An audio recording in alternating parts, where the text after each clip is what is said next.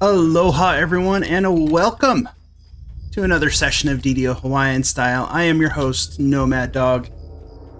I am back from vacation. I am back at streaming. We are having some fun. We are doing some Caverns of Koromar right now. So I'm going to flip over here to the big screen. Just one sec. Master, I hope you're doing well. It's nice to be back, hanging out with folks. All right, so I'm back on Nomad Dog. We are at level 10.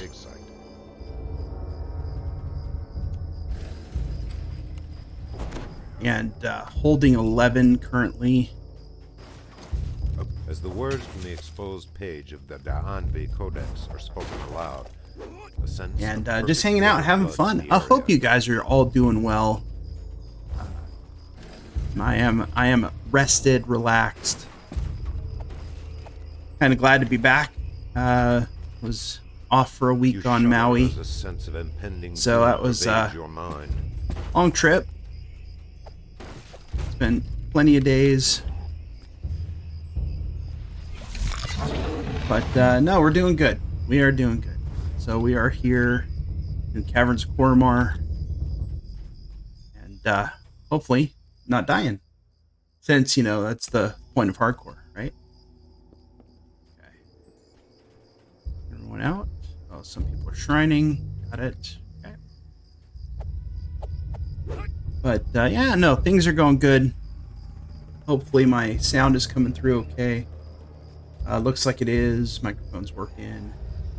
Haven't streamed for a while, so I just had to make sure everything was working the way it's supposed to. You may find clues within. Yeah, glad to be home. Glad to be able to play some DDO. Not really any withdrawals from DDO, but, you know, only got so much time before hardcore ends. So we need to make sure that we get all this done. The wizened giant blesses and anoints. I need to run into the mists on normal. Get my Barovian hand wraps. Final vision shows the wizened giant lying dead upon his own altar. Around him, the once sanctified urns are overflowing with crimson So this way I can blood. just move on. Horrific. The tattered Some journal at the better eastern dig weapons. site describes ominous events surrounding the altar of Kalilan. That's a shrine. Okay. This dude's already got his Jumbled gold visions footprints, of huh? befouled water and a tainted altar flash through your mind.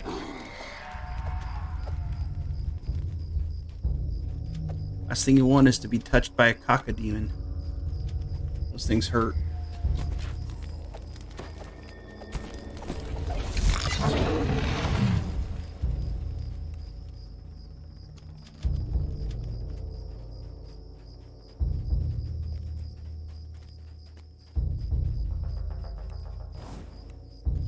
all the urns within the dig site are All right. blessed, though the curse on the altar of Kalelan, reacts to your holy prayers with an invisible blast of negative energy.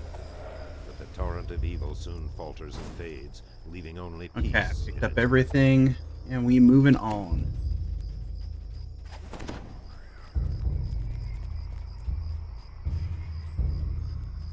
The philosopher's mirror has been angled so it perfectly reflects the face on the sarcophagus.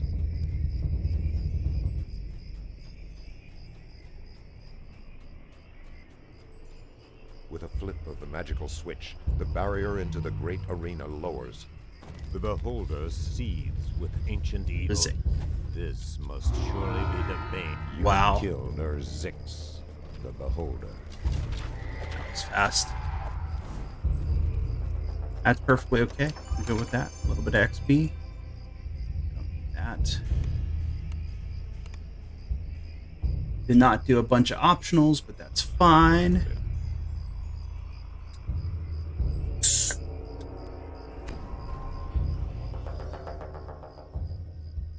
Where are they off to?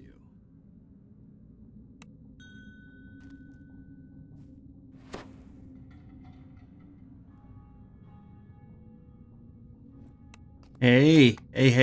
Collapse portable hole.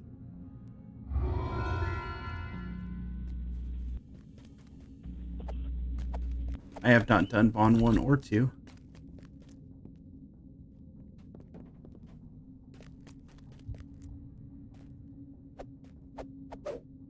Social.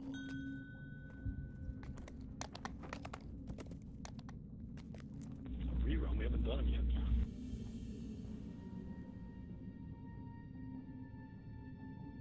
Apparently some people have done them, some people haven't done them. I need to do them.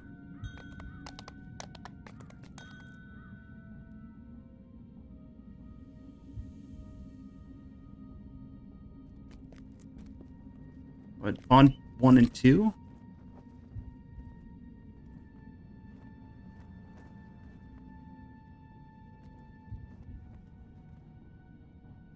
I don't know what this guy's doing.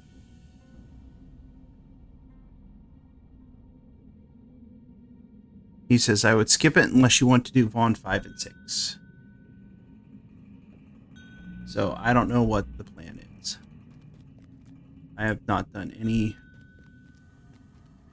Really have not done any 8s.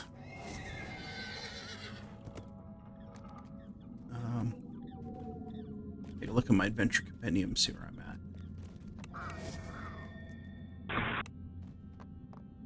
I think that's the only 8 I've done. Thrall the Necromancer. It's the only one I've done. That and Caverns.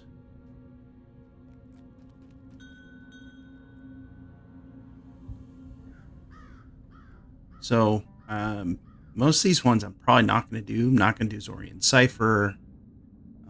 Not going to do Necro 2.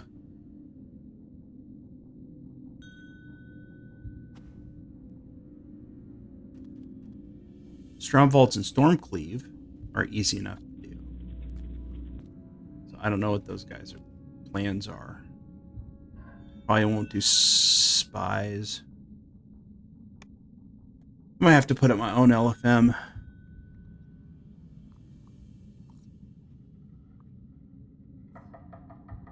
Because I don't know what these guys are planning on doing. I mean, where am I? Social. Where am I at in terms of patrons? I'm at 855.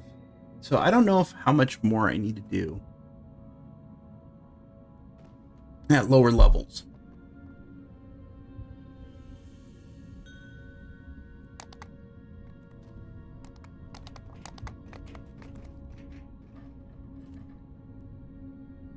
I still need house P stuff.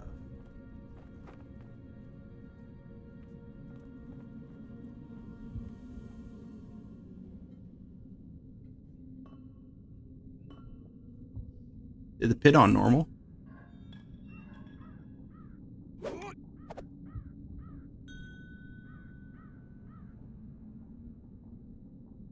I mean, I'll do Vaughn 1 and 2.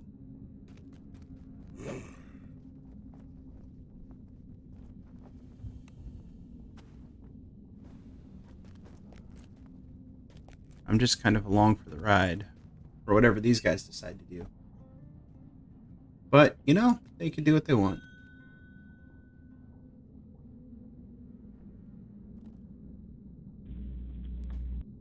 I mean, if Scarlett's going to go... If we got enough people to go do Vaughn 1 and 2, I'll go do Vaughn 1 and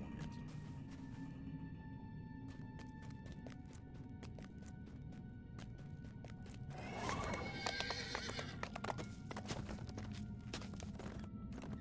I know who Eastrid is.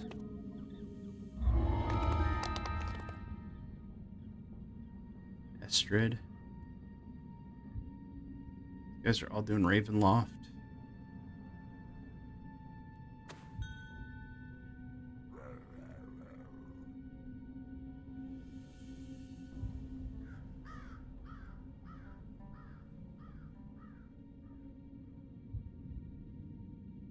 There's not a lot that I'm going to do at this level.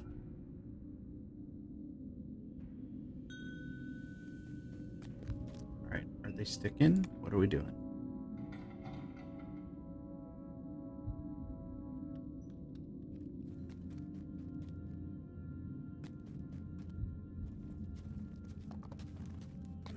Alright, looks like we're doing...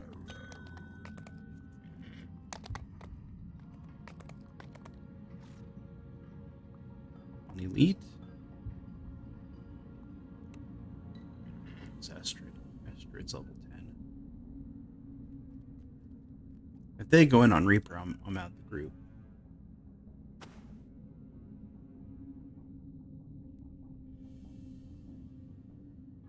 I mean, this on Elite is not tough.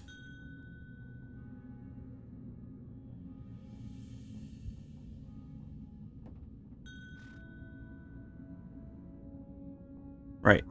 They're talking about spies in the house and epics. Well,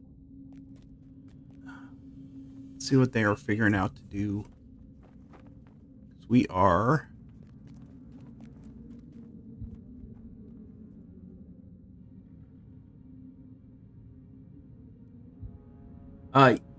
what, Cozy Bean?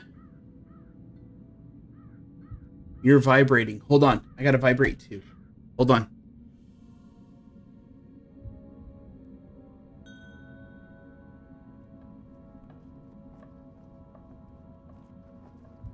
What, Cozy Bean? What is it?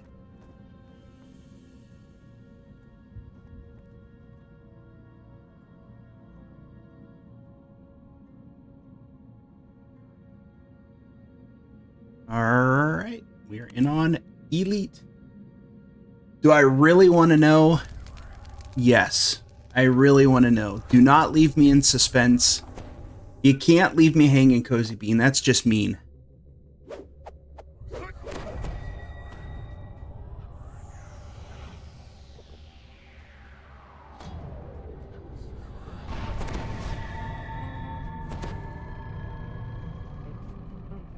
Oh, I'm getting songs. I'm getting everything. Awesome.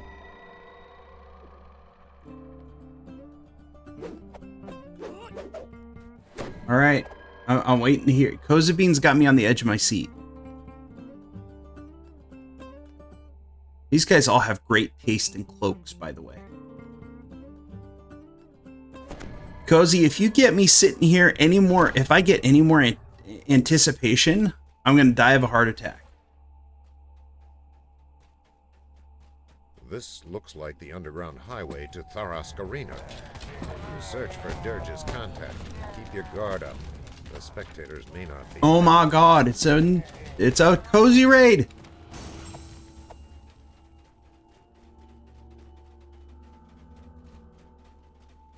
I will try not to die of a heart attack.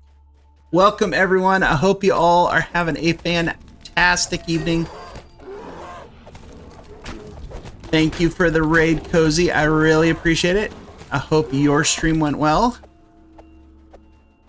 So, somebody go talk to this dude. Pay him some money. I don't want to fight him.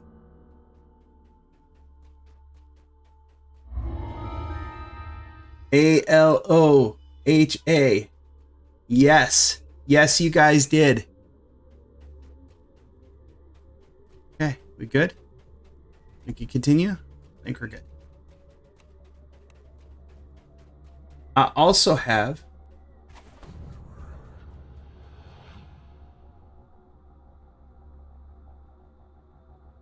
Aloha emotes now, which I think are available for followers.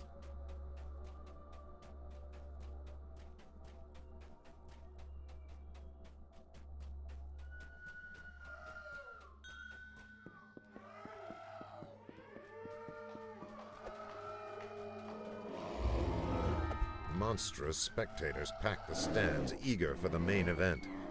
A few growls. We had an and curses to earthquake catch sight of today, you. early in the morning, just before Kilauea started erupting again. So currently, Kilauea is erupting at the summit, which means the air quality on this side of the island is going to be bad again.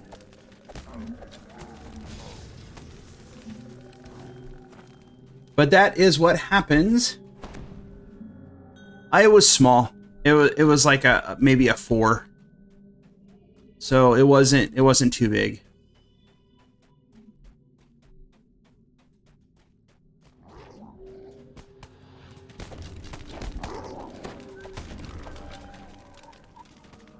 Not too bad. Not too bad. So Kilauea had a small summit eruption on back in January. Yeah, we're fine, Princess. The big thing with Kilauea is it is probably one of the most studied, if not the most studied volcano in the world. And they have more monitors and items to see what's going on up there than just about anywhere. I mean, they might look like chocolate puddings, but they are not chocolate puddings. Hey, Mary. They are not chocolate puddings. They are miniature volcanoes.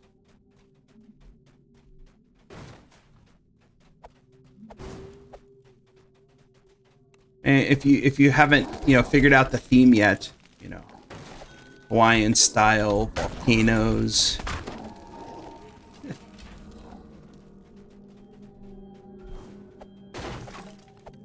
You notice words etched above this gate. Ready Room 3. Inside, brutal ogre warriors prepare for combat.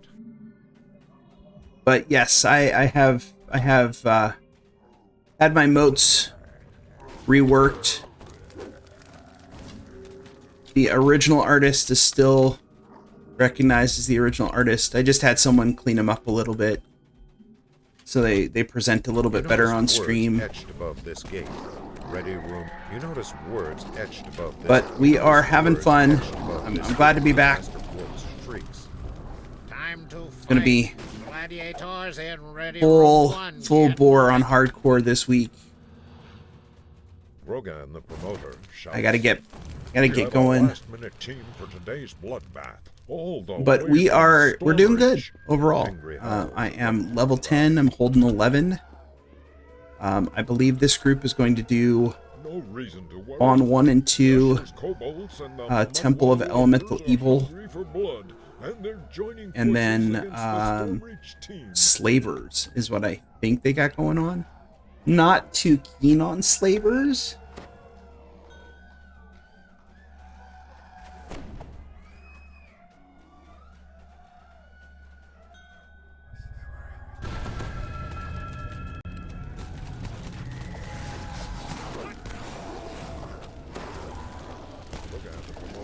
But I'll do what I need to do. Hydrate. Okay, it's not quite hydration. I'm gonna drink some soda. I will get my water after this quest. Their luck has run out.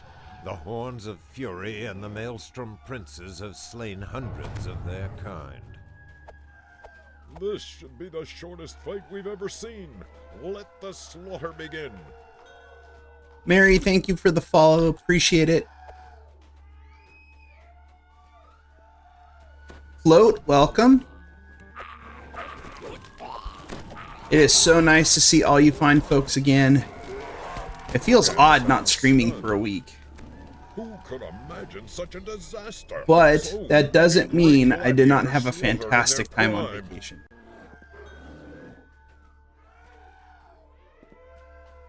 It was really nice to get away from work for a week and just kind of move on and do other stuffs. And their weapons are drawn. Our brave fighters are entering the arena. The battle is on.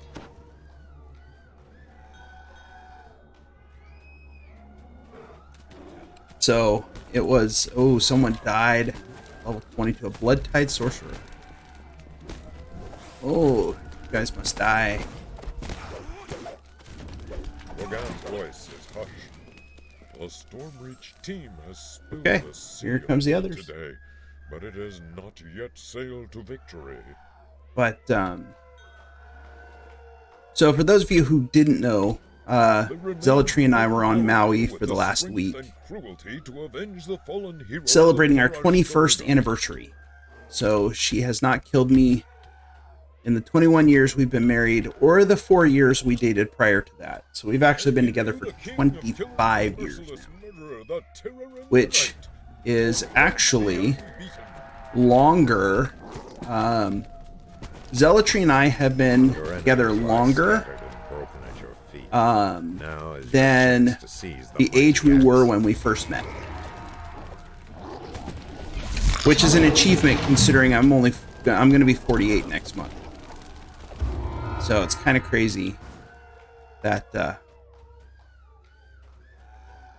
we've been able to do that. Kiwi, if a life sentence is only 25 years, then hey, you know, that's getting off easy, I think. What are people doing? Are they going to get the other chest? You don't need to get the other chest. Just let it go.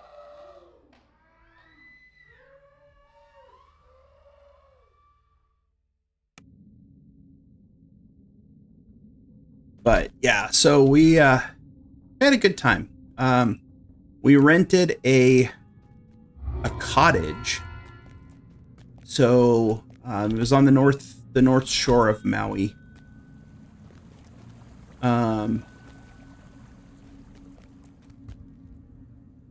So it was on the north shore of Maui, and it was nice because it was a little ways outside of town, but not too far, and we could actually get around pretty well. It was really surprising. The ability to get around on Maui was surprisingly nice. Traffic wasn't bad. We stayed out of a lot of the touristy areas.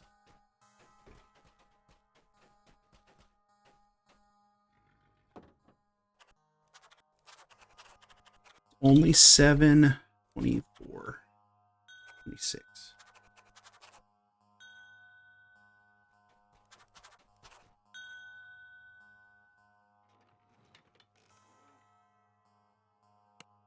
All right. I don't know if we have a trapper. Let's see how this goes. They can do this the smart way, hopefully. A beautiful elf maiden sits by the fountain, lost in thought.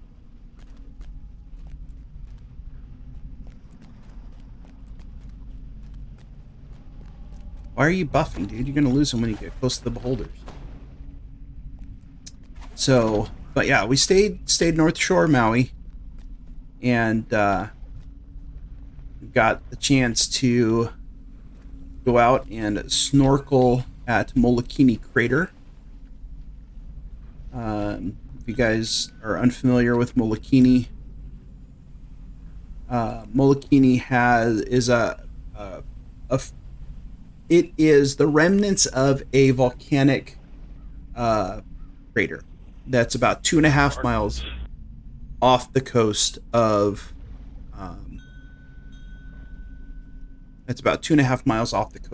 Maui. And so it's just like a crescent. You guys have probably seen pictures of it if you've seen any pictures of Maui. So it's just the crescent of the remnants of a caldera. And it is a national marine sanctuary. It is a national bird sanctuary. And the only way to get out there is to go on a permitted cruise out to the area to do the snorkeling. So that was a 5-hour trip. That was a long day, but it was fun. I super enjoy snorkeling. That is one of those things that I find just super enjoyable. I just enjoy being in the water. It is something I have found really therapeutic since I moved here. Just being able to go out swimming in the ocean. I don't know if it's because of the buoyancy, because of the salt water, or what. But it's really peaceful, at least for me. Usually I'm snorkeling close to shore. I don't go too far out. The only thing that I ever fear is something bigger than me out in the water. And so that is always a thing. I don't have any ranged weapons. Yeah, so Mary, we actually live on the Big Island, Zealotry and I. And last year, for our 20th anniversary, we went to Kauai. And that was a lot of fun. We actually stayed on the south side of Kauai, opposite Princeville, where all the resorts are. So we again stayed in a cottage, which is something I have found I really enjoy. Small, like 1-bedroom, 1-bath cottage, which is a nice place just to kind of get away from nothing. Let the trappers do their thing.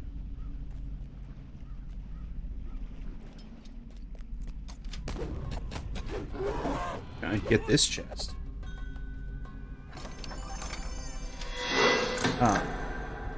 But yeah, so it's always funny. There's been times people are like, well, where do Hawaiians go for vacation? Well, we went to another island in Hawaii for vacation. I don't have enough jump to get up there. That sucks. I don't have enough jump. Alright, I'm gonna head back then, because I don't have enough jump to go help them. And I'm not gonna try to run through traps.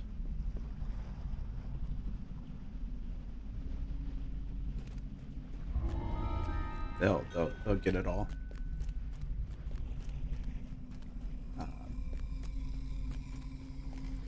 But yeah, so the big thing was doing the snorkel tour. What'd you do, Scarlet? Kick him in the head. And then, so we did the snorkel tour. We went to the aquarium. They actually have a nice, it's a small aquarium, but it's a nice one. And so we went to the aquarium. And then after we went to the aquarium, right next door was a miniature golf course. So we played miniature golf, and they also had bumper boats. I don't know if any of you guys have ever seen bumper boats or ever been on a bumper boat, but they have like this big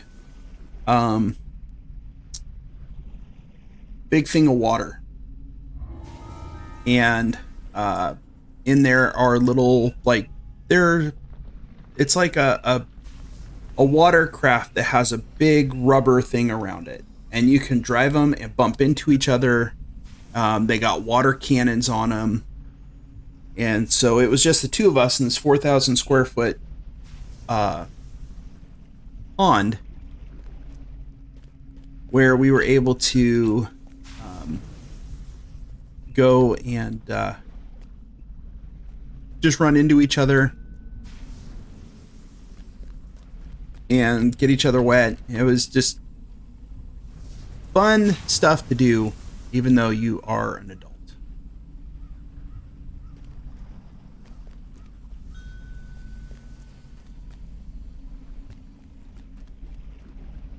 Is Scarlet gonna aggro that beholder or no?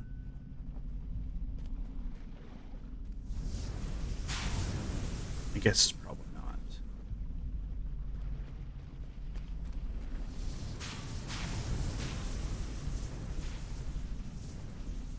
We did go to Old Town Lahaina. Lahaina is on the western side of Maui.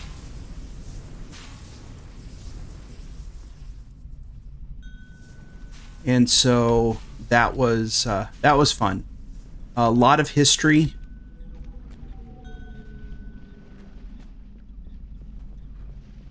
A lot of history in that area, and that was a good time doing that. We did take a walking history tour of Old Lahaina, the historic district. Got to see where the Hawaiian royal family started there in Lahaina. They had their own compound, which is now just a dirt field, which is kind of crazy.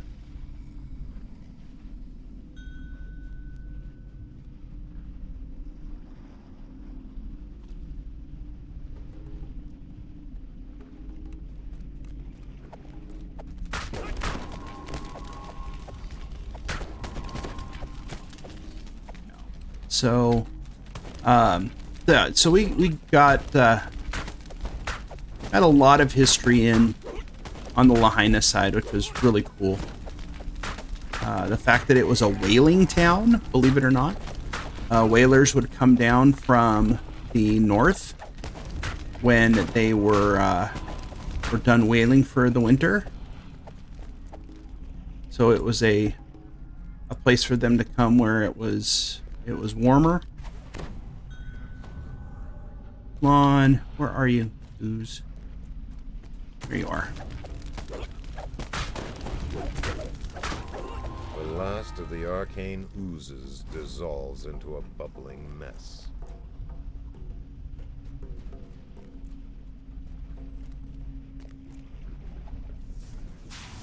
I'm just gonna get to a spot where I can jump down in a safe manner. Okay, there we go. We get to fight her and call it good.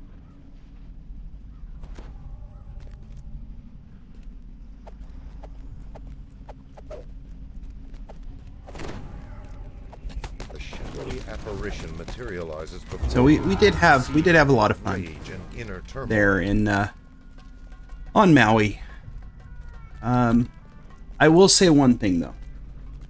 I had the worst rental car experience I have ever had when I was on Maui. And so we ended up renting through budget.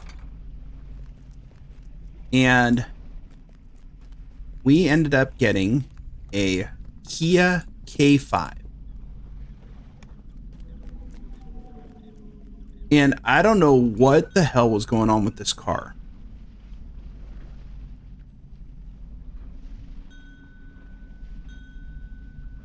But no matter what I did, this car beeped.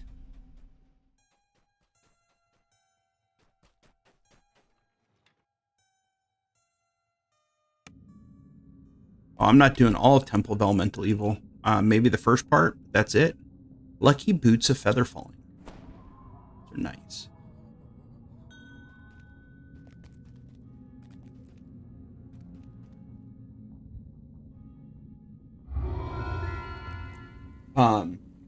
But this stupid car, Zealotry,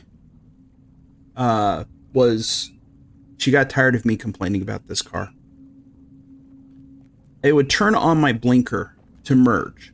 I know there's a car in the lane next to me, but I turn my blinker on so this way they know that I want to merge. As soon as I turn the blinker on, this car starts going beep, beep, beep, beep, beep, beep, beep, beep, beep, beep, beep, because there's a car in the area where I would normally go.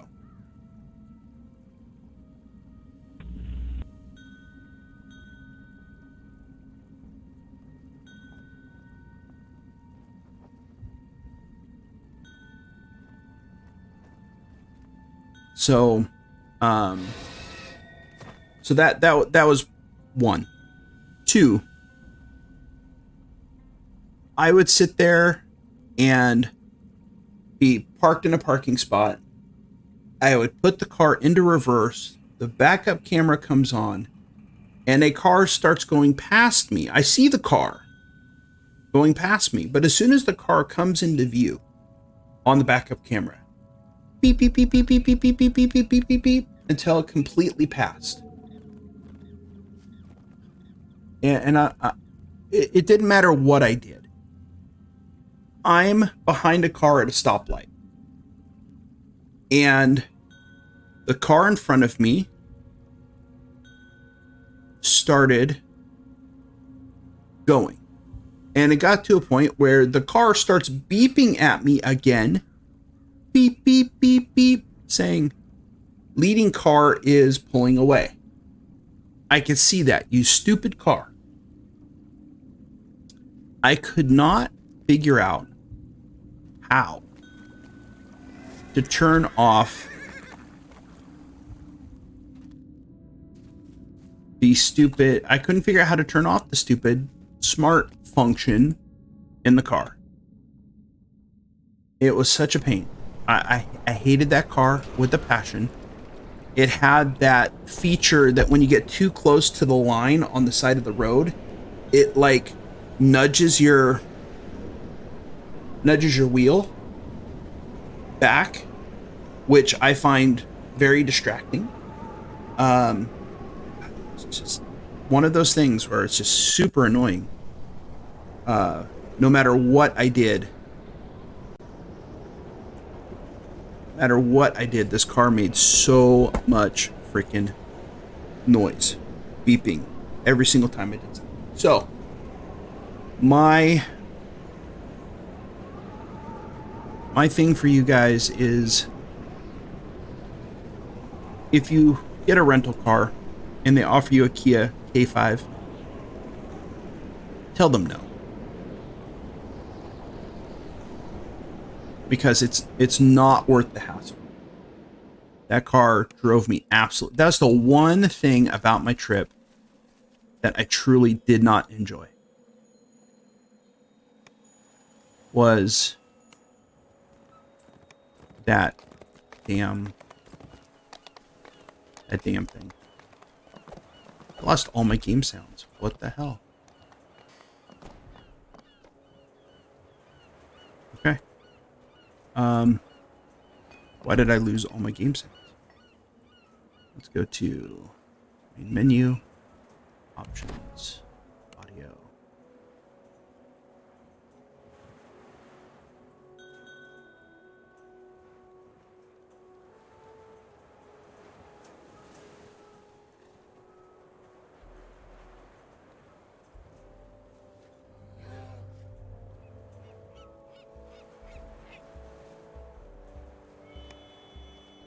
Did my headphones blink? Check.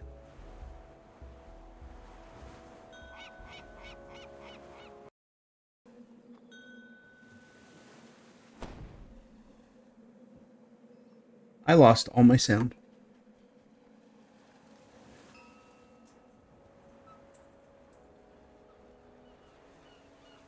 All my game sounds.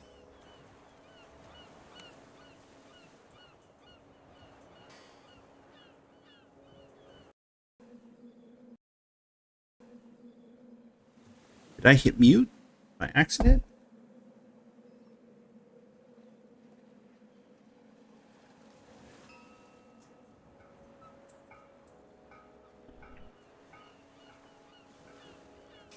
No? Alright, I might have to relog real quick.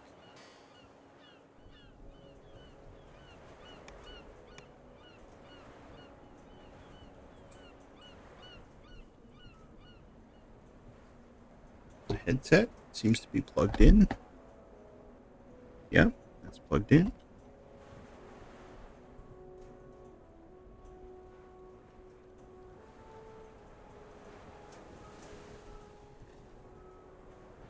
It's turned up. That is so weird. I don't have any game sounds coming. But you guys can still hear me talk, right? Can you guys hear my game sound?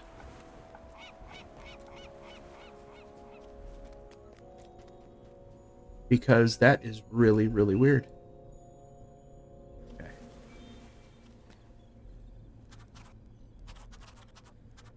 Where are we going? Okay, you can hear me talking, but no game sound.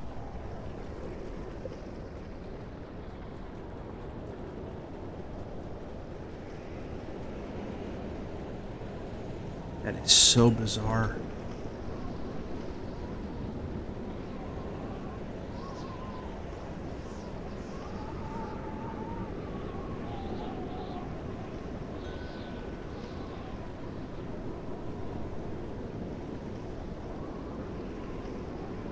Okay.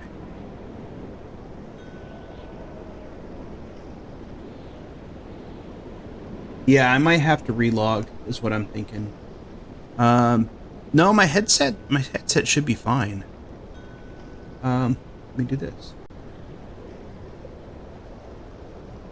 Nope. That is bizarre. I might have to.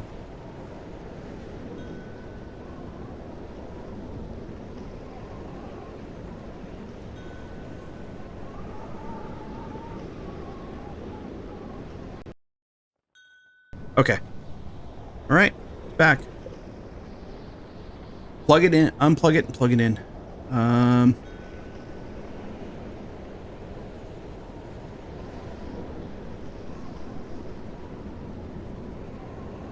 Send me to the harbor. I think they're doing temple. Let's go see if they're doing temple. Rico's dropping.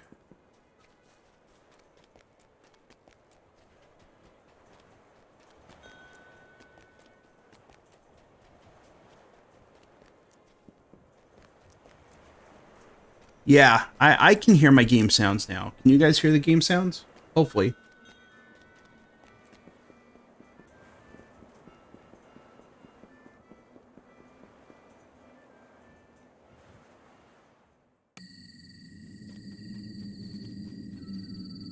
Alright, looks like we're doing temple.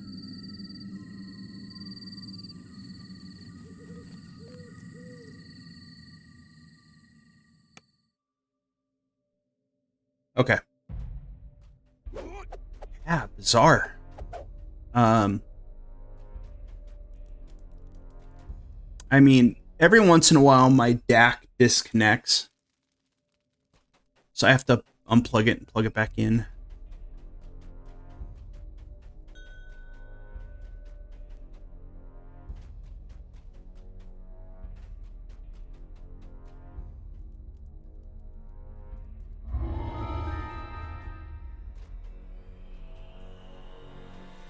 So every once in a while my DAC just kind of decides it doesn't want to work.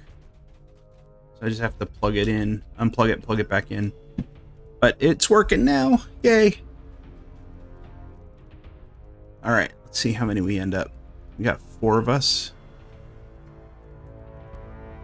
I am perfectly fine if people want to take the lead on this.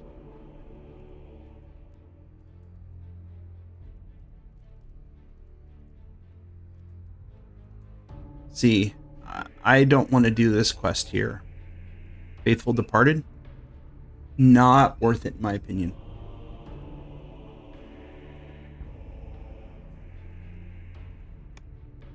And we'll see. I'm probably not going to do slavers with this group.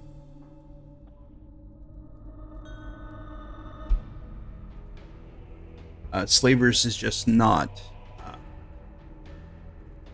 there's too many variables, I think, in slavers.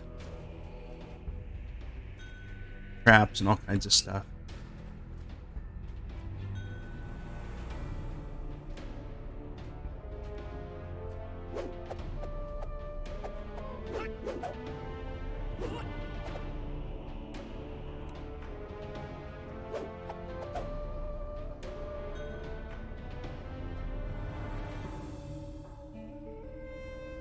Rate Rasputinus. So,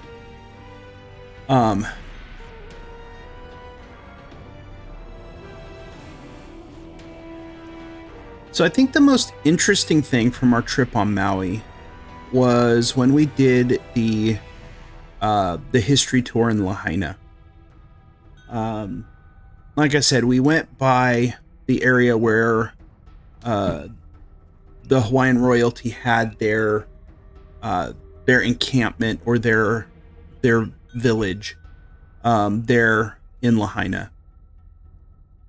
But you would never know what it was, because right now it is just an empty field with a fence around it.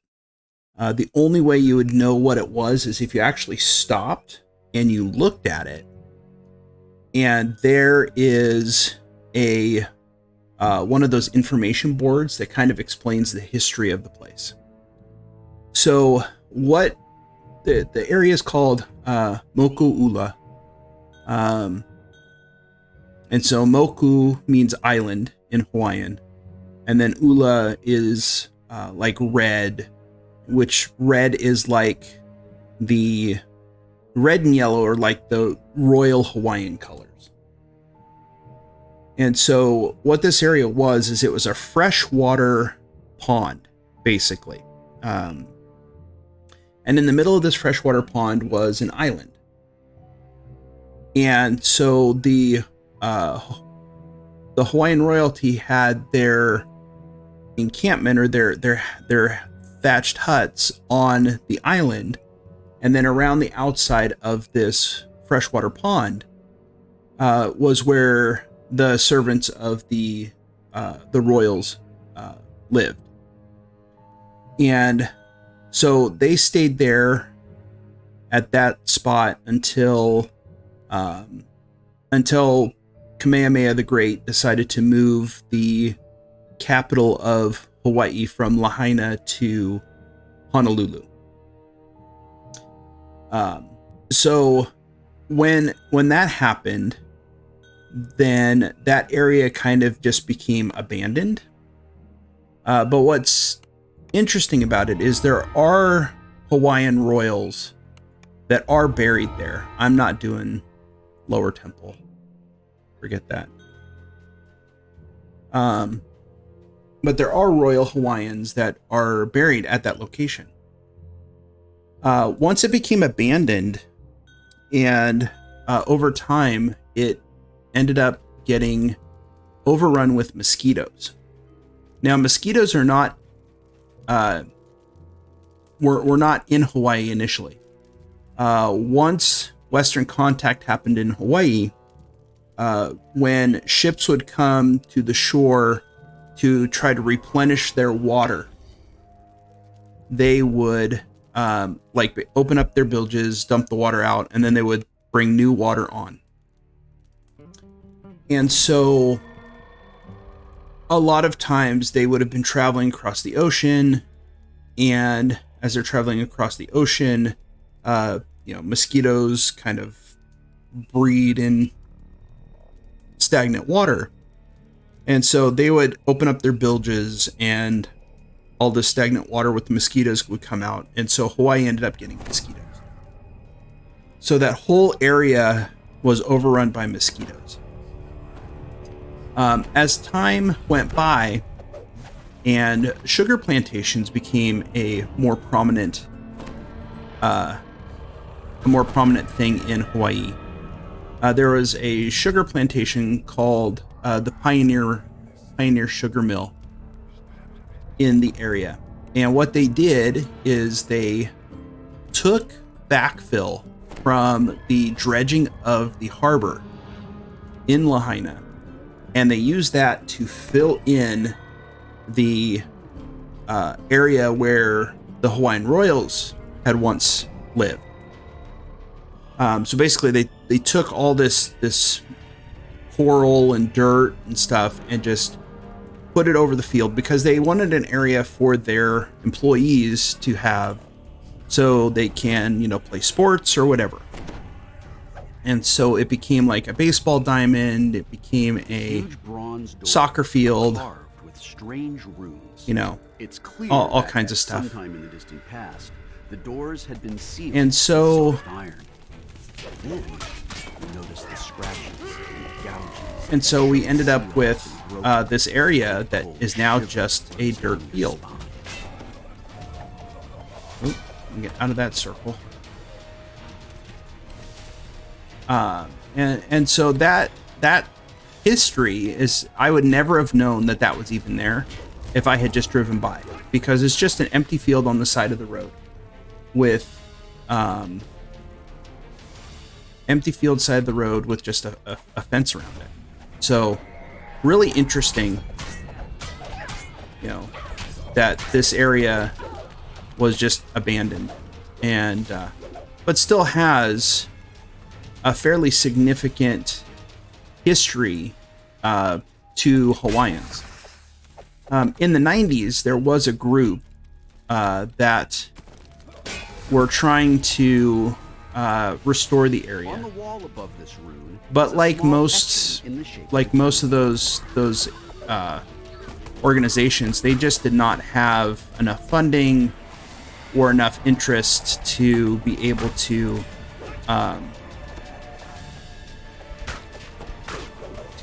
get it to get fixed or get restored, which is sad because it's important in Hawaiian history. So that was probably one of the most interesting things on the trip. And right after that, we spent time at the oldest church on Maui, which is the Waiола Church. And the Waiола Church was founded in 1823.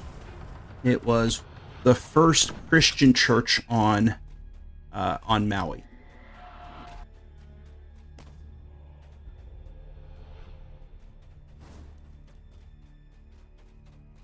And so, with that,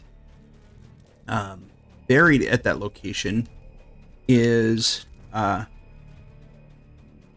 Keopuolani, who was the mother of Kamehameha II and Kamehameha III, and Queen Kaahumanu, who was, I believe, the wife of Kamehameha III. And they are buried at the oh, we got another one. And they're buried at the church. So it's really interesting, how there was this whole movement from these native Hawaiian practices to Christian practices when the missionaries came over in the early 1800s.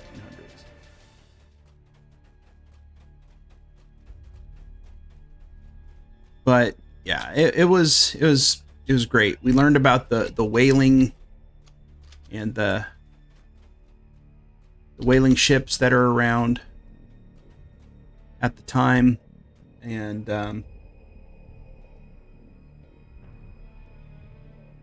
oh, you mean colonization?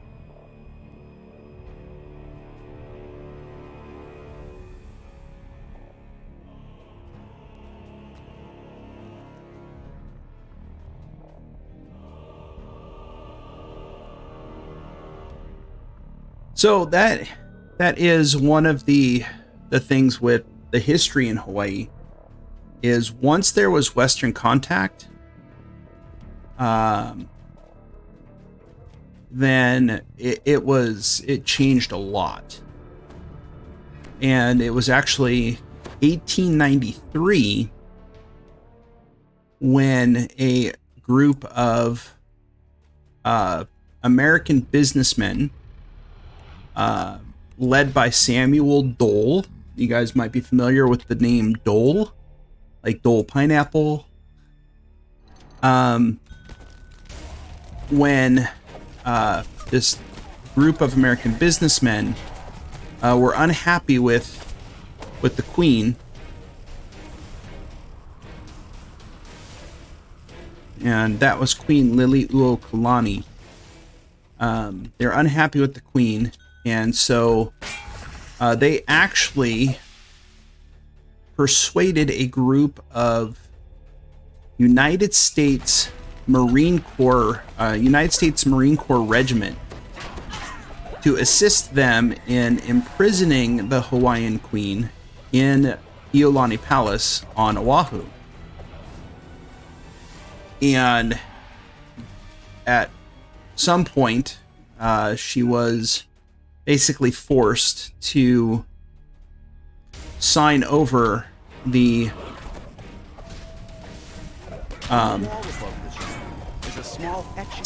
country, because it was a country recognized by a few foreign countries like Britain. It was signed over to the United States, and so it became a territory of the United States at that time. So the way that the United States came to, quote unquote, own Hawaii was through the overthrow of the Hawaiian monarch using the United States military. I believe it was 1993. President Clinton actually signed an apology to the Hawaiian peoples for the taking of Hawaii.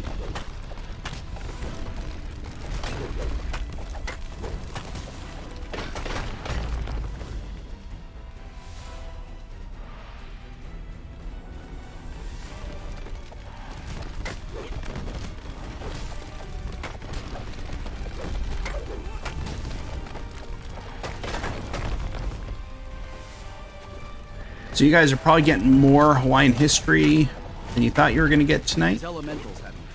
But welcome to DDO Hawaiian Style.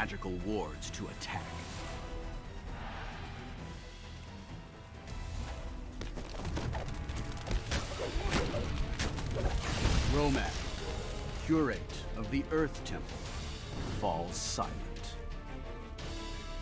Oh, there's a chest. I want the chest. Swift 17 boots of parrying.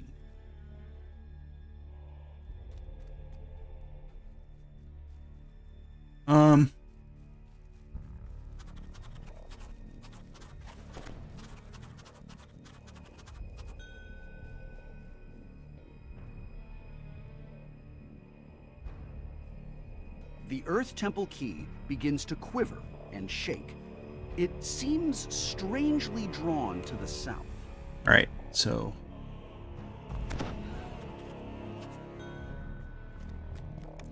put those on right away.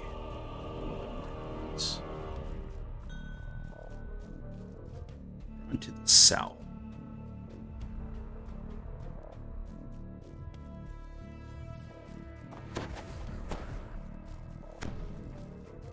I gotta figure out how to get the hell out of here. This magical barrier glows a sickly green. It seems impenetrable. Now run all the way around. In the center, there's a small indentation in the shape of a keyhole. The whole thing with the history of Hawaii is interesting.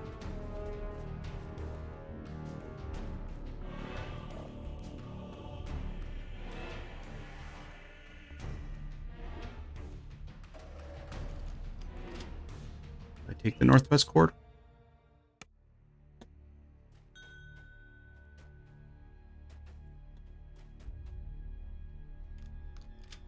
Okay, I think I need to stay in the Earth Temple.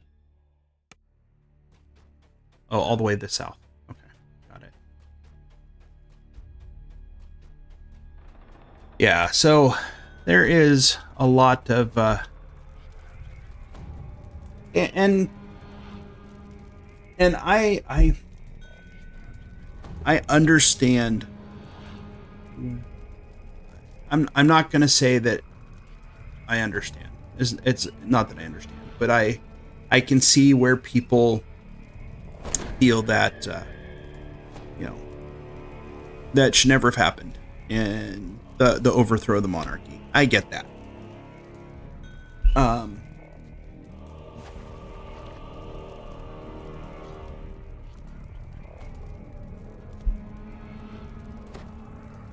And I am all for preserving Hawaiian heritage as much as I possibly can. And respecting the local culture as much as I possibly can. Because living here, there's finite space, and it's expensive to live here. And I understand the frustrations of people who can't, who are born and raised here, who can't afford to stay. There's a lot of people who end up moving to the mainland just because they can't afford to live in Hawaii. And the only reason I was able to move here is because I got a job that paid me enough to be able to live here. If that hadn't happened, we wouldn't have been here. The barrier dissipates, opening the stairway.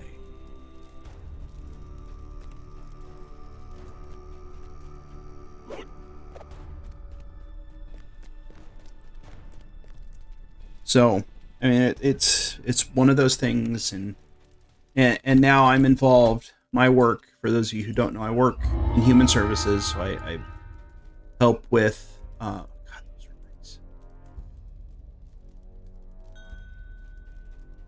So I help with public assistance programs. So food stamps, financial assistance, to help people actually be able to live here. And that has been my career for the last 19 years between Hawaii and California.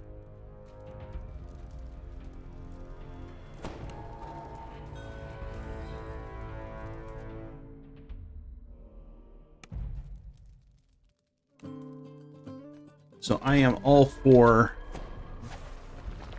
helping out people who are less fortunate.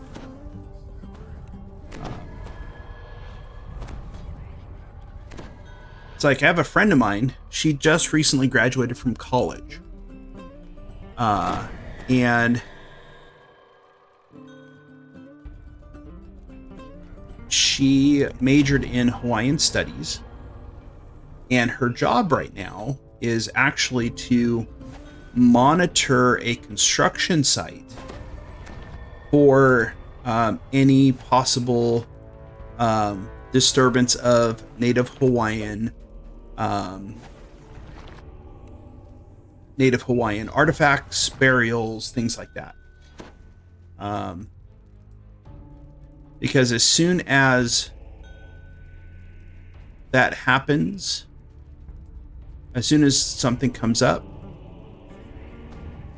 then people have to stop doing their digging and everything else, and then get into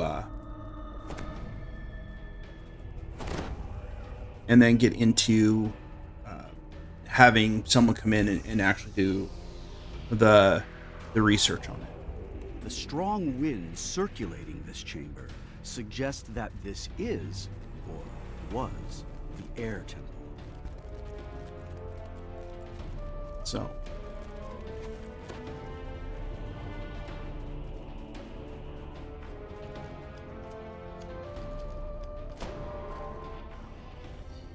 And she really, This really area of the enjoys her temple job. Once housed those faithful to the air temple. She is Now, part the air temple Hawaiian. is in Her mother's display, Hawaiian. Her and father clerks have taken over is these quarters.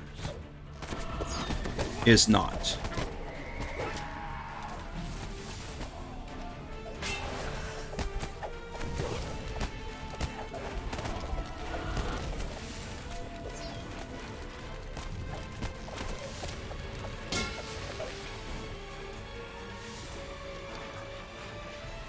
A man in air temple robes stands huddled in the corner of this cold, dark room.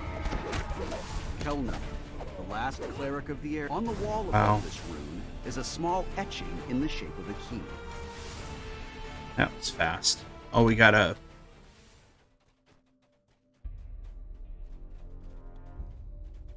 We now have a blight caster, so I'm not too worried. I'm just gonna follow.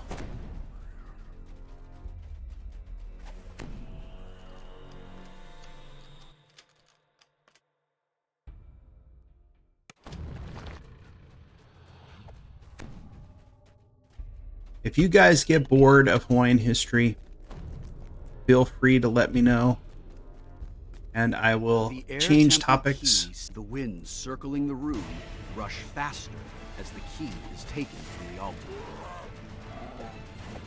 Wow, that is the fastest I've ever seen that Garistro go down. But I really enjoy history, and there is so much history, and there's so much history here in Hawaii that I don't think a lot of people know,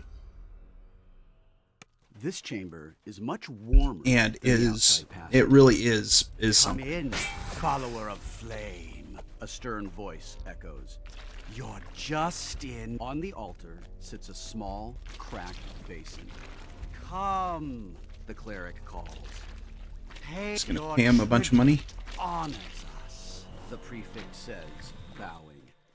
Soon, all will bend the knee to fire, or die in their stubbornness. Okay. We go back to Central Hall. Money talks. Yes, it does.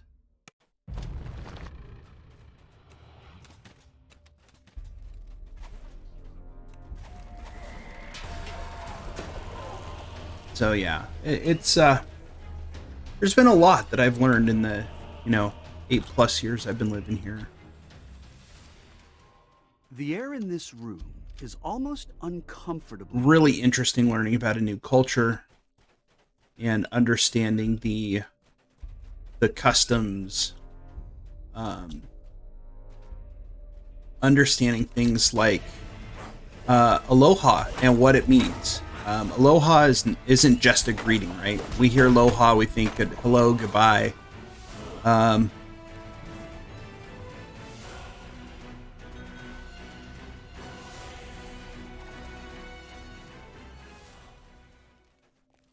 As you fill the pool, the barrier disappears.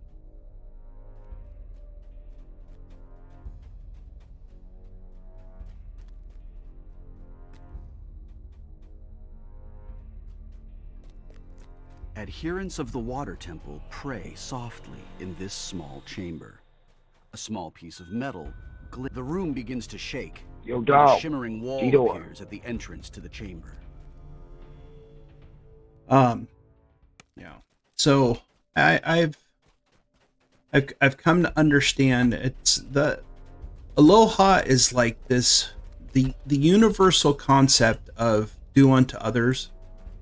Aloha is Hawaii's version of that. It's about treating people with respect, doing things out of kindness, not expecting things in return. It's a whole way of life. So you hear the term aloha spirit.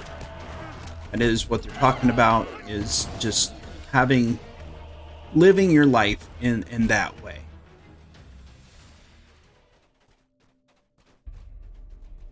And so that is why for my channel, my rules are really simple. It's treat everyone with aloha, and it kind of explains what aloha is. Just, you know, be kind to other people. With the 4 barriers dispatched, the way into Falrinth's chambers opens. You know, and so I try to do that as much as I can.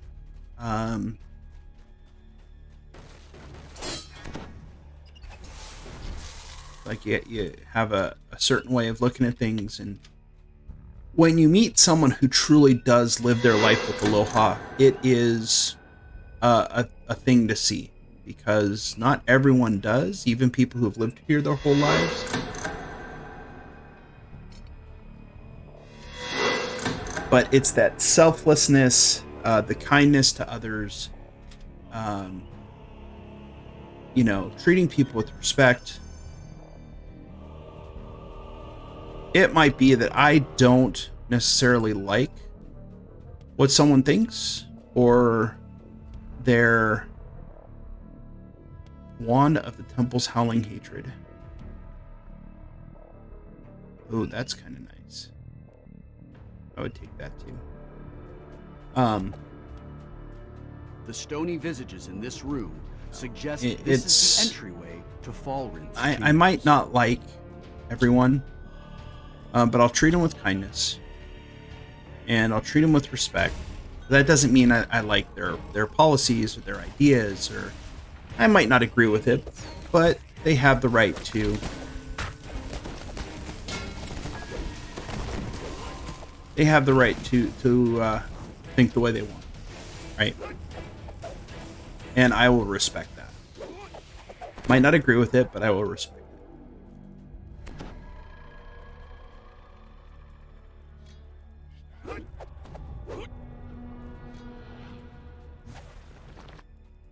I mean, the other interesting thing is, you know, learning different parts of the Hawaiian language.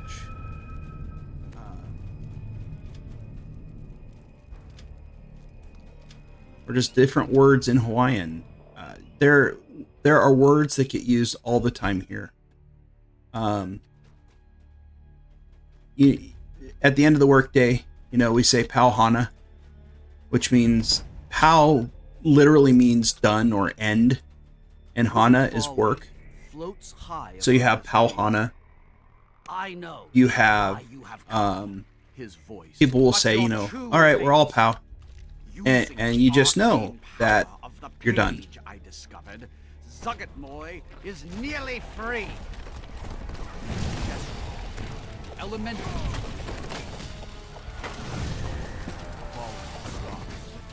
We're just getting started. Preach. Take care of them. All right, Bebelith. Wow, and nuke that Bebelith. Quick. Okay. Attempting to invoke a complex spell. That was done really quickly. The gesture. His fight is already over.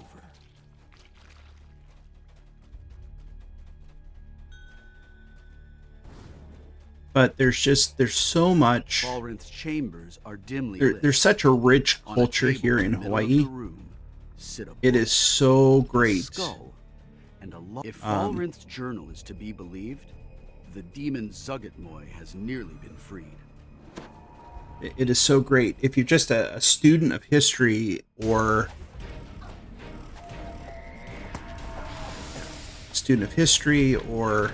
there's just culture in general, all great stuff.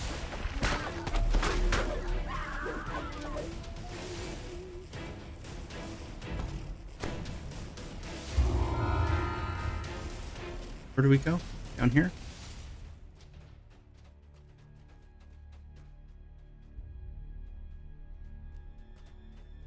So.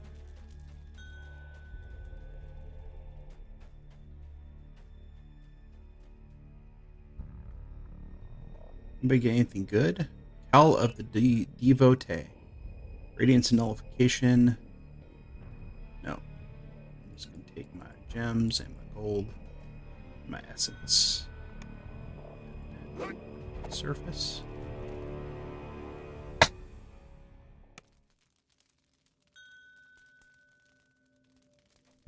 Yeah. So, as time goes by, I gain more and more respect for the culture. The link between everyone and the land, so they call it the Aina.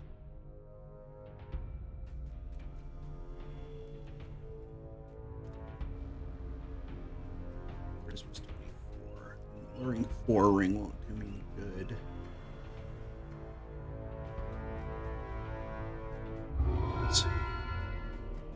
Are we doing the next parts? You guys really doing this?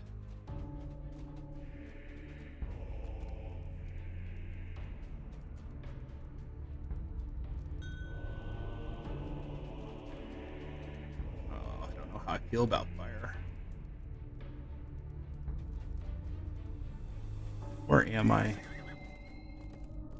Doing Bond 1 through 4. He's doing Zorian Cypher and Reaper 1. I guess with the full group, this might not be too bad.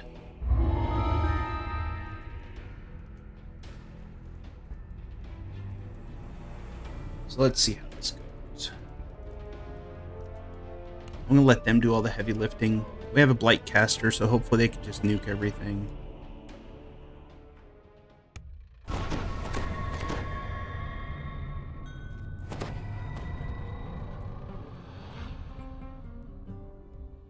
Can off for this mode. Why? Why for this node in particular? I just don't want to get hit by a fireball from a champ.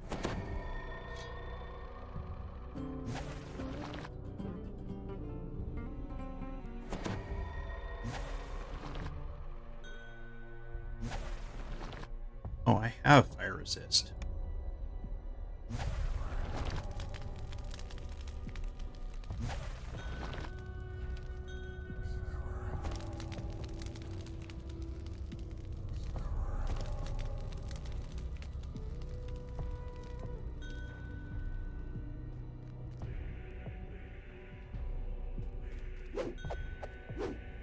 Okay, got 20 resist. Ready to go.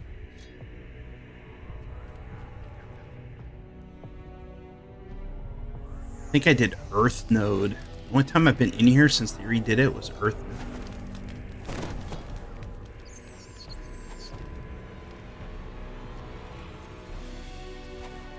What sucks is I have fire damage.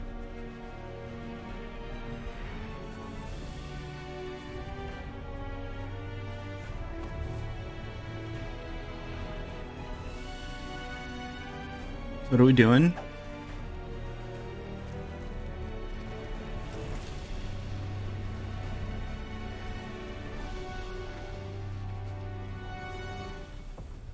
Light the gate beacons. Okay. Lit that beacon. See?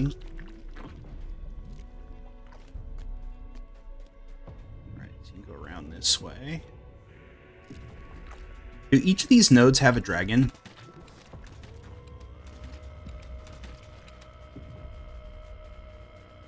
Fire Elemental Hunter. See. I'm okay with this. If they're going to nuke everything on the way, that is perfectly cool with me. I'm not saying it's easy mode, but, okay, so it does have, so it's going to have a red dragon. I know, it's been... I did the Earth node about 2 weeks ago, and I two-manned it with a guildie of mine on Kenneth, and that was rough go. So... if these guys are just going to nuke everything... I'll let them do all the heavy lifting, and I will reap the rewards.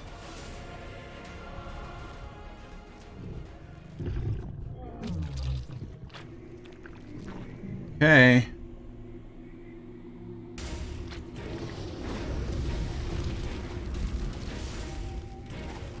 It's almost dead. It's dead. Are we on normal? No, we're on elite.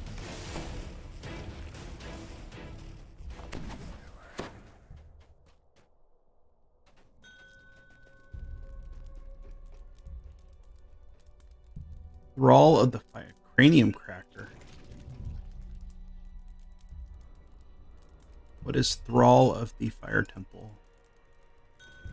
I don't have a dog. Fire resistance 11.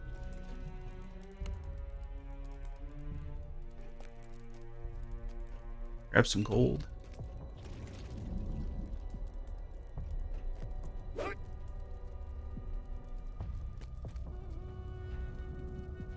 Okay.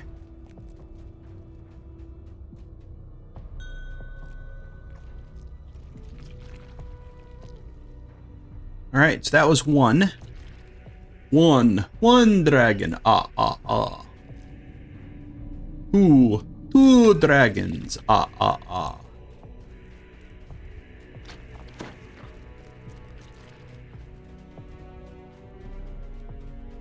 So, I'll be streaming again this Friday. I believe Zealotru will actually be joining me on Friday. Usually she is playing D&D on Friday nights, but her DM for that campaign is going to be out for a few weeks. So, ooh, fire bats. That's a caustic fire bat. I don't know how I feel about that.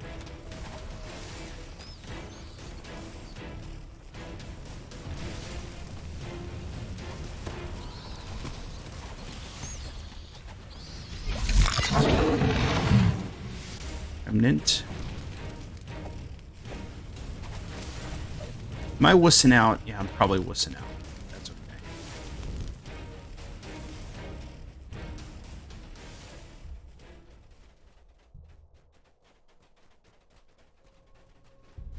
Fire node. Everything in here reminds me of Kyber.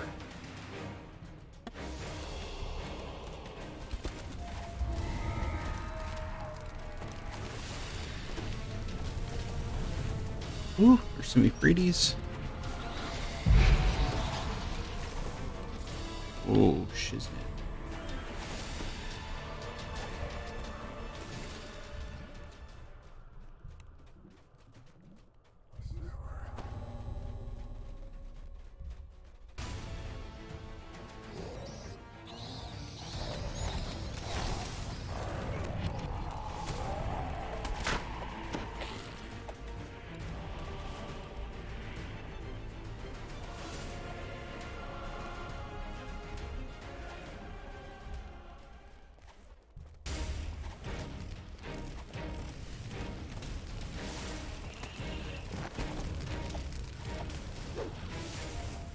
More remnants.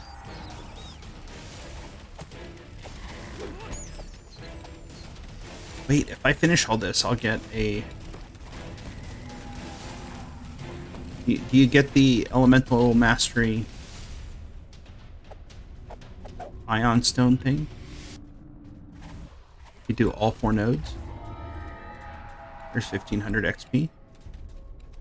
I'm gonna cap after this.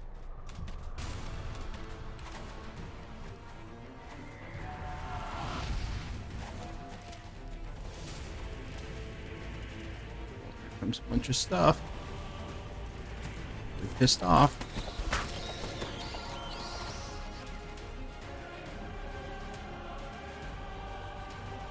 Fire elementals coming down the pipe. Go down this way, it's already cleared.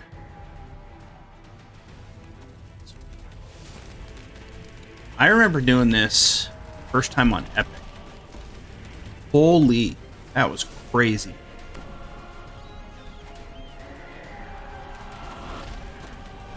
All of these bad guys having a heat wave.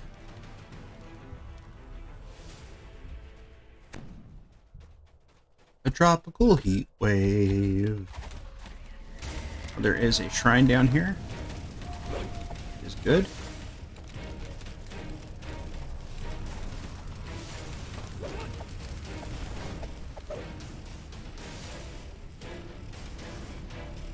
We're all gonna shrine? I'm gonna shrine. Get some spell points back. Alright, I am actually gonna use the restroom real quick. Get rest, please.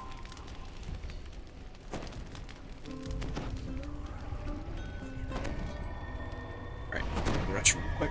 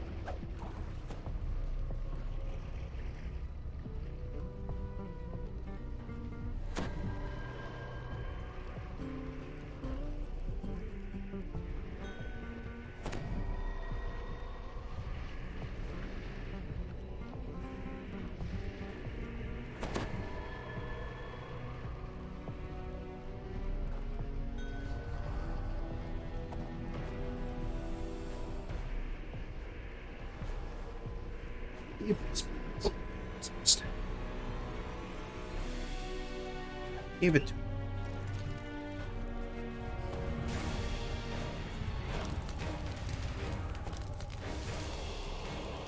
Get myself.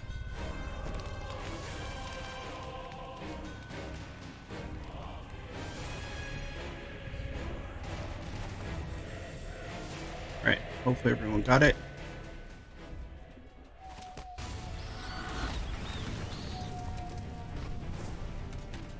I'm here for moral support. Go team. Go team, go.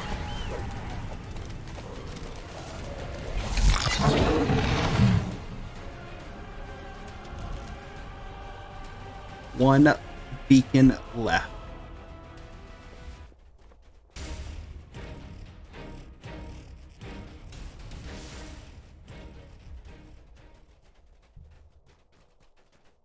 So I am definitely wanting to make sure I get the thing from Into the Deep. So when I hit 11, I'm definitely doing those quests.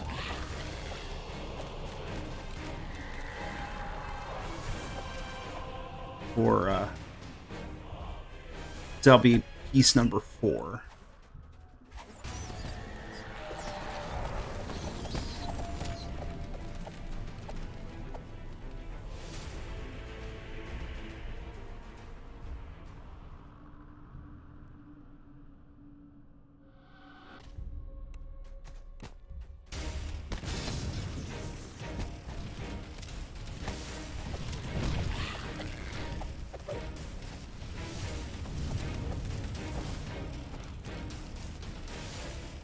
We go this way.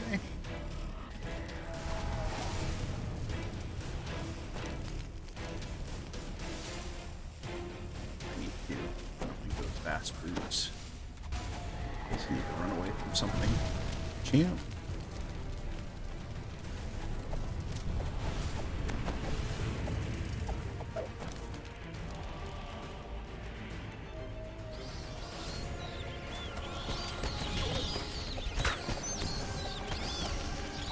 Do node-bound fire bats explode?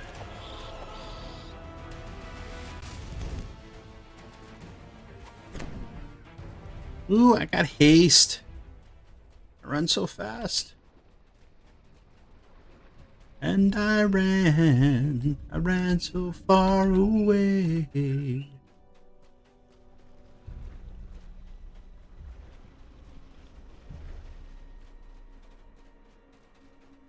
Missed all these mysterious remnants. What?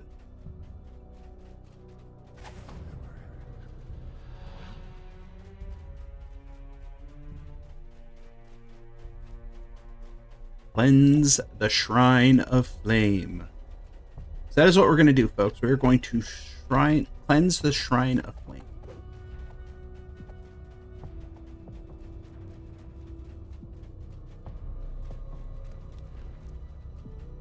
There's the door.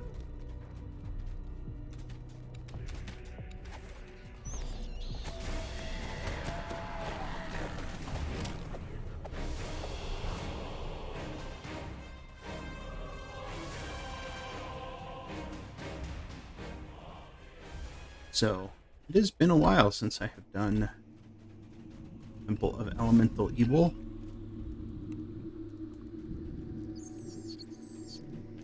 Let's get a recipe. This did not shrine.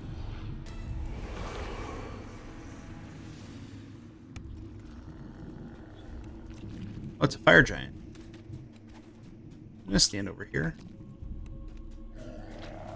Brawl the Burning. If I get behind him, I should be okay.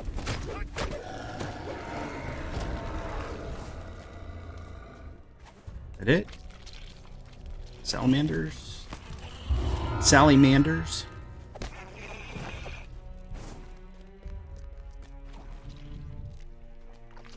$16. I am XP capped.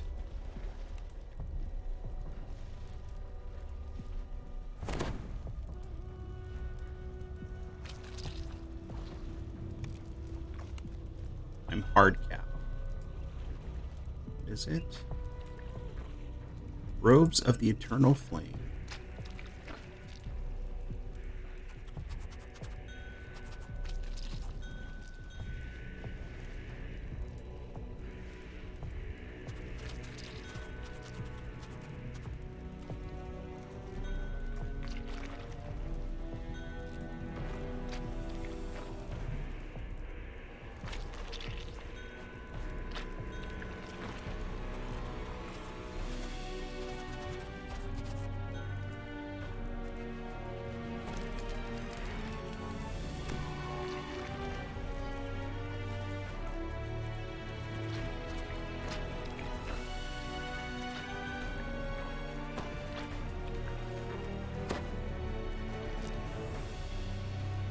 That is actually really nice.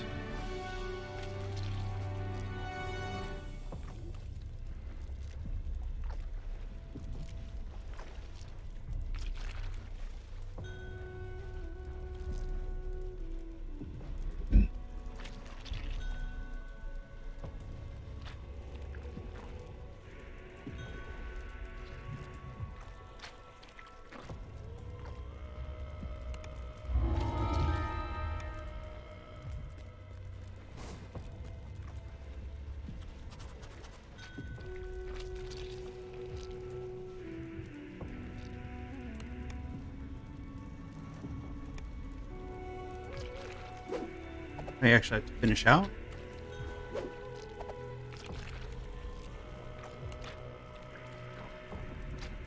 Finish out and I'll put it on. It's way better than what I'm wearing right now.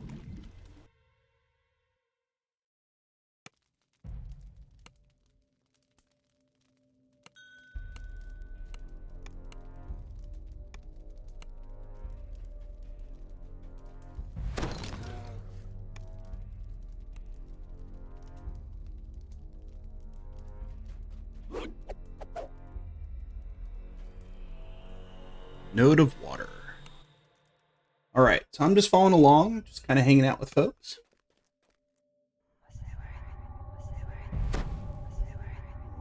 All right, so I have not kept up with any scuttlebutt that has happened with DDO over the last week. Is there anything I've missed that has occurred? I haven't even been on the forums since I got back. I got back Monday.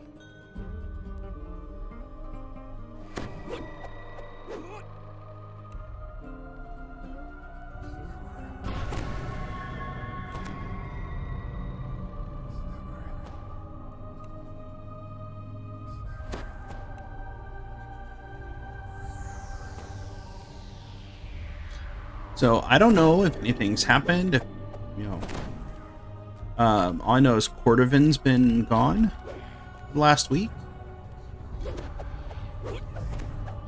That's only because I only know that because I got an update through DDO stream group chat.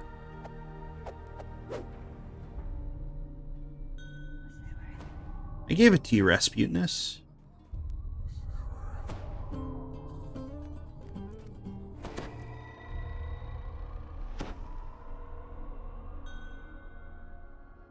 Okay, let's go.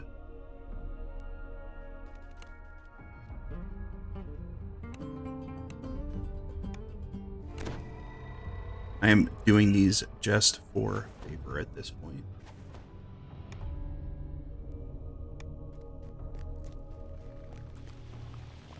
I just finish this and then call it good. I'm not going to do slavers. Light the beacons.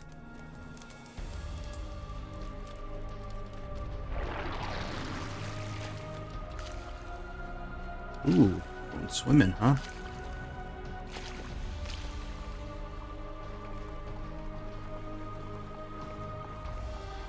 So, question to chat. Anyone here play Magic the Gathering? And if so, are you guys excited about the Lord of the Rings set coming out in about a week?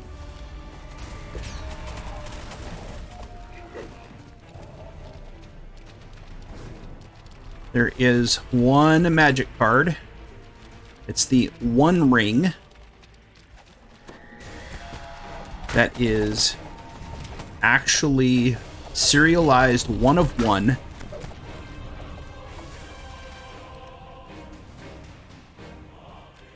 And right now, hey Dash, welcome.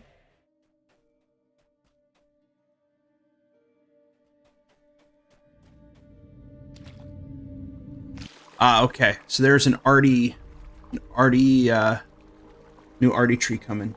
Got it. Or Epic Destiny. That'll be interesting.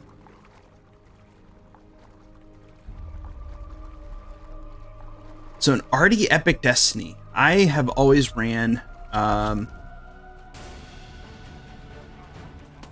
Shirati on my Epic Destinies for my Artificer.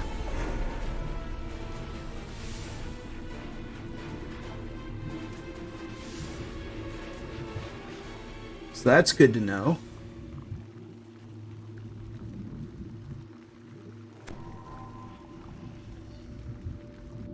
Aloha Dash, I hope you're doing well. Welcome. Oh, now we're counting again. So it's good to know that there is a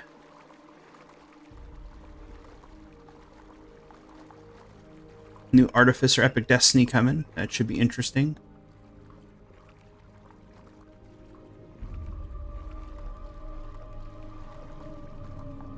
Oh, shiznit. Yeah. It's this quest. It's been so long since I've done this.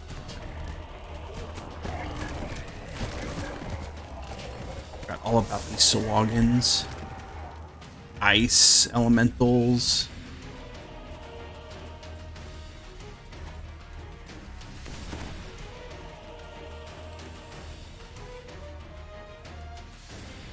Okay.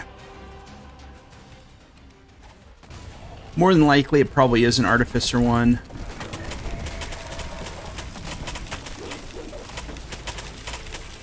Could be for Warforged.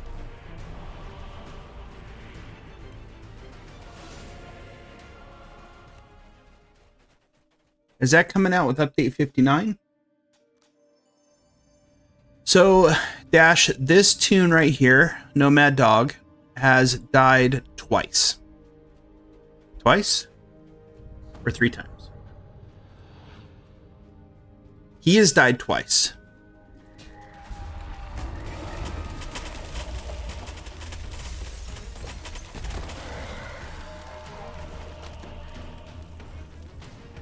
Yeah, so this one's died twice, and then My other hardcore tune that I was playing with my wife actually died on DDO stream. Not last Sunday, but the Sunday before. So I've died 3 times so far this hardcore season. So luckily I'm in a full group that is competent. This is that underwater shit.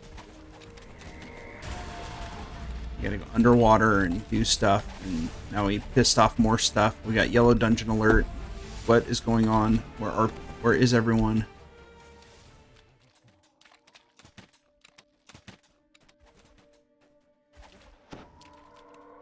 Got more stuff coming.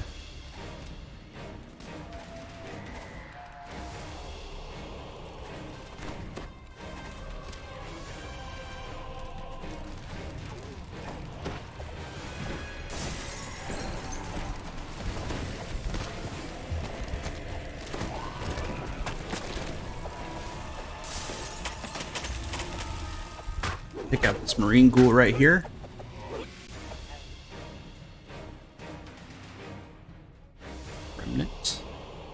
Remnant. Okay. We're gonna have to go underwater.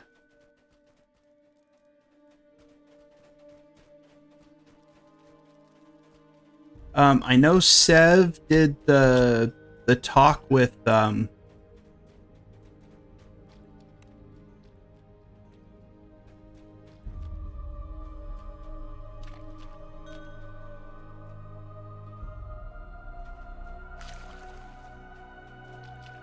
posture check. Got it.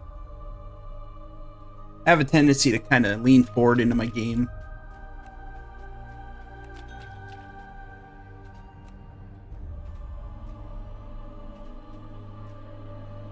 Okay.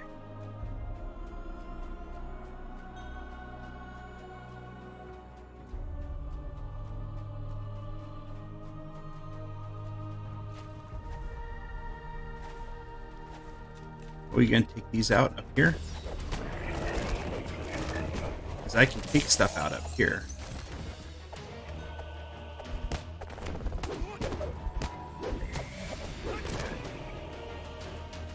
You all going under?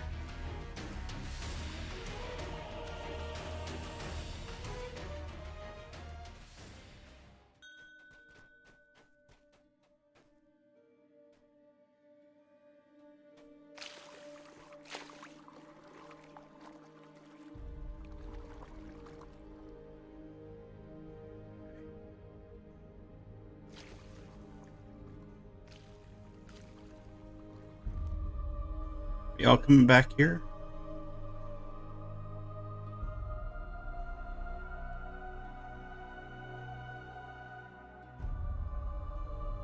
I don't know. I'm gonna get lost if I try to follow now. Wait till somebody comes back.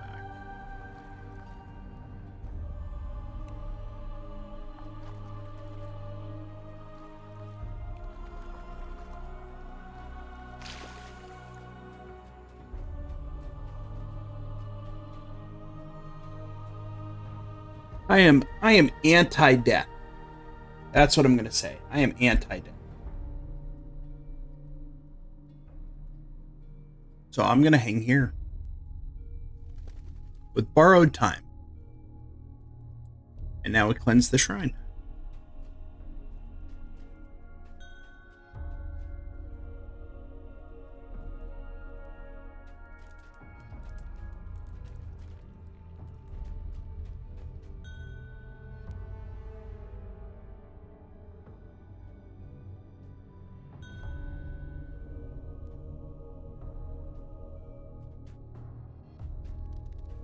You'd already get who?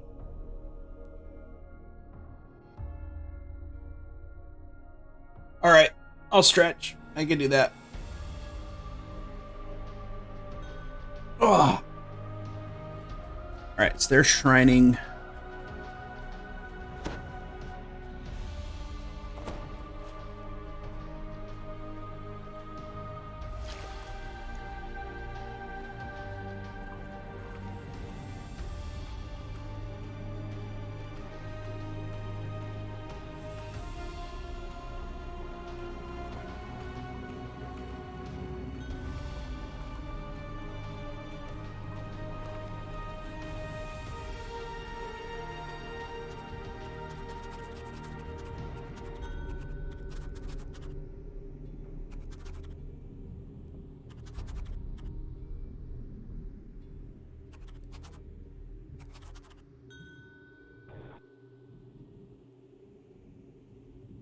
I'm in the big room.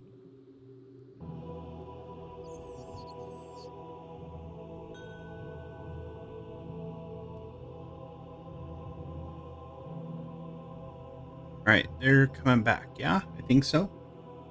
So, no, I do not have House P buffs, Fire Eater.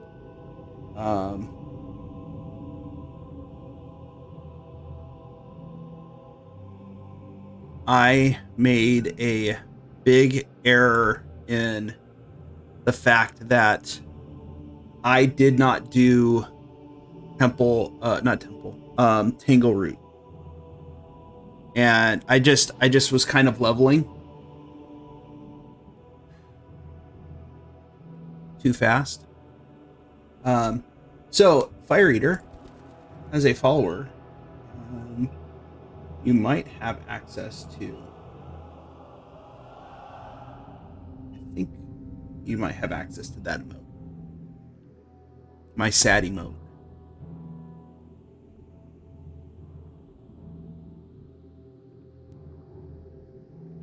Are they coming back this way? Oh, I might not have given it. I might not have given that one to followers. There's everybody. Hello.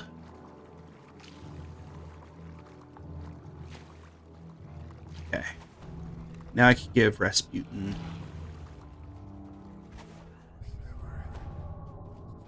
And I will give Fern. Give myself a cold resist.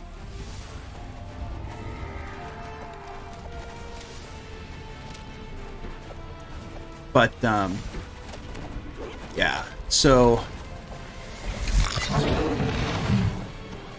next thing for the channel is going to be sub badges. Still need to do those. I need to update channel point redemptions.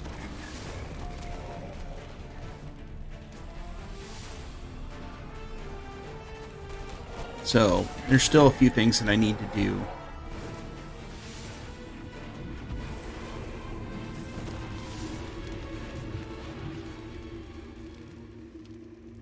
Yeah, I know. I wish I had House P buffs, but I don't.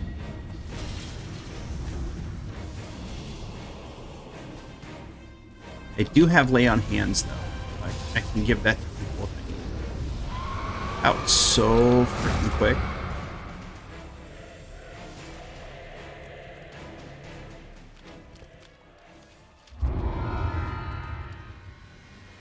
What do we get? What do we get? Eyes of Crushing Wave.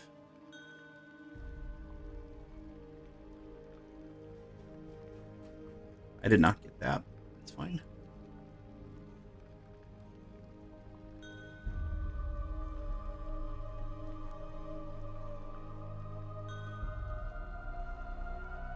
Robes of Crushing Wave. What does that do? Hold resistance, blurry fortifications. That's nice. That is nice. But yeah, so I screwed up and did not do the smart thing. And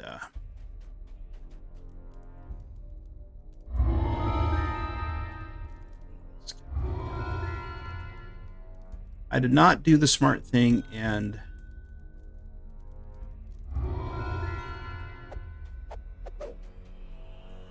do Tangle Root. I should have, but I was dumb.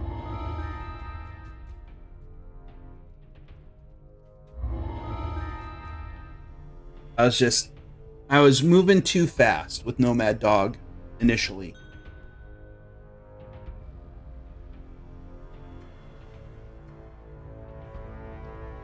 And now I'm trying to make up for it by slowing down a little bit.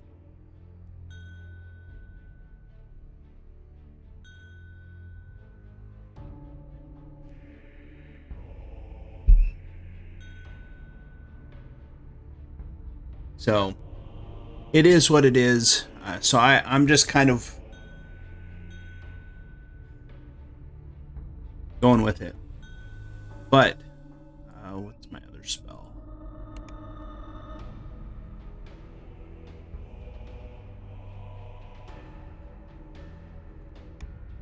There is no place. I need to do it at a shrine. That's what I need to do. So we're going to do probably air and earth next.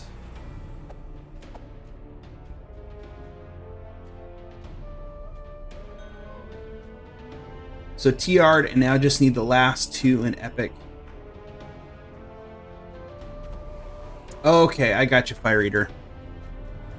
Yeah, so I have 3 right now. I got the first 3. Next one is going to be into the deep. I have enough to take 11 now.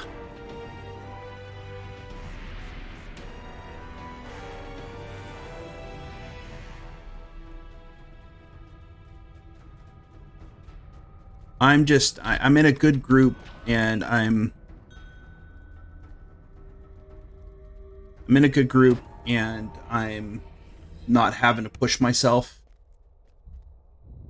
Not having to do traps or anything like that. So, you know, just kind of going along.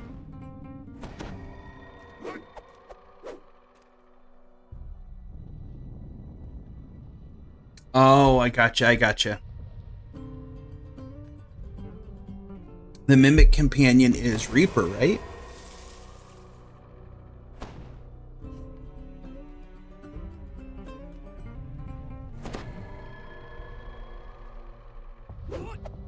I mean, I got a lot of Mimic stuff. But that's something I actually... You know what? I'll show you. So, on my trip to Maui, I picked up some stuff.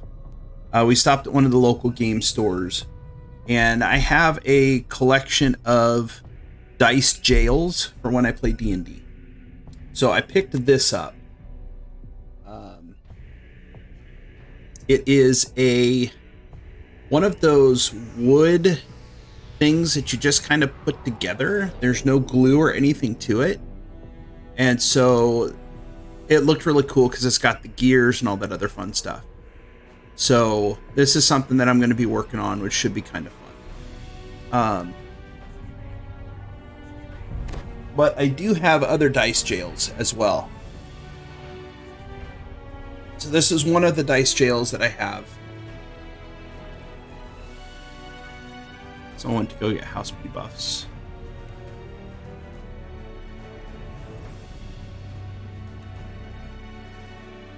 Alright, Private Joe's in.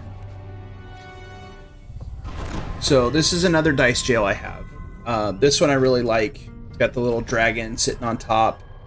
And then the jail is this part here. It opens up and your dice get stuck into the jail. So that's another dice jail I have.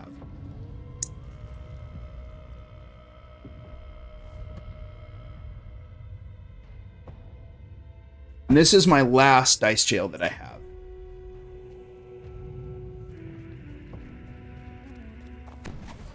Let me keep up with the group.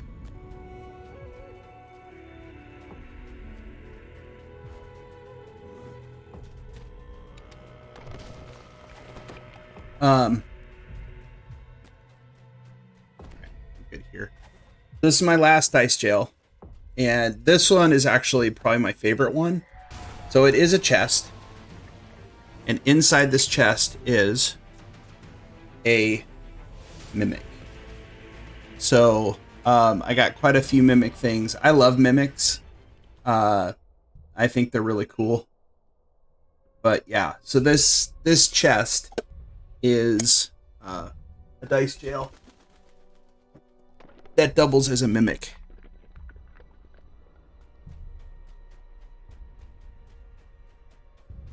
At least I can follow this guy's footprints.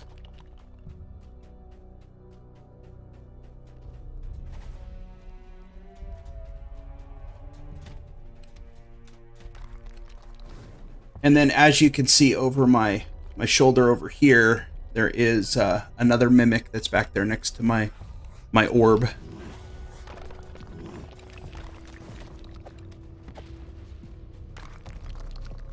What I am not wearing is my Mimic t-shirt, which actually says, it's got a picture of a Mimic on it. And it says, "This is why I have trust issues."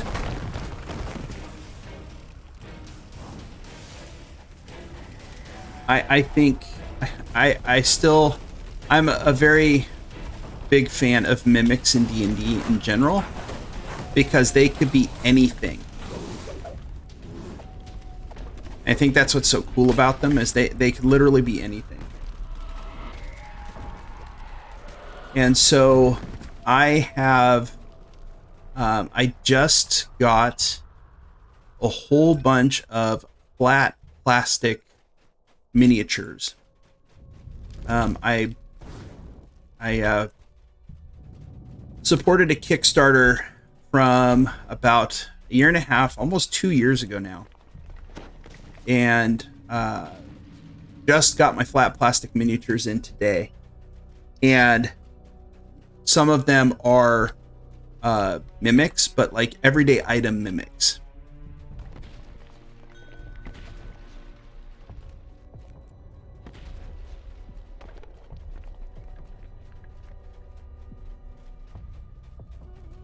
Yes, these guys having footprints actually makes it kind of nice, so I can kind of see where I'm going or need to go.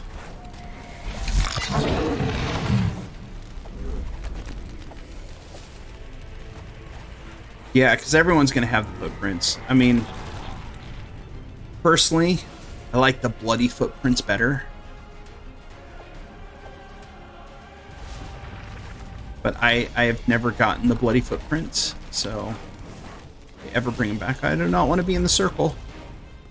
It's the circle of pain. I do not want to be there. But yeah, mimics are awesome. I love mimics just because anything could be a mimic, which is great. I actually came across an article. Oh, these things spawn endlessly. Forgot about that. Oh yeah, we gotta hit those stupid.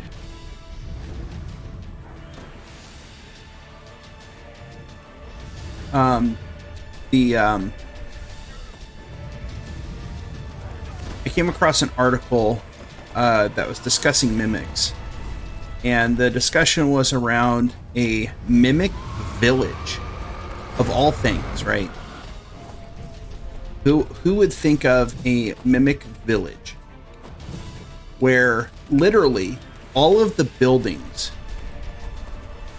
inside the village were mimics?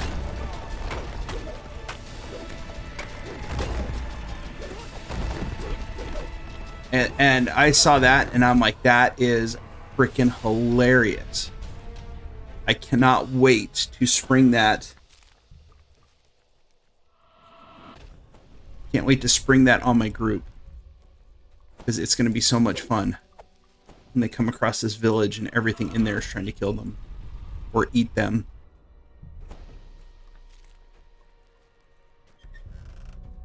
And that's just great. The great thing about mimics is it's like elemental bloom.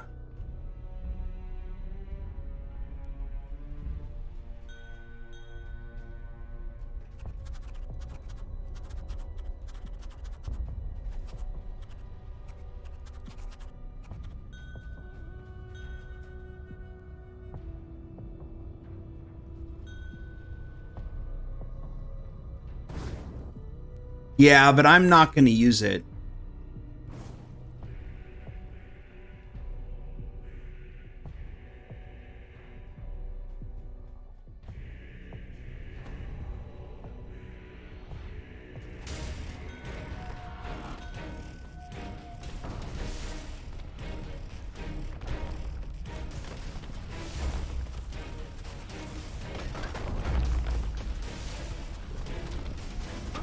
All right, well, I'm going to just take it. We said they needed it.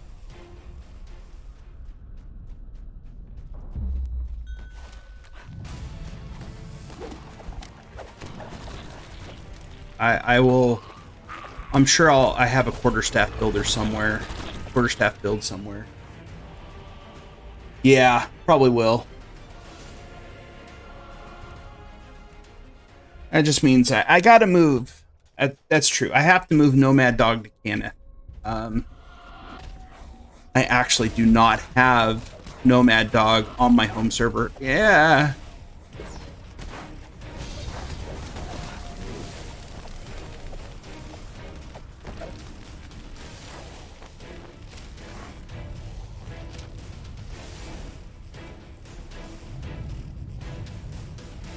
Okay, which way are we going? Y'all tell me where to go. Yeah, I'll bank it and bring it back with me.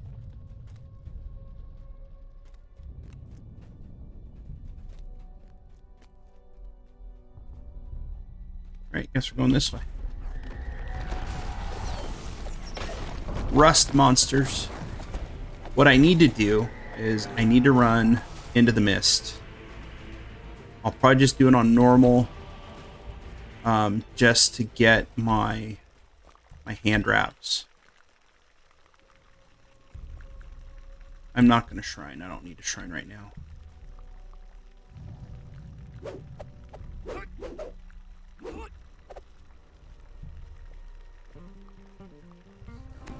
So, but yeah, Mimics it's just they're such a good versatile type of monster.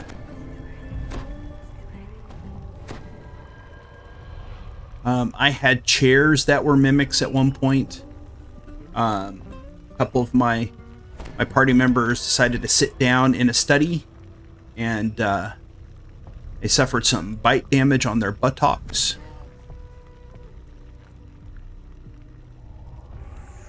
Which was kind of funny.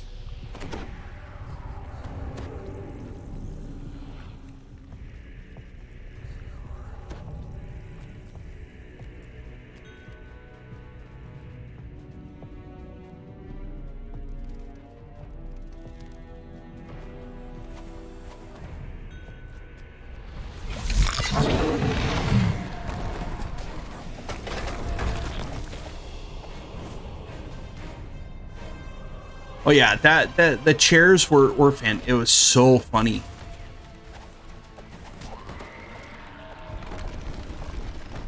Because I described the chairs as feeling a little lumpy.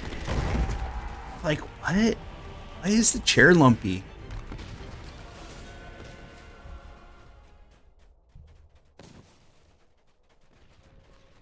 And the lump in the chair was the teeth of the whatchamacallit. So that was kind of fun. You can do so much. They're just so versatile. It's great.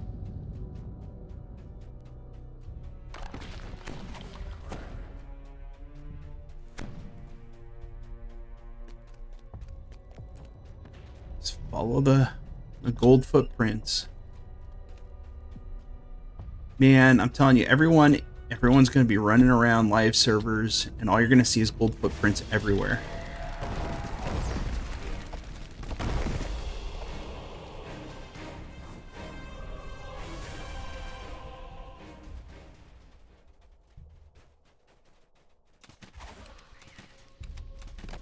Okay, this way, kill some stuff. I mean, the Bard and the Druid are doing all the heavy lifting, so... but anyways, yeah, I was talking about the acrylic or flat plastic miniatures. So these are thicker. If you're familiar with Arknight does the thin acrylic, ones. The ones I have are from a company called Dungeon in a Box. And Dungeon in a Box is a company that does a monthly subscription for adventures. And so I first started getting those back in 2018.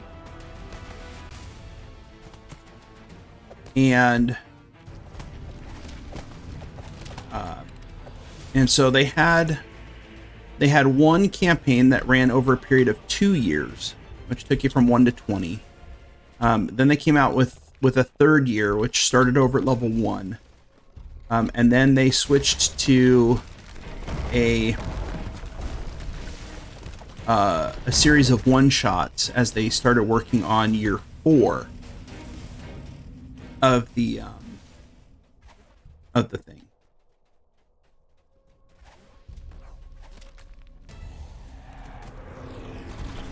And so they had a Kickstarter back in 2019, which was their first set of skinny minis. And I had backed that Kickstarter, and that's how I built up my miniature collection. And then they did a second round in 2021, 2022, which acid, yeah, I got acid. So 2021, 2022, and that was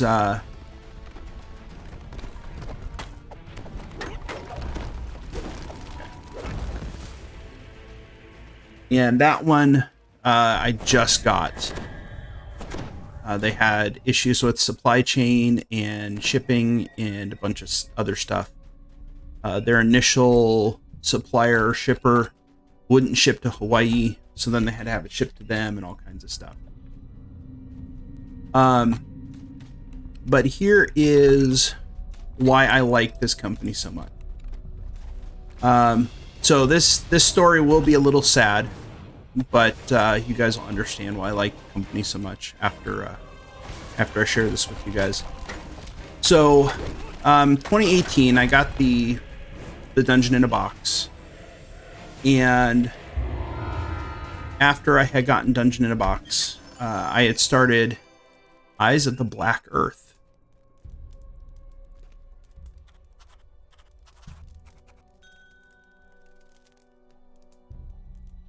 See if anyone wants these.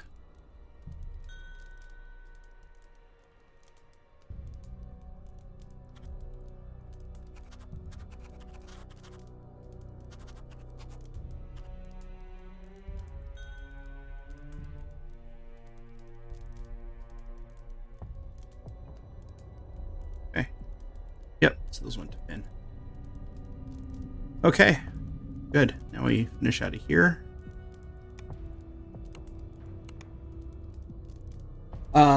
So 2018 is when I started getting my subscription to Dungeon in a Box, and I was DMing, and my wife and daughter were the two that were playing. And so the way we had set it up, because it's designed for players of 5 to it's like 4 to 6 players. I decided that since it was only the two of them, that they could play with sidekicks. And I used the old Unearthed Arcana,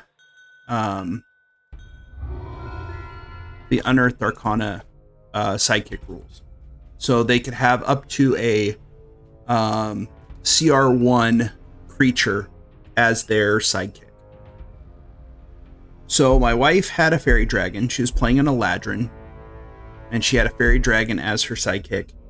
And my daughter was playing a tiefling warlock, and she had an imp as her sidekick. And so we played, I think we got through like the first 5 or 6 books. I think the first 5 books. And then, so this is the sad part. So I'm gonna just to prepare people. In June of 2019, my daughter passed away in a car accident. And so I had sent an email to Dungeon in a Box,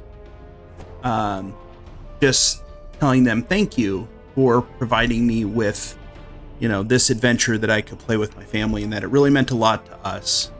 and what had happened. And so I got a response back, not from customer service, but from the guy who wrote Dungeon in a Box, actually wrote the adventures.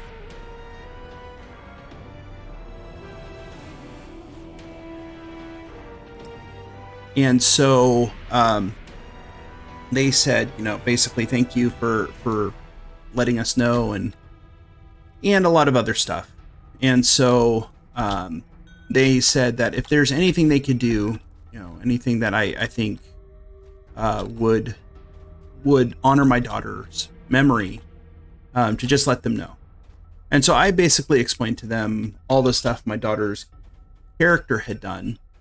A tiefling warlock fighting for, the non-standard humanoids, like tieflings and dragonborn, because in this campaign, those were not normally looked upon as favorable types. So dwarves, elves, humans, the standards were the ones that were like the popular ones, or the ones that are the superior races, so to speak. And so so I just gave him the information on her character, said if you ever need a character like that, then feel free to go ahead and put it in the adventure. About 6 months later, I got another email from the guy who wrote the adventure, and he said that we are putting your daughter's character in the final book of year 2. And not only did they put her character in the final year of book 2, they also included a flat plastic miniature of her character as part of the box set for that month. So ever since then, I have been I already enjoyed the product before then, but after that, I wholeheartedly support this company. And so I have done their Kickstarters for their skinny minis a couple times. I was subscribed to their Wondrous One Shots for months and months and months and months. But they are an absolutely great organization. It's actually really simple. Their website is just dungeoninabox.com.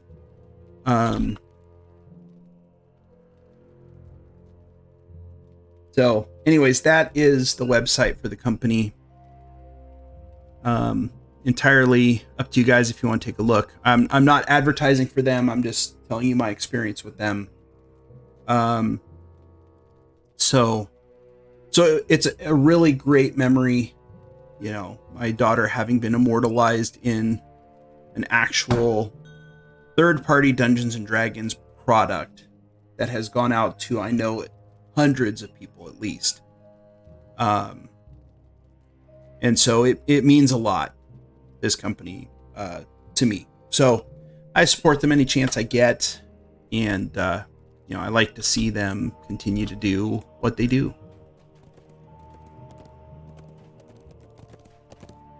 But anyways, sorry about the sad story. But I know that's something that I have not mentioned on stream before, but considering I just got my skinny minis, I felt that it was time to go ahead and share in case anyone was interested.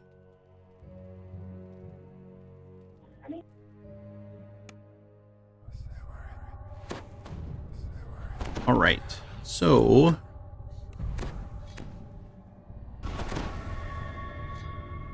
this is air. Need electric. Disputants. Air. All right, I got song, I got freedom of movement, all that fun stuff. We are good to go.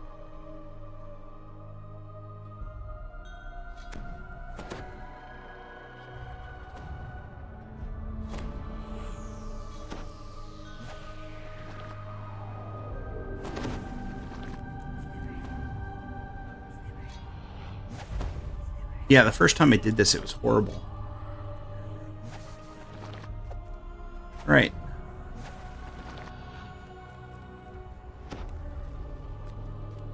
I'm just gonna hang back and let the oh, we still got the druid and everyone, so will-o-wisps aren't too bad.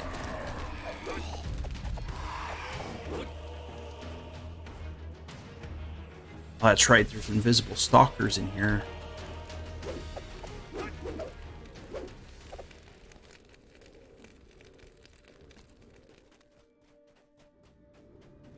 But anyways, once we get an opportunity, maybe I'll bust out one of the boxes with the skinny minis and show you guys what they look like. Maybe after this quest. Okay. It's displaced. That's right.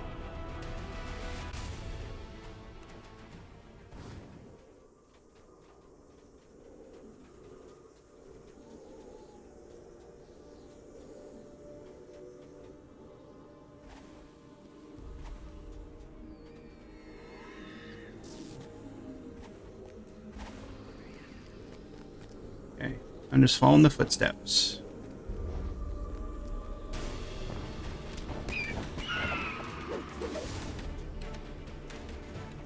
Still following the footsteps.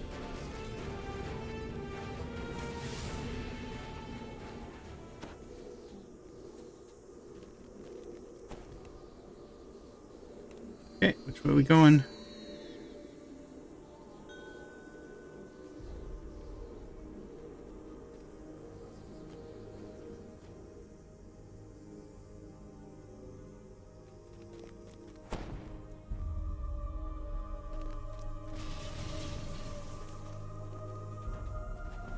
I guess go this way.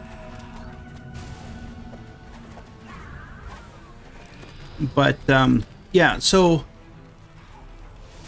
a little more about Dungeon in a Box. They have the adventures, but what they also include in the adventures each month is you get 1 to 2 double-sided battle maps. Along with that, you get terrain tiles. You get the terrain tiles. You get the flat plastic miniatures for that specific adventure. There is a few other things that come along, but the adventures are really cool. And I've been running this campaign with this group of kids that I have since 2019 is when we started this particular group. And so I started with 6 kids between the ages of 9 and 11, and 9 and 11, 9 and 12, between the ages of 9 and 12. And here we are 4 years later, and we are still going. We're on year 2 of the campaign. We don't get to play every week, usually a couple times a month. And so this group of kids, I'm down to 4 now, but they are still chugging along, playing. So they have had an absolute blast with it.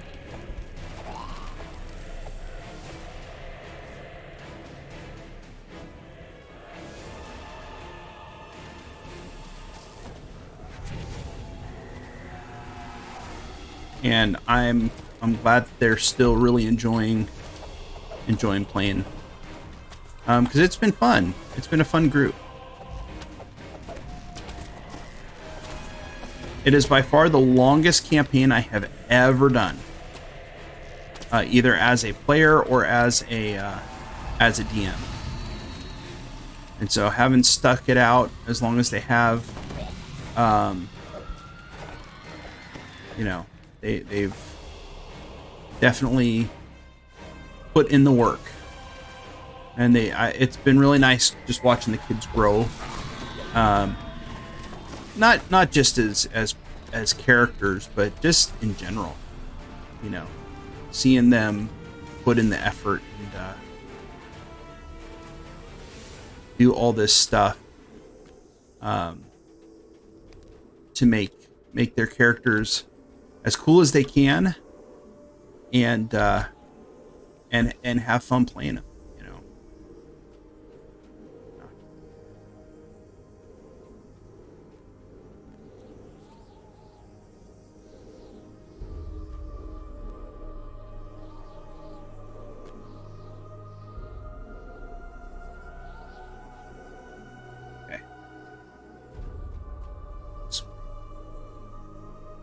Here, not die on some go fast boots.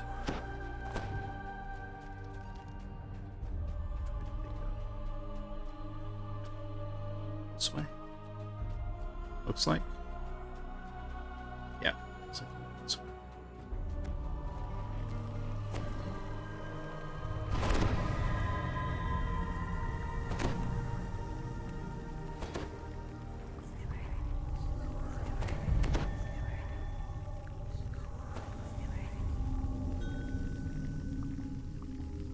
I should re-up my own electric resist. So, but yeah, I mean, that's the skinny minis. I like them because they're flat and I can store them a lot easier than, I do have 3D minis as well. But the flat plastic ones are nice just for bad guys. For the evil mobs. You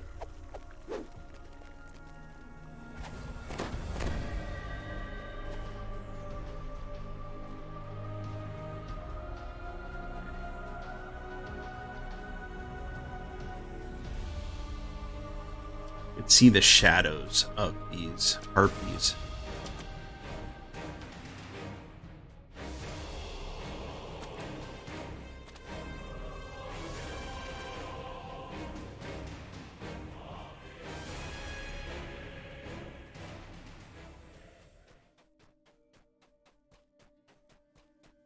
Alright, so this is the last Temple of Elemental Evil quest.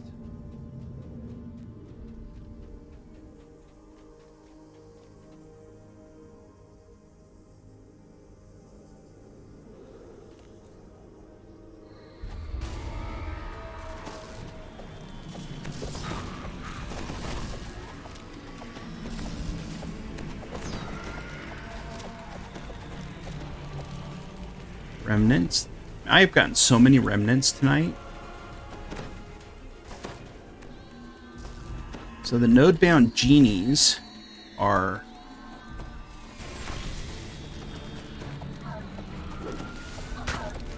here. No, node-bound Ifrits are in the fire. Bearmen.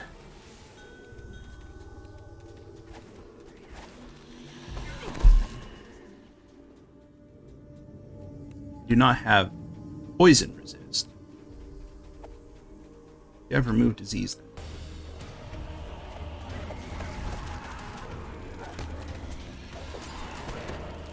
So much junk coming in.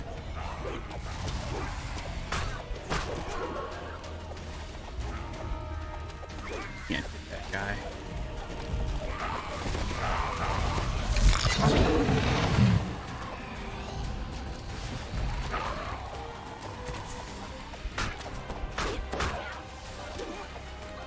Harpies. Which way are we going? This way. More remnants. Holy. I'm okay with that.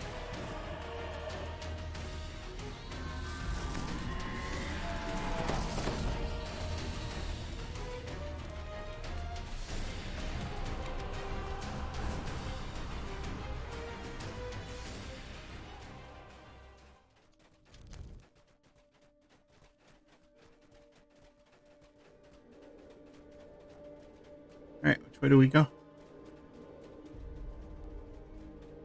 This way, huh? Defeat the Blue Dragon Twins? What?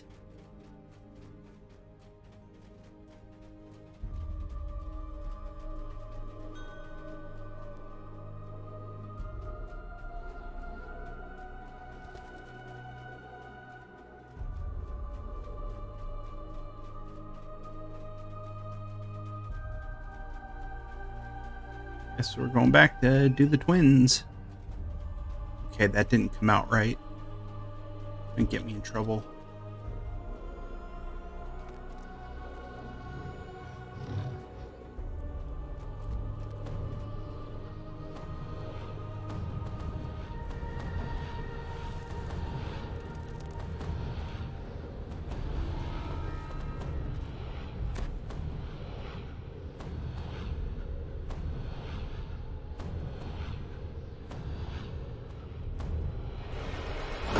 Not get out of here. I am stuck.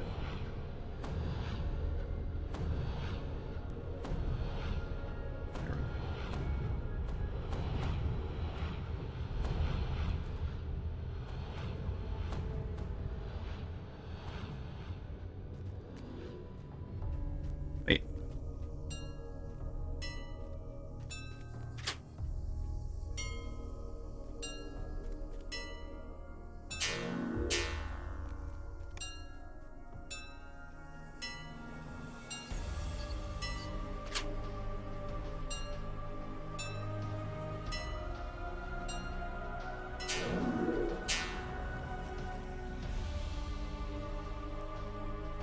Okay, what does that mean?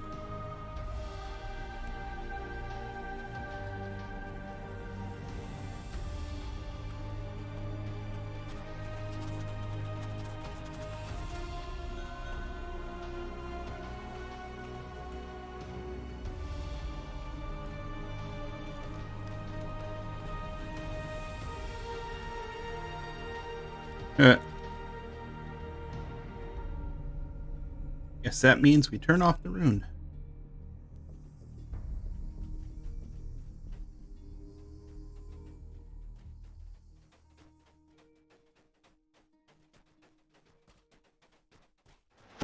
Well, that was something.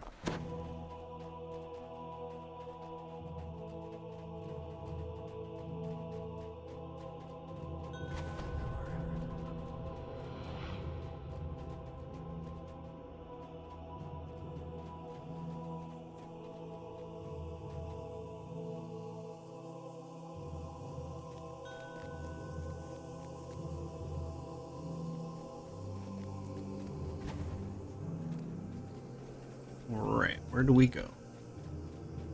Where do we go? Where do we go now? Where do we go? Ooh, whoa, whoa, where do we go? Oh, where do we go now?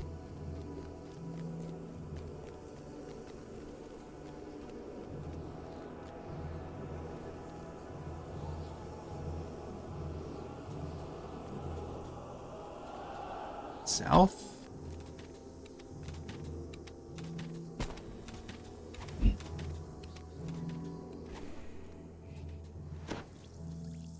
What did I get hit with?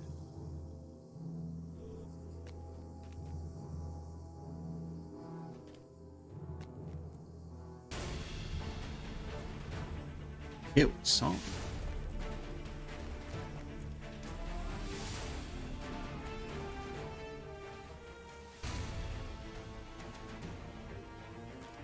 I'm still a little lightheaded. Okay, here we go. We're in the spot we want to be, I believe.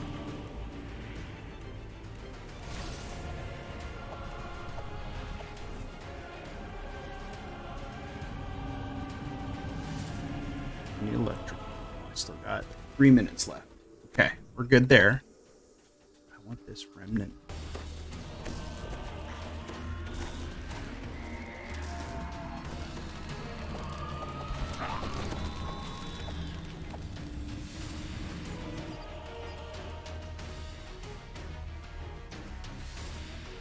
I am gonna try.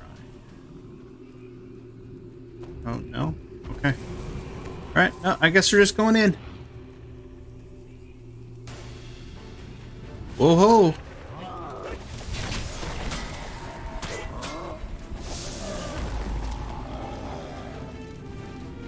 The wind calls.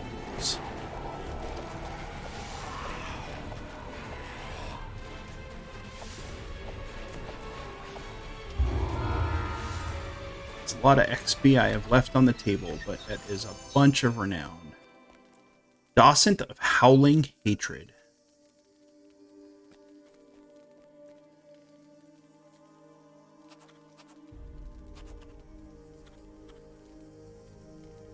Draudilia, I am on hardcore.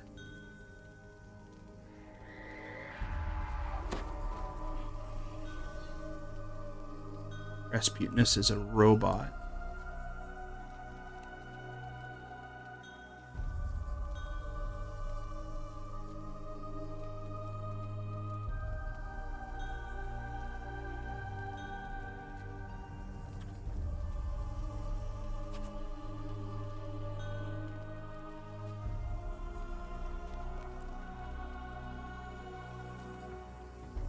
All right, passing to rats.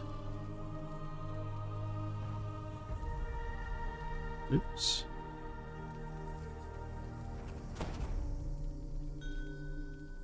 Yep. That is going to be something that he is going to use. Where am I in terms of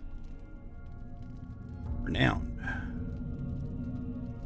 Not renown, but favor. This has got to be 15, 15, 18, 15, 15, 15, 15, 15. Oh, wow. Okay. That is definitely put me over 1,000 or 978. It was going to be over 1,000, but I guess not.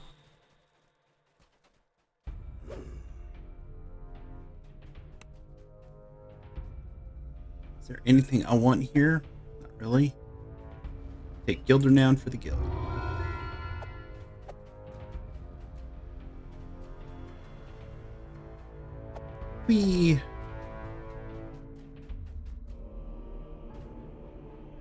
Yep, give it to the that Docent is just right for that particular character. Actually, I think I forgot to turn into another person.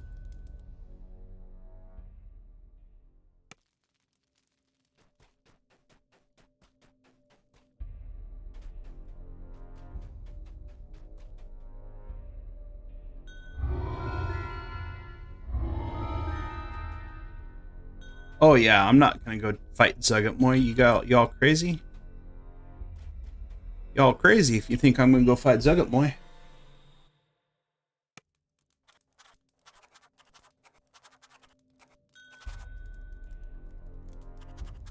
I don't know if they're gonna be doing anything else in level 8s. Like I didn't do Stormcleave, I didn't do Strombalds. Rasputin's is gonna go to sleep. Brennel, Western Runes. On Reaper 1. 1 of 4 done.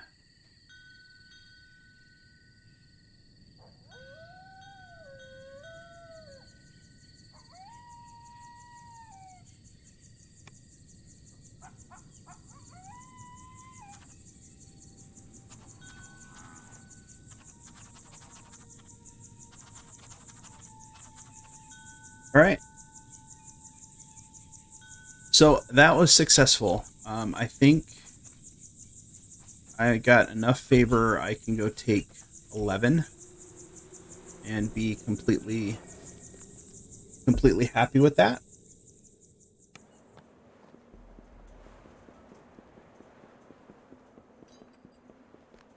Go hit the airship, rebuff.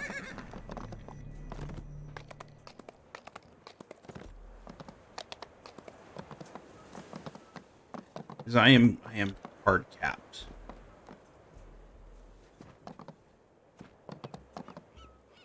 I have been for majority of that run. But hey, it is what it is. Right.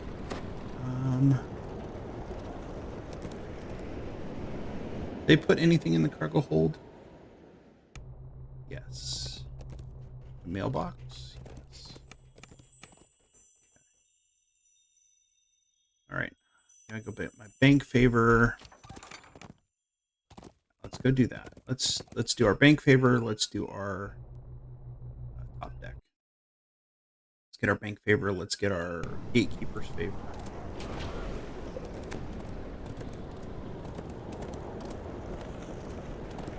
And then we'll take level 11. So we're going to go to the harbor first. Go to gatekeepers. I grabbed it when I was in there. Didn't think about checking.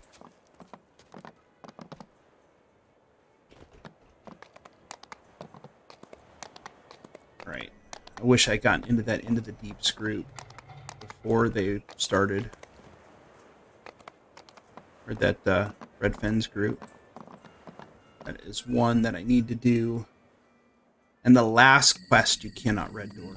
Everything else in there you can, but you cannot do the last quest red door. Simply because you have to talk to the quest giver to let you in.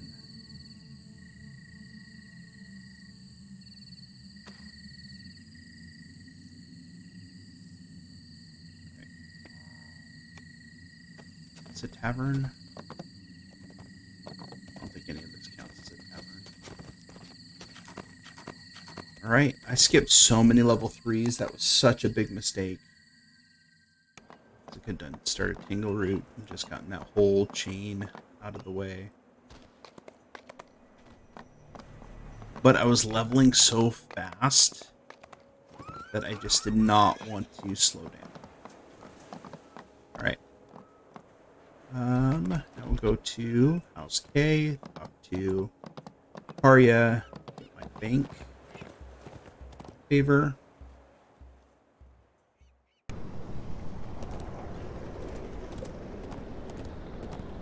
Almost got ship buffs again. Every time I jump on the ship, I get ship buffs. I do not know why I do that. It is just habit.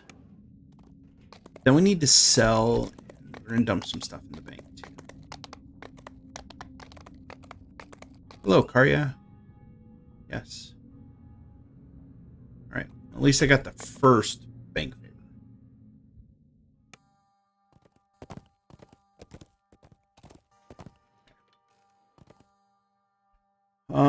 Let's see what we want to park in the bank. Let's upgrade first. Let's do this. So we're going to put some of these weapons in there. Like, for sure, Chill Shard, huh? I don't even know where I got that from. Elemental Bloom, we're going to put in the bank. I did want to run into the mist. We get the hand wraps and do that on normal. I don't think there's anything else I really want to jam in there.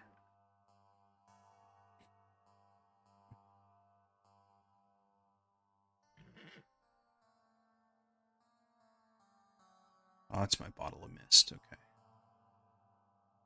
Chill Shard.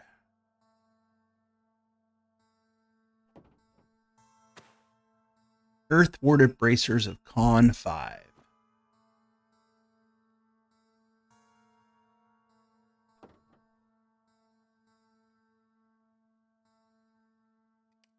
So much crap I just need to sell. 36 Necklace of False Light. Why am I not wearing this?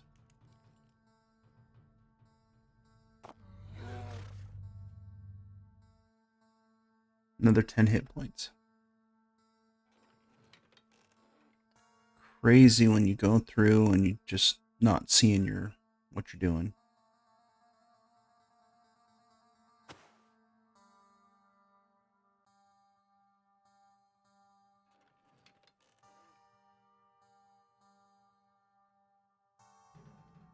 Empty green augment slot. Robe of Autumn Winds. I can go into here.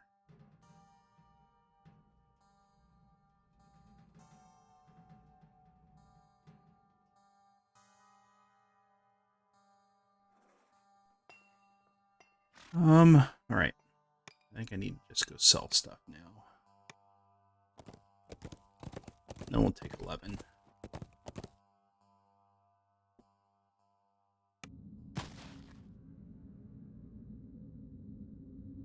Then we'll go take 11.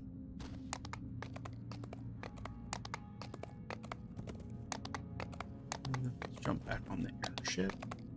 I always like going to House Beneath to do my leveling up. I don't know why. It's just a habit. So many habits I have.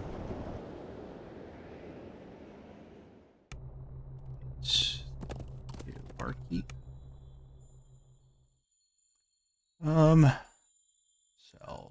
Sell.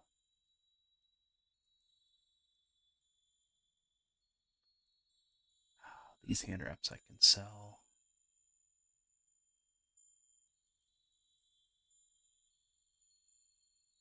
This resonating of Sonic lore. Oh man. Cartoon died to Sir Raleigh at level 24. Is that where's Sir Raleigh? Is that in whatchamacallit? Ravenloft?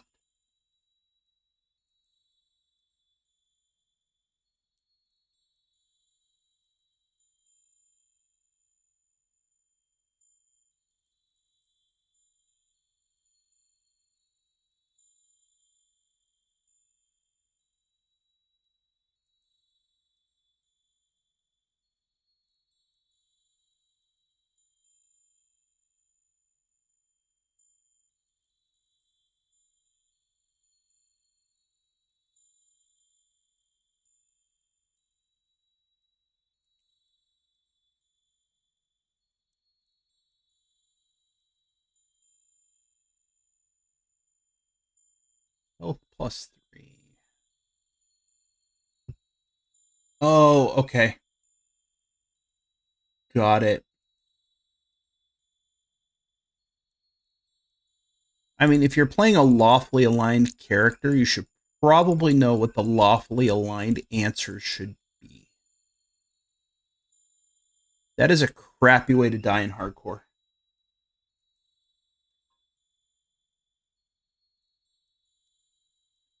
I really do think that's a crappy way to die in hardcore.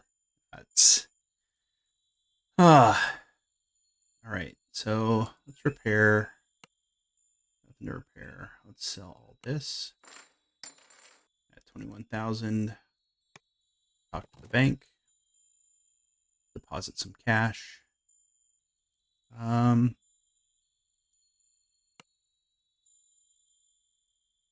keep 5,000 on us. We'll deposit 16.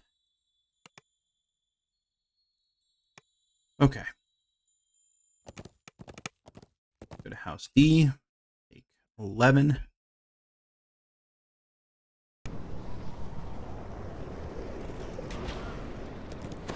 I mean, I guess they could have been non-lawful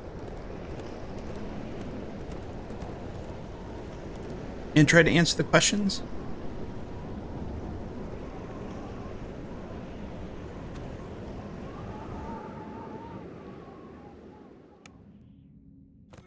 I just don't see why you would. Advance the next level as a paladin. Concentration and heal.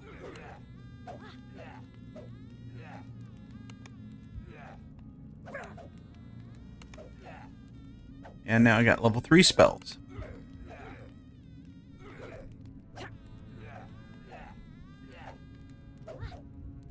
True, Kiwi. I mean, reading the wiki is actually fairly simple to do. I just think it's funny that you know, it's not hard if you understand the basic concepts of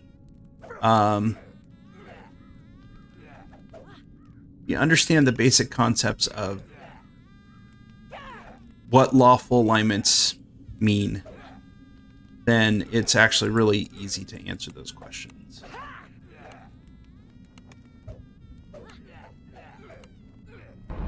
Alright, 4 action points to spend. Got enhancements. Right, so I was looking at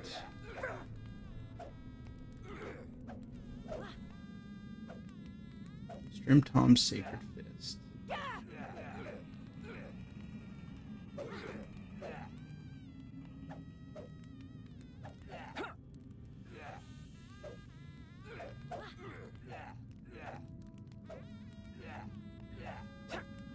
Which I guess I don't have bookmarked. Strim Tom Sacred Fist Season 8 Hardcore. Alright, there it is.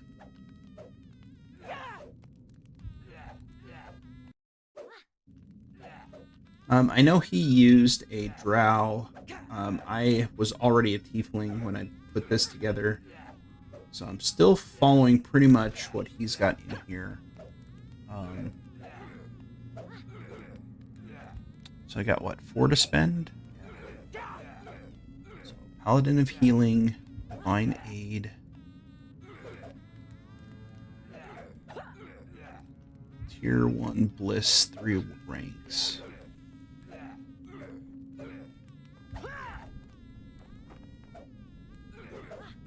Registration Diplo. Do I just put more in here? What do you have in Sacred Defender? Durable Defense. Right? 3 ranks. Sacred Defense, and then Resilient Defense. 3 ranks. Did he have Tier 3?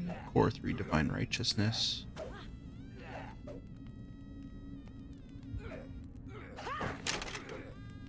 Alright, and then 1 left to spend.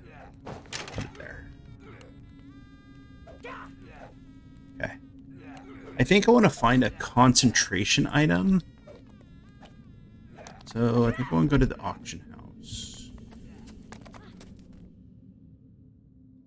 I'm going to go to the auction house. I want to find a concentration item for my tune. I don't know what that would be.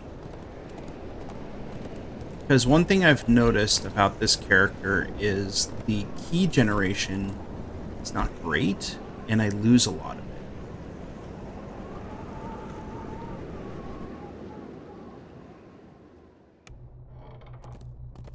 So maybe a ring or something along those lines.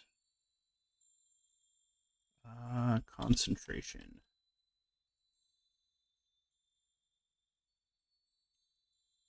Are they only on goggles? Let's see, I don't want to. What about augments?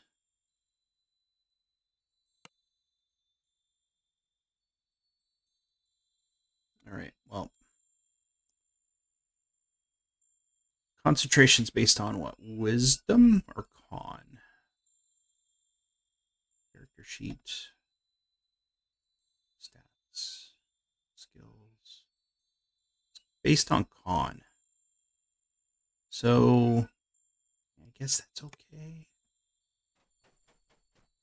I have unprepared spell slots.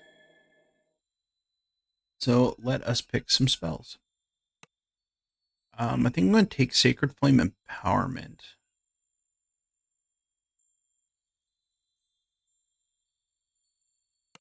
And level 3, Incinerating Wave.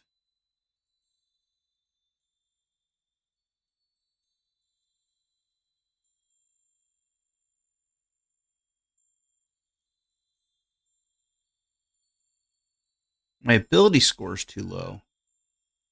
What?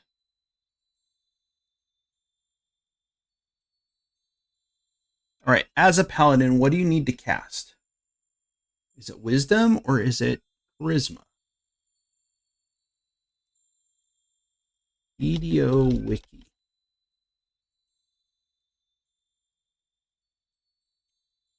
Classes. Paladin.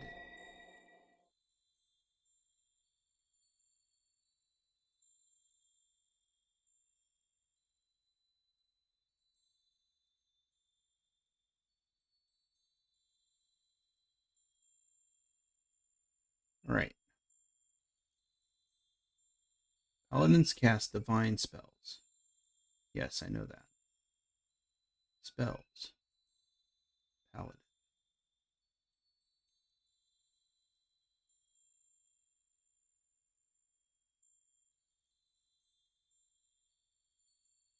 What am I missing? 12 wisdom. Okay. It's 10 plus your... Yeah, okay.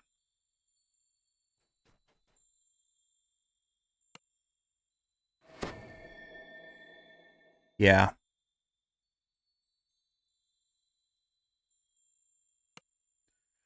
What am I wearing? My character. This whole... I could just get a helm and take this stupid thing off.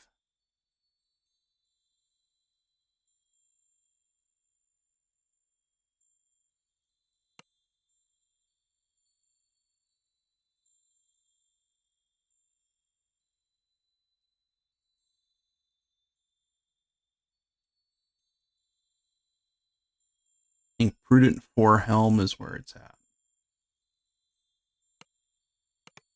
All right.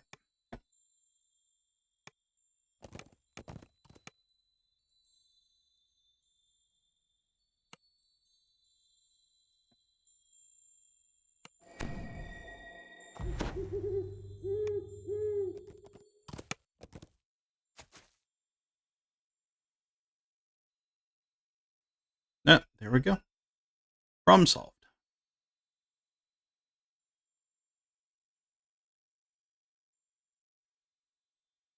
And I don't need anything special to cast that.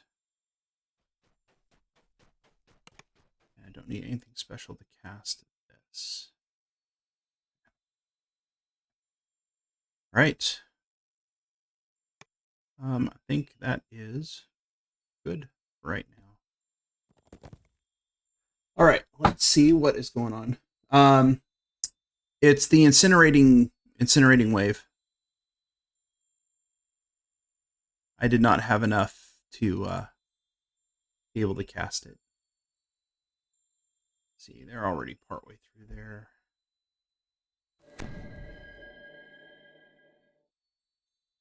Oh, see, they already did Into the Mists. All right, I think I'm gonna try to do Into the Mists on normal.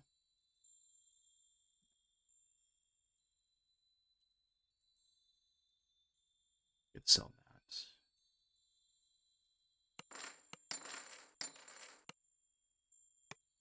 All right, so this should just take me to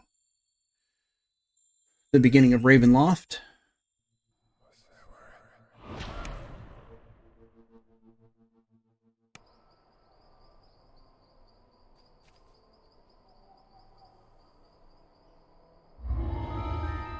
Actually, I could just run it on casual.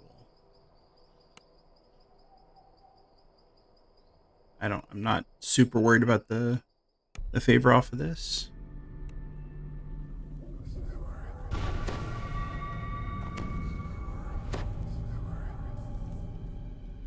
Okay. Oh, Sacred Flame only lasts for... You stumble through the thick mists. You spot a corpse in the grass near the abandoned cart.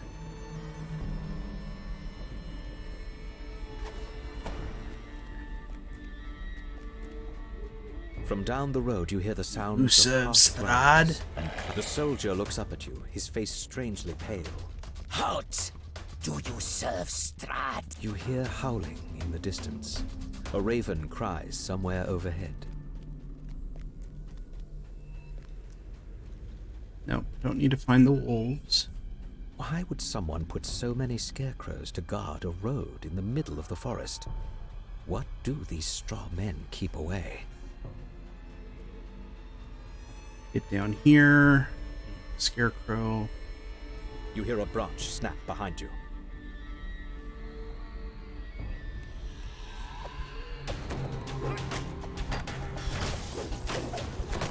The scarecrow clatters to the ground. As you recover, you realize you can hear noise from up the road to the east, the same way you came.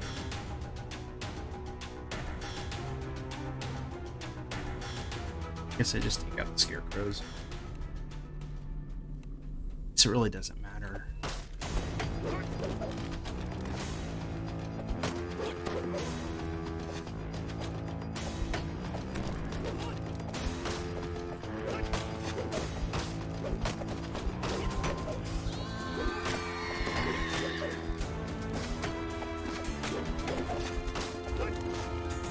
A little bit of XP.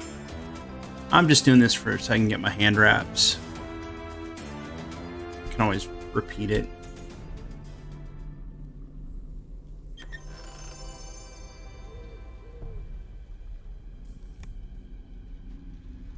Instructed.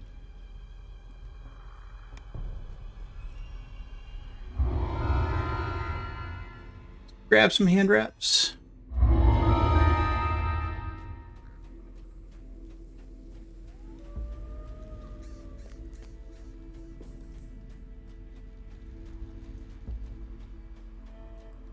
Bar the Smith.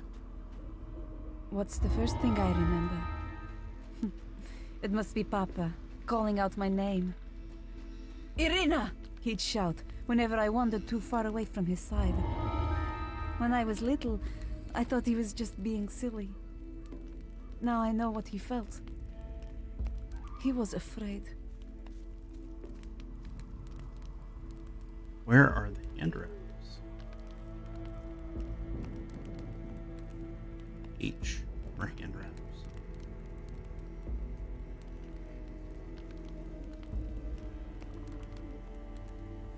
There they are.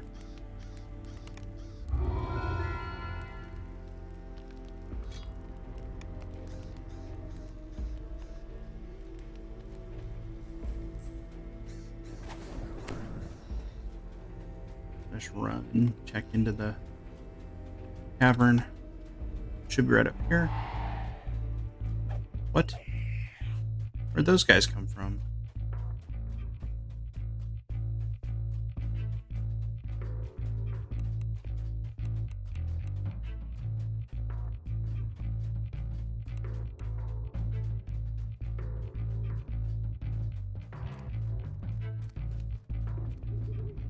Check in on the blood on the vine. Okay. Send me back to their ship. Alright, so I got better hand wraps now. Let's go test these out.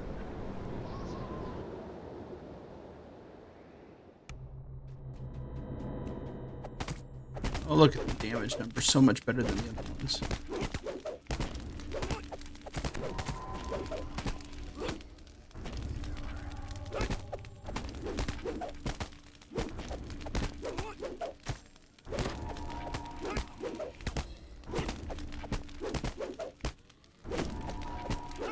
Do a bunch of bane damage too.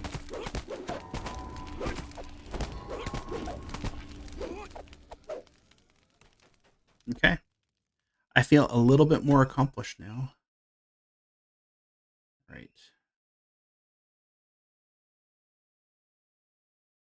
They're doing Ravenloft Elites. They're doing Red Fens. Let's see. You cannot get into... It's a thing that sucks. Right. Let's see what we can do at level 9s.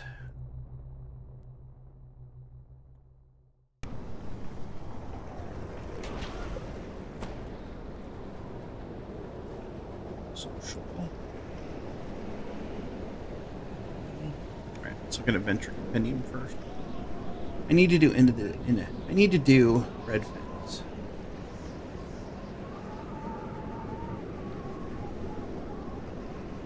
Nines. There is Vaw, 3 and 4. There is not a lot. I think the only things that I would do is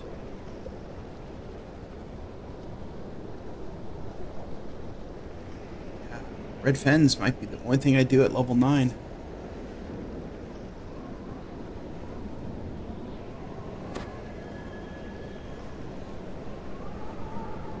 guess I could put up an LFM, see if anyone wants to join.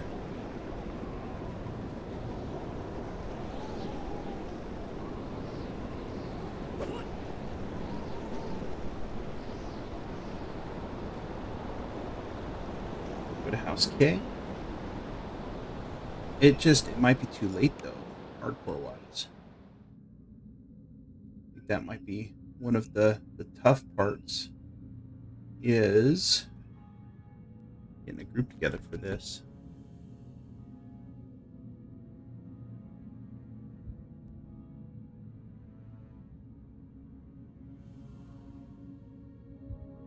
Bargain Bazaar.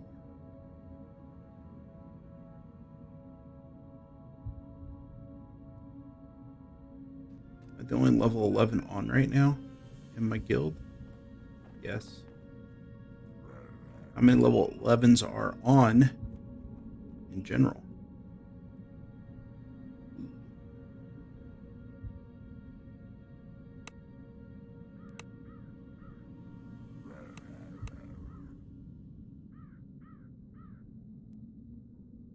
Not a lot of us. Very few, actually.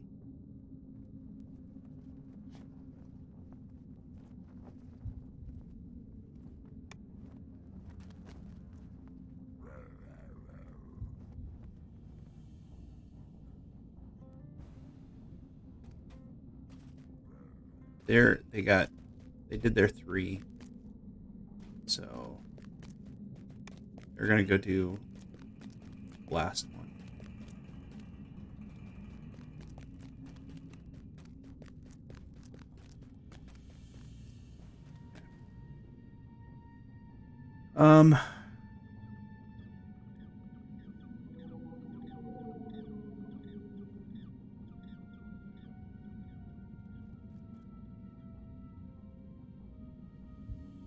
Yeah, so they're done, basically. If I don't go do them now, then I'm just not going to get them done, which would be a shame. And I need to get them done. So, all right, let's throw up a group. Do 9 to 11. We're gonna do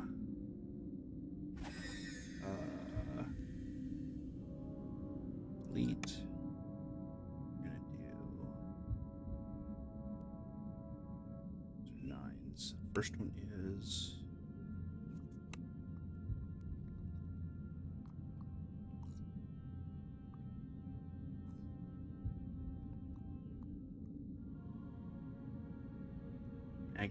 there's the first couple of parts of Threnel. No, I think some of those are 8s. Yeah, Nita supplies is 8. So I'm out on Threnel. Last Stand.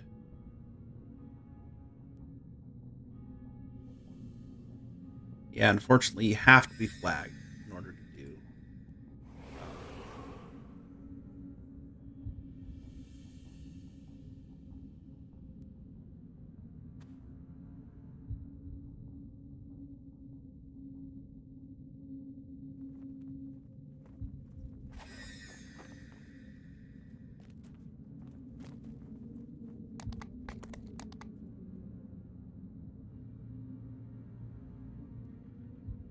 Right.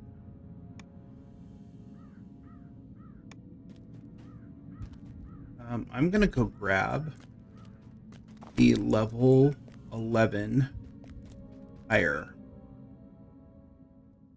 that has D-Door.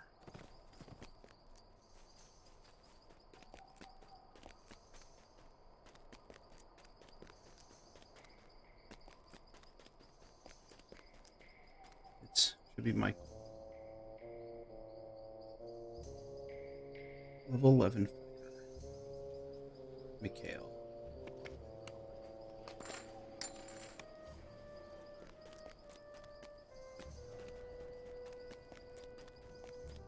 Alright, we got an LFM up. Let's see how many people join, or if anyone joins. Hopefully they do. I'd like to get part number 6. Part number 4.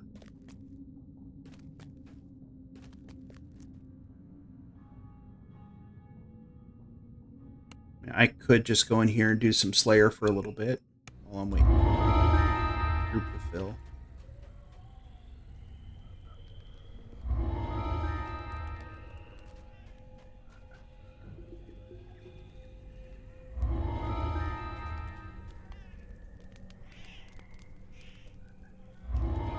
It's me dying out here in Slayer is pretty freaking small.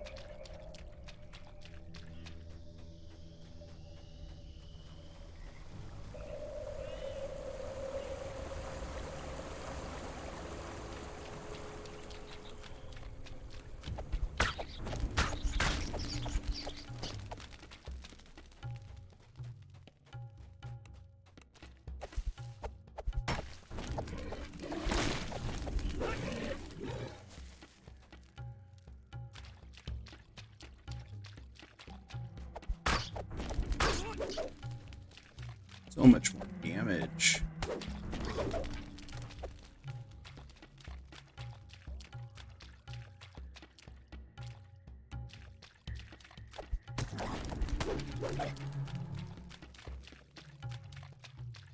All right, so see if we get somebody to bite, or not to do it myself. Might have to wait for Zealotry Friday.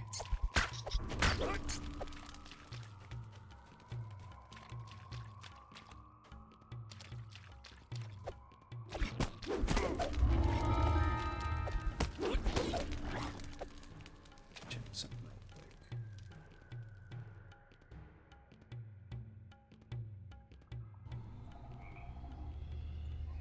Only one.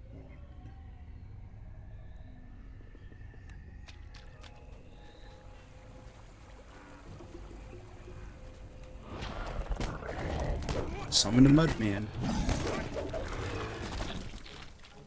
Mudman Hunter.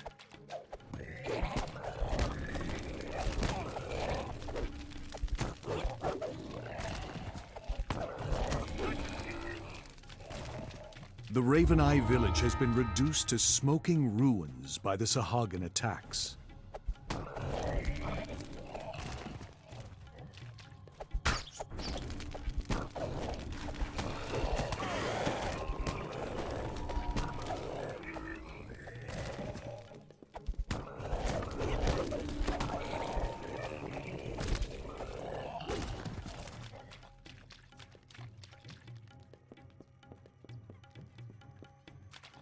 Anything on this side?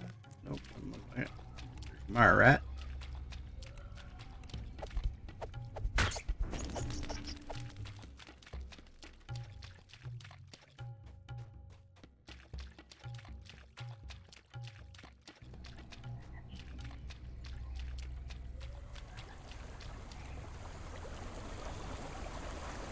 Good check this rare.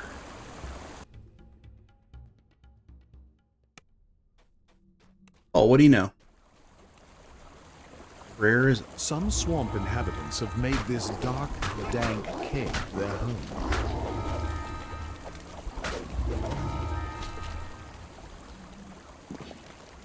Pearl, Losses, Clam.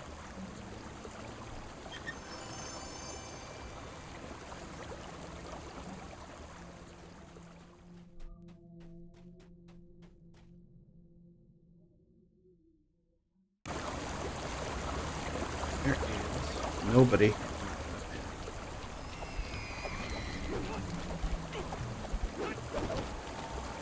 The Malevolent Calamity at level 9.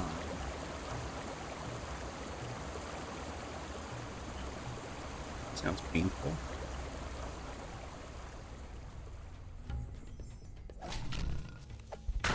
Hey, cat.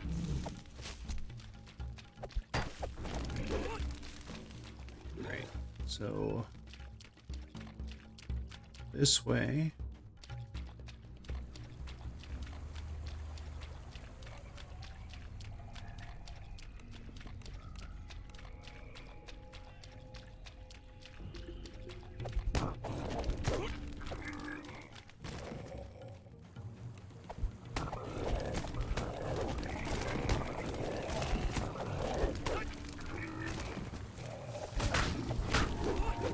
There's usually one crest over here. Maybe? Let's see it.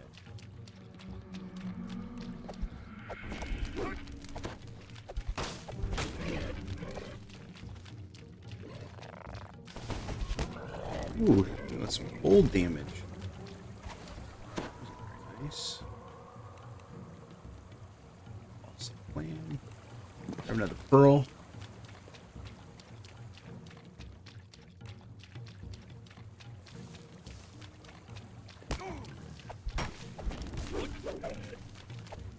Cat try to take me from behind.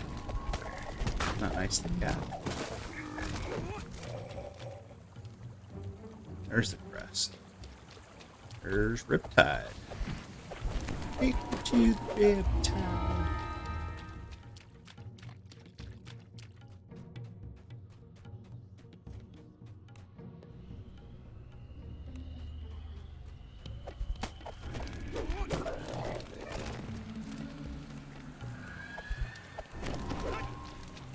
Alright, so let's see.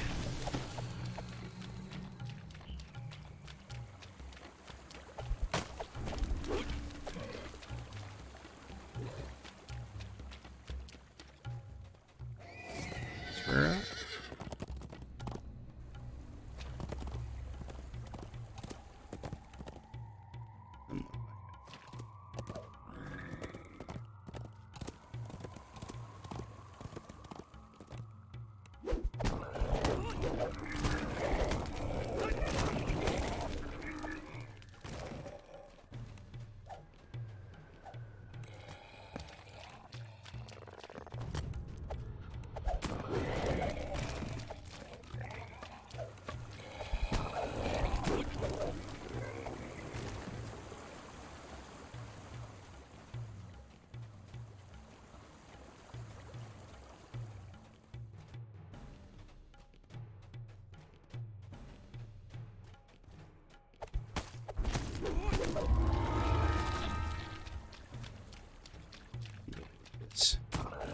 Mud area. Grab the last crest. Hey, Paw. Hope you're doing well.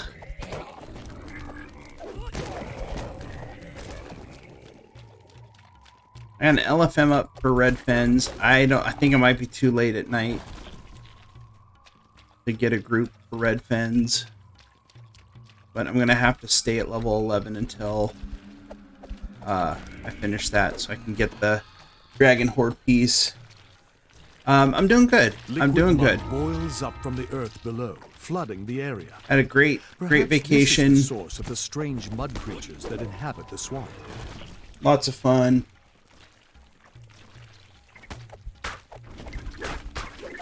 And now just hanging out playing some DDO. There's the other crest. All right, so for those people who have never done red fens before, I have picked up 3 crests, and the reason for those 3 crests is it actually gives you access to a rare, and it is a rare Abishai. I'll show you where that is. Those folks who don't do this very often.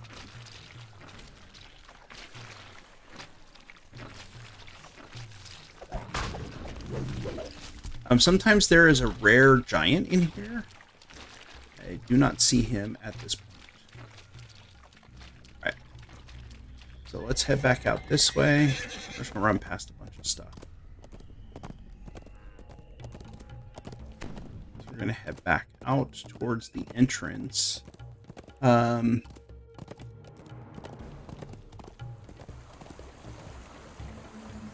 This is a explorer point up here.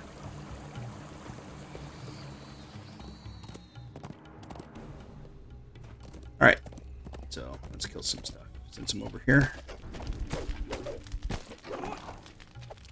Some Mire rats. Kill it drowned. I'll keep the LFM up for a little bit longer. Let's see what we get. fire rat. Alright, so those 3 crests that I grabbed, one is always in the Raven Eye village. The second one is usually over next to the ziggurat. It's usually 1 or 2 places over by the ziggurat. 1 or 2 places over by the Raven Eye village. And then the third one is in that swamp area, that mud pit area that I was just in. And it's usually in 1 of 2 places there. So with those 3 wonderful things. A great red tree grows out of the ruins of a So there's crumbling altar. Great red Sense of tree, ancient evil hangs heavy in the crumbling air. altar, sense of evil. We're gonna do, I think it's a red one. We do that. We're gonna do this. Probably don't need all that, but right. Snake, octopus, scorpion. That's right, and that is one of the rares out here in Red Fens. For those people who are unfamiliar with that. A couple other places to find rares. Sometimes there is a rare will-o-wisp up in this area. See it?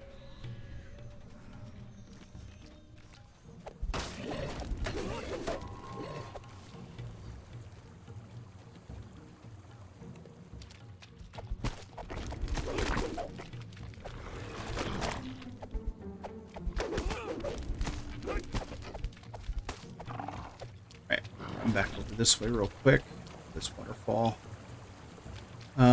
There is a possible rare troll back behind this waterfall over here. It is not up. A hidden waterfall empties into a rushing stream, just one of many small brooks that feed the Red Fens. And then there is also another possible rare, which is a bugbear riding a cat over here. I do not think this one's up either. No, it doesn't look like it.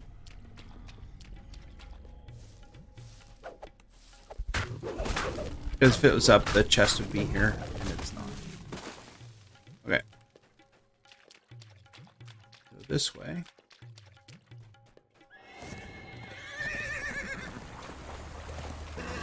That's...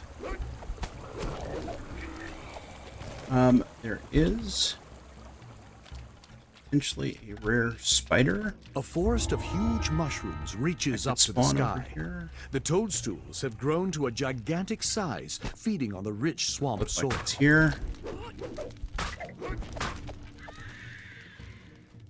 Nope. And there's some spiders, just not a rare one. Okay. Alright, so let's go to the top of the mushrooms.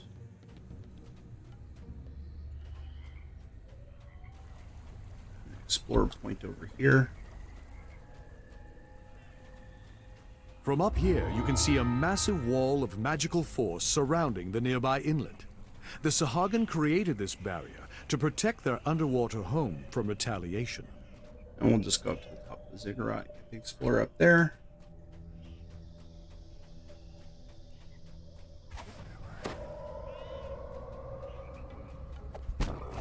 I don't think anyone wants to do red pens tonight. Really wish I gotten in on that group earlier. Sucks, but well, it is what it is. Alright.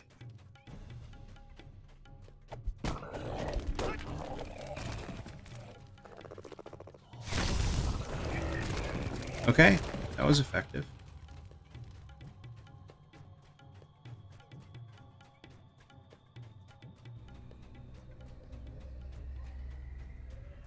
I'm 5 short of 100. I don't know if there's 5 up here. Probably not. Sahagan guard At the least top of 3. the ziggurat. It's clear the fish people are trying to find something inside the ancient structure. No, 4. One more. Shoots.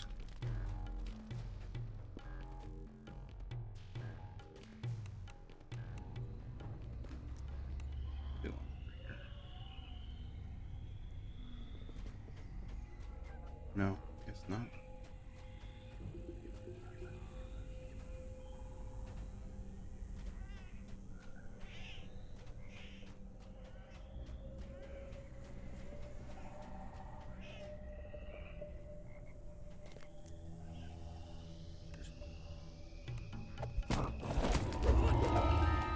Okay.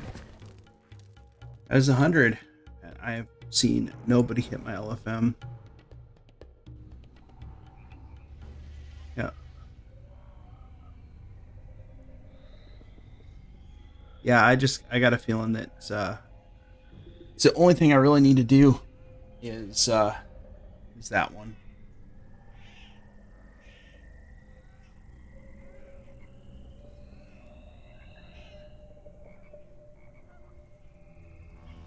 Right, so red fins. I just don't think that's happening tonight. I just killed 100 things out here, and there is Alcar is the only one doing End of the Deep. Set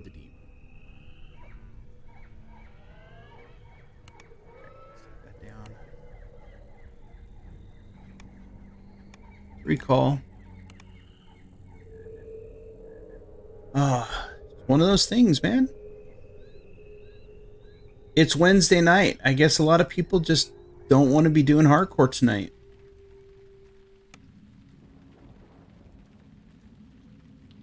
Man, I guess I could just run them all solo by myself.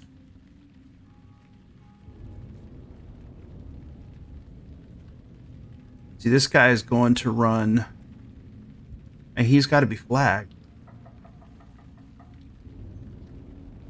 I mean, that's the thing with End of the Deep. You have to complete the other 3 quests. If you don't do the other 3 quests, there is no point in joining a group that's doing End of the Deep. Because you can't just do it.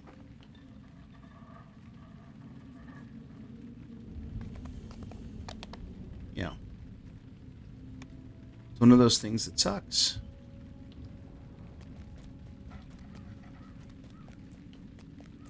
I'm pretty sure you can't red door it.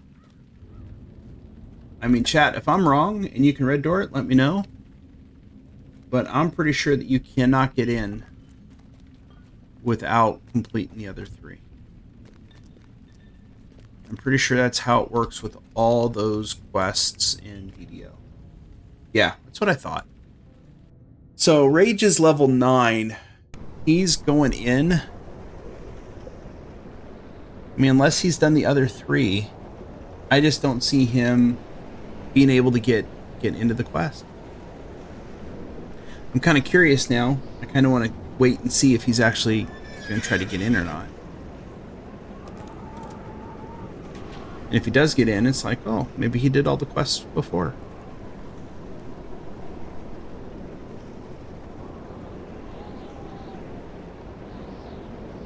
Alright, so let me refresh my memory with where all these things are.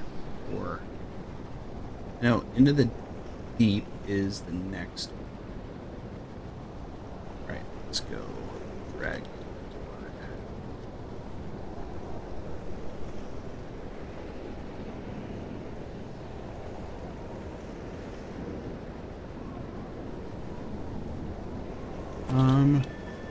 Hardcore season.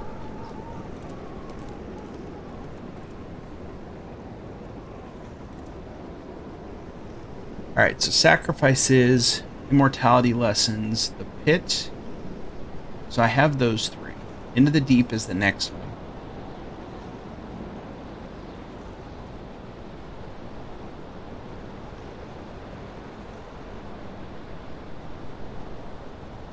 And Invitation to Dinner is the next. And then Chamber of Ryum should be easy to get. Iron and Kobolds should be easy to get. Oh, I guess Rage did him. Okay. More power to him. This guy's doing Wiz King on Reaper 1. Just not interested in doing Reaper.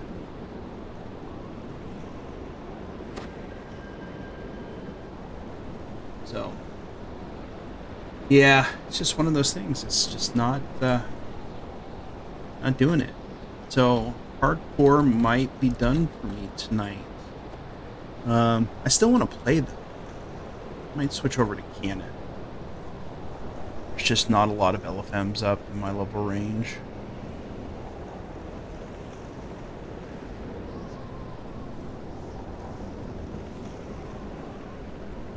Yeah, can't just run out there and do it.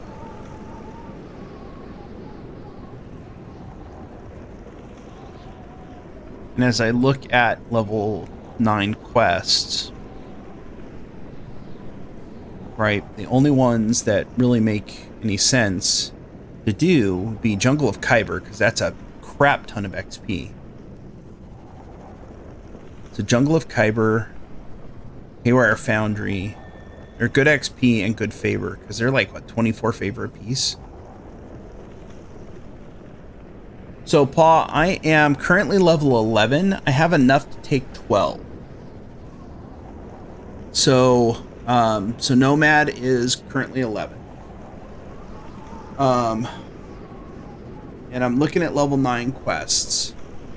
The ones that I really need to do is the Red Fens quests. So, Into the Deep, Last Stand, Claw of Volcor, and whatever the Ancient Ziggurat one is. And then Into the Deep, because Into the Deep is where the 4th fragment of the Dragon's Hoard is at. And that's what these guys are doing here, is they're doing that last quest, but you have to do the first 3 in order to get to it. And so I'm just not, I mean, unless I want to run them on normal solo, guess I can even run them on casual solo. Or could I run them on casual? I might not be able to. I should be able to, because the base level is 9. And I'm 11. But then it's like, you know, what's the point?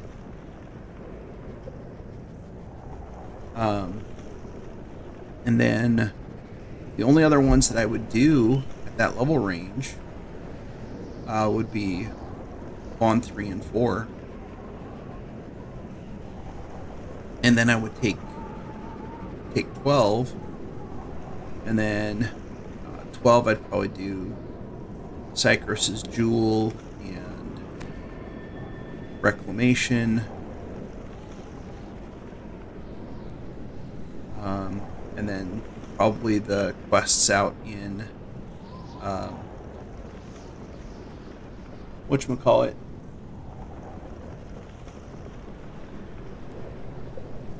Yeah, if I'm gonna do casual, I might as well just do normal. At least get more favor. I just really don't feel like running them solo. I guess I can. I mean, I got plenty of hit points. I don't think I'm going to die in there. And if it's on normal, there's no chance. Alright. I am going to grab a Ireland healer.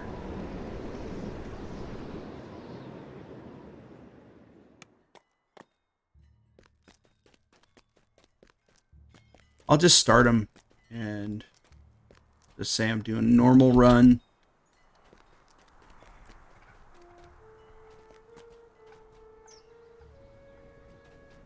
I could do him on Elite for favor, but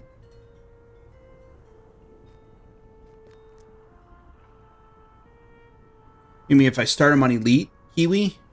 Or if I start him on normal? Because I guess that's the question. If I'm doing him just the flag for Into the Deep, then Arkin,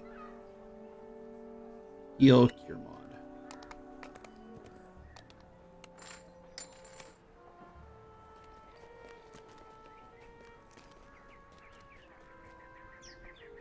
Right.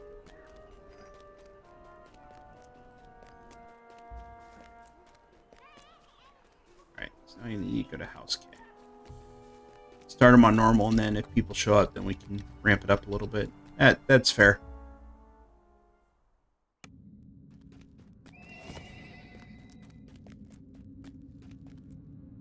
I've been doing Elite, Paw. So, where's my adventure compendium? I'm at almost 1,000 favor right now.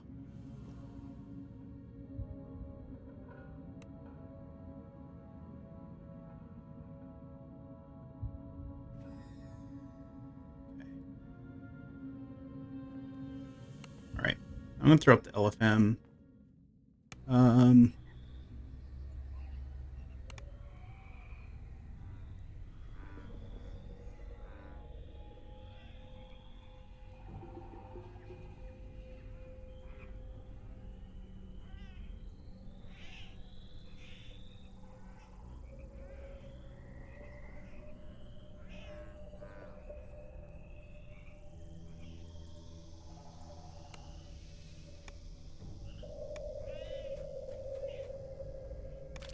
Let me update that. Social.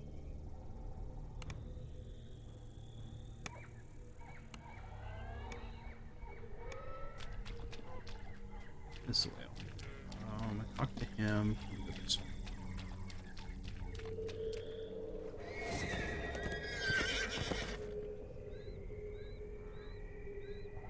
Yeah. So I'll run him on normal. Okay. Rare's not up. Sometimes there's a rare rat up on top of that promontory.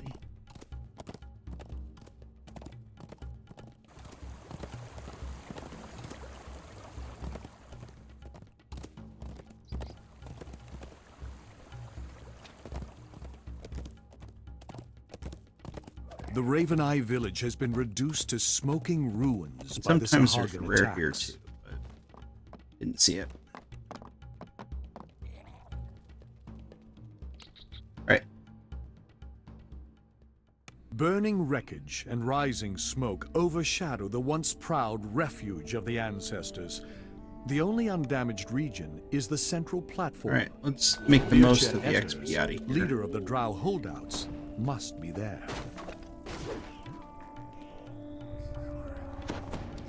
If you break everything, you get your ransack bonus.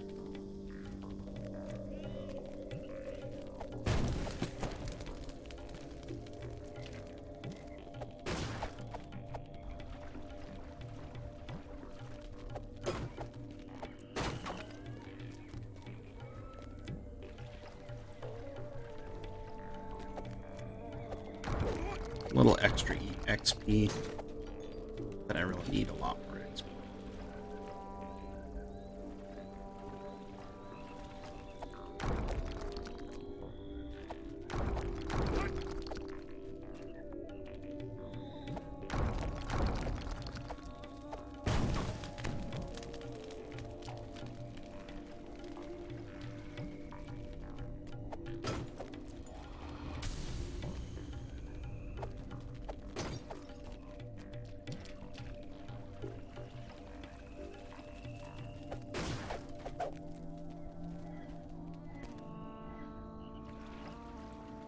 Alright, now break all the stuff up here.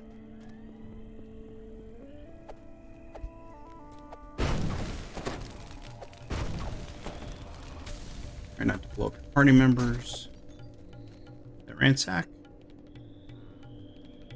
Vandal. Okay.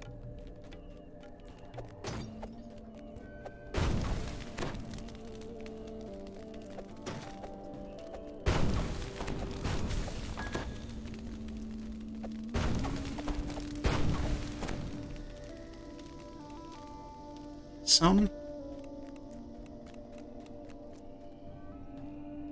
Okay, we got ransack. All right.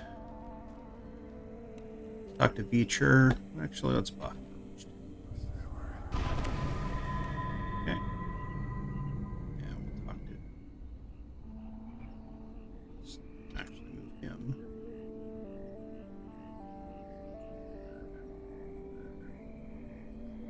feature.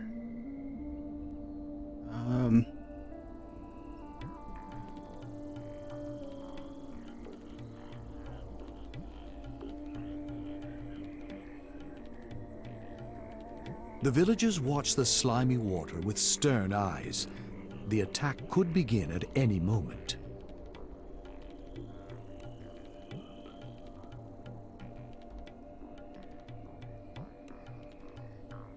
Sahagins spring from the water in all directions. The battle has begun.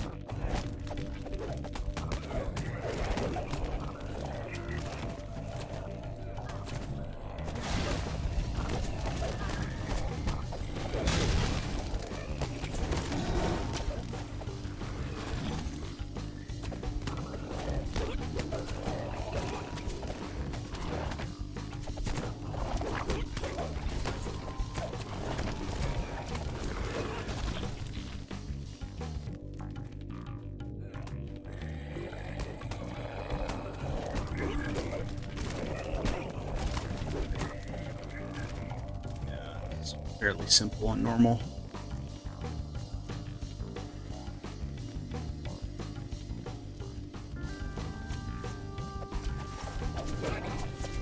That's what you're doing.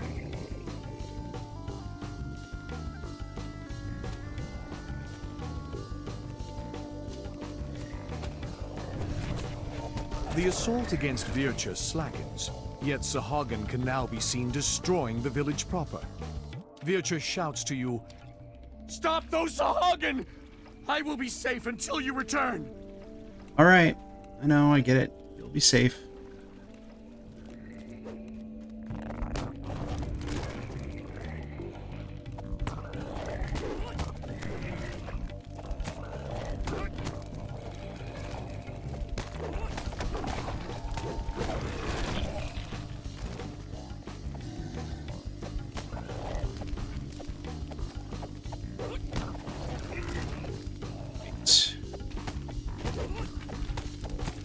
With the demolition attempt stopped, the Sahagin will surely renew their efforts to kill Vircha Etervs. He will need protecting again. All right, I'm here to Soon. protect you, Veacher. Veacher. Your Vircha Etervs. The attack resumes as more Sahagin burst from the brackish water.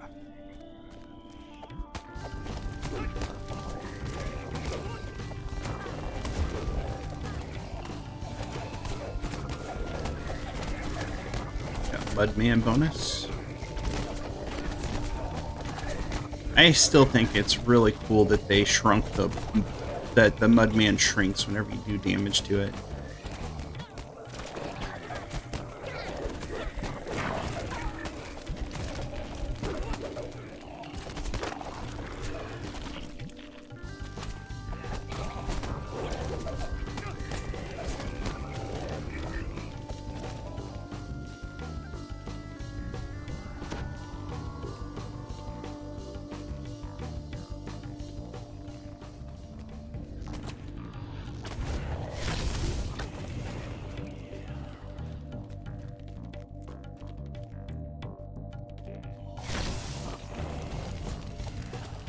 Didn't The quite second kill him. raid has been defeated. Vircha tells you, Shrine if you need it. "Rest while you can. I Not will gonna alert need you it. when more Sahagin arrive." Alright, I should also have Mikhail.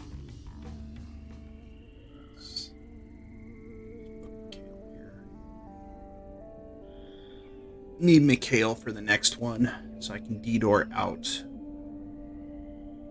Rather than have to fight the thing.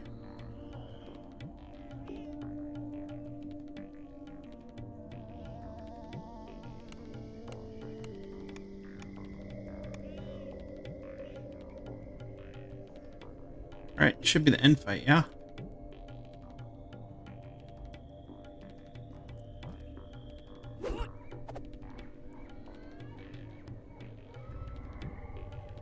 Alright, he's healed.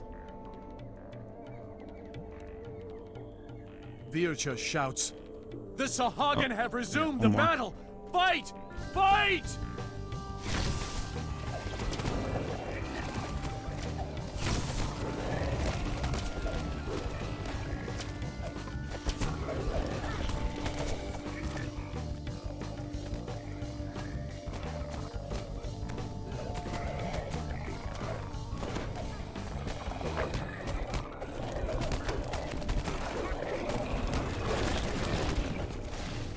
Bud man.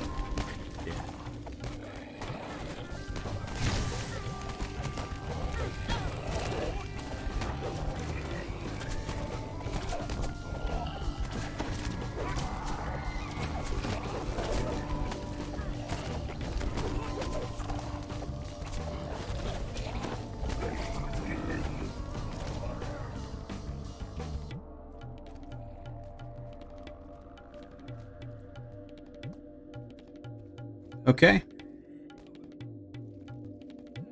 I'm just waiting for the last dude. Where are they? Over here? Yeah. A third wave of Sahagin has been destroyed. Despite this, you feel they will press one more attack. One more attack, huh? The water foams angrily as a Sahagin necromancer appears from beneath the depths.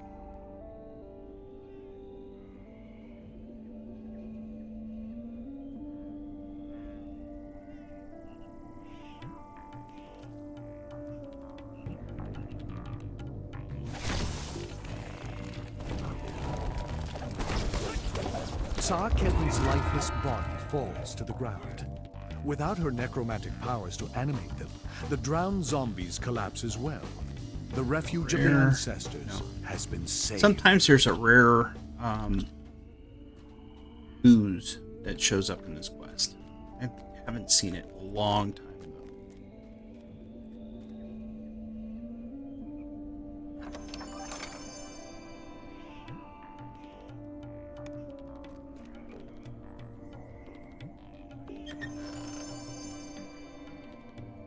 Right. Finished out. Let's update the LFM.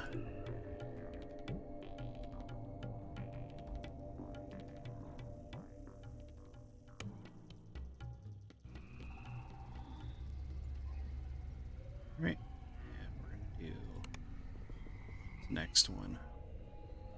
Ziggurat is called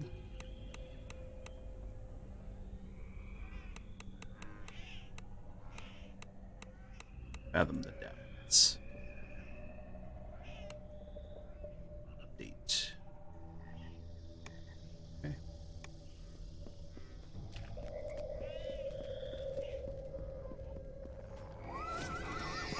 The Raven Eye village has been reduced to smoking ruins by the Sahagin attacks.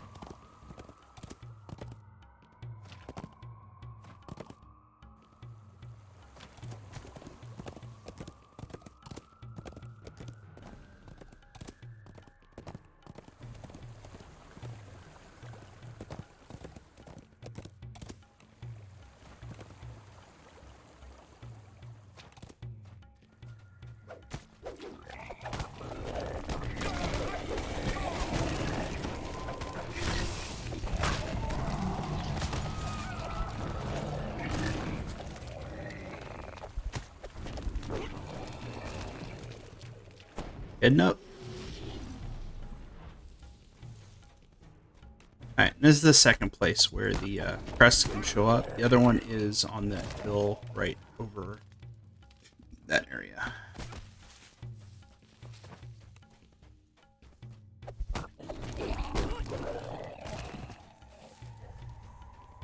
So we're going to do this one on normal.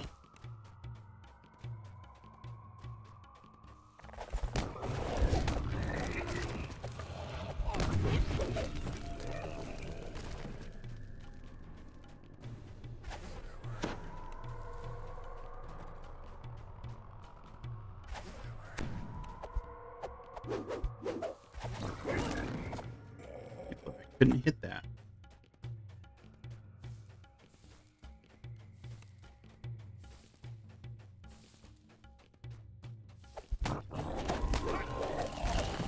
Wow, that cat followed me a long ways.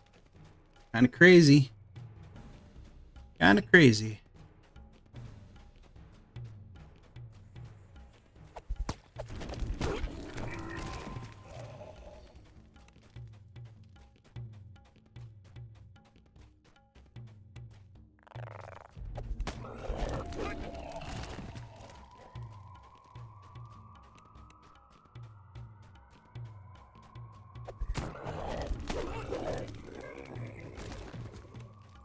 Alrighty.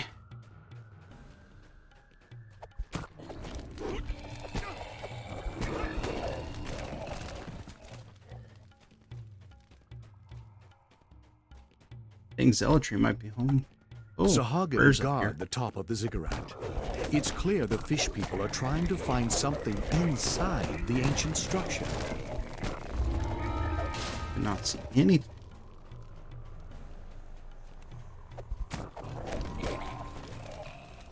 Yep, I think Zealotry is home. Alright, let's open the chest.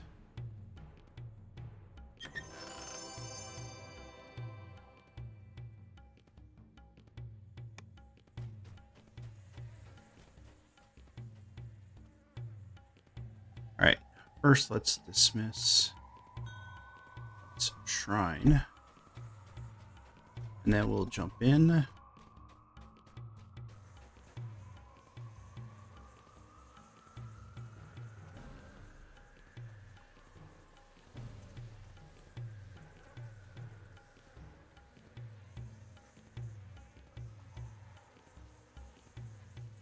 Welcome home.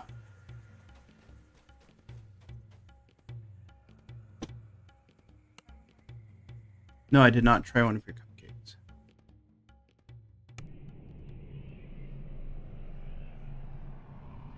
Giant magical barriers enclose this space, and the area beyond the barriers Everything is you wanted to filled get through? with seawater.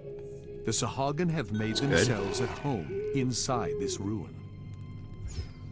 Alright, leave the kale here.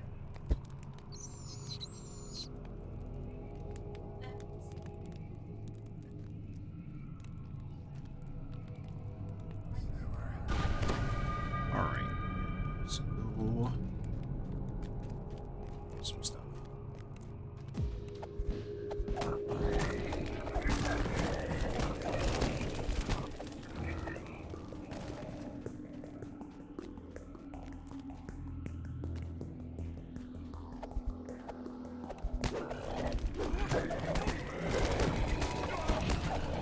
I got enough heals for myself on normal. It should be fine.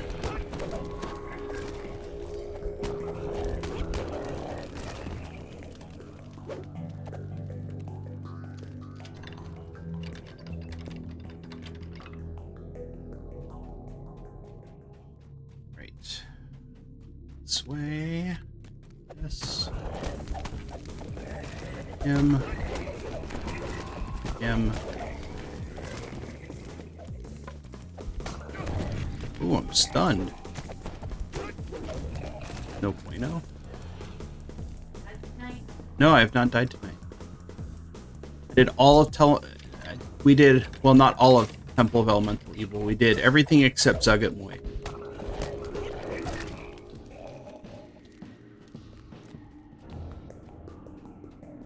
I am currently running red pens on normal. The bodies of dead Raven Eye slaves litter the floor. The Sahagin are cruel taskmasters indeed.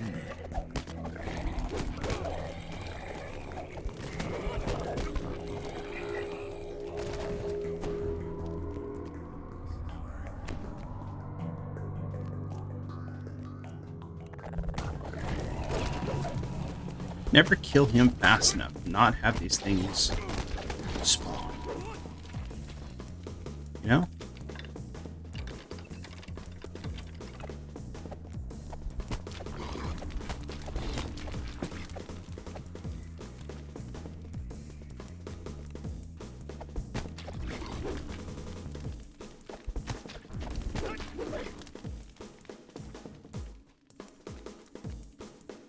Right. Kill these guys.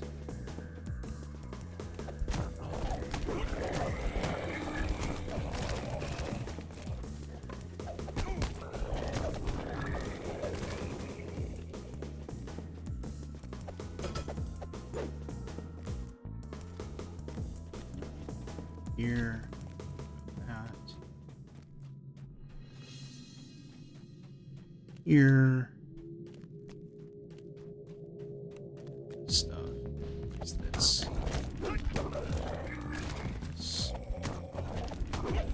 I guarantee you, I do not have enough jump.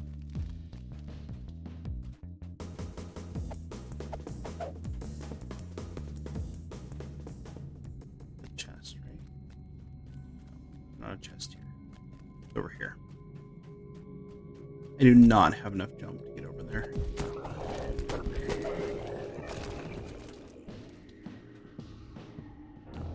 do not. Yeah, I'm soloing. I have an LFM up, but nobody's hitting it.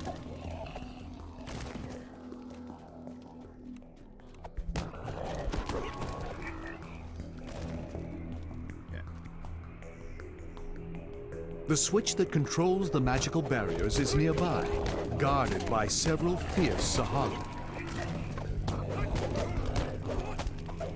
Right. Chest. Some junk loot. Heals. Oh, one is really all I need. And let's bring Mikhail. Mikhail, come to me. Do your thing with your D-door, Mikhail. Okay.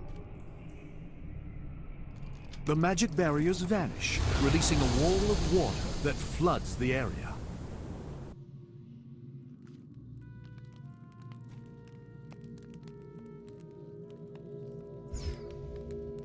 Right. Let's rebuff. Let's do this. Some stuff.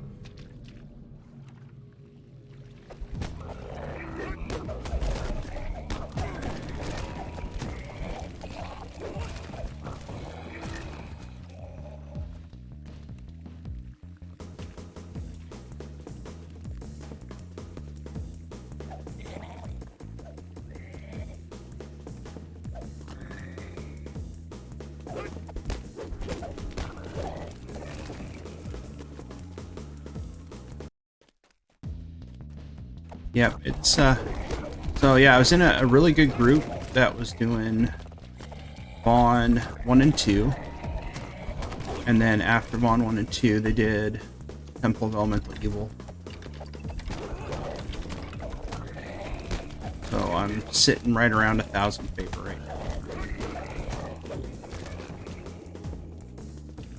In the chamber ahead, a Sahagan wizard sifts through the remains of a smashed container. The planar fetter is not here.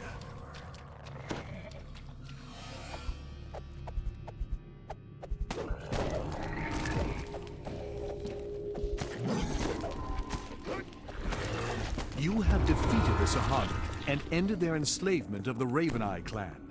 You were unable to retrieve the planar fetter, and the Sahagan have taken the magical device back to their underwater Ruby base. of Acid 3d6.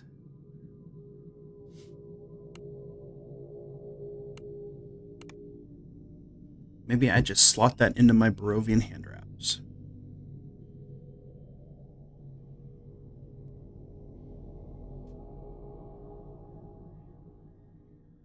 Sahagan guard the top of the ziggurat. It's clear the fish people are trying to find something inside the ancient structure. Recall. Oh no, I don't.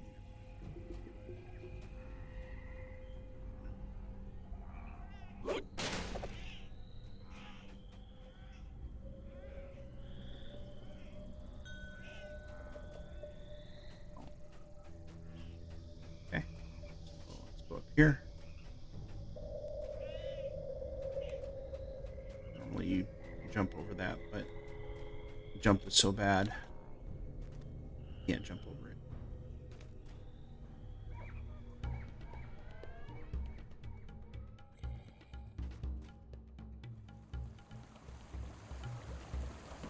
I jumped so bad. A forest of huge mushrooms reaches up to the sky.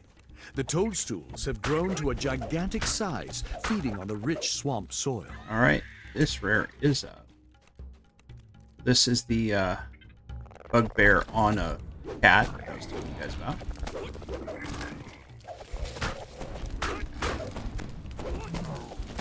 So you kill the cat, and then you have to kill the bugbear in order to get the rare. It's like killing the general and then having to kill the manager. in Bargain of Blood. Right. This is the entrance to Claw of Volcor.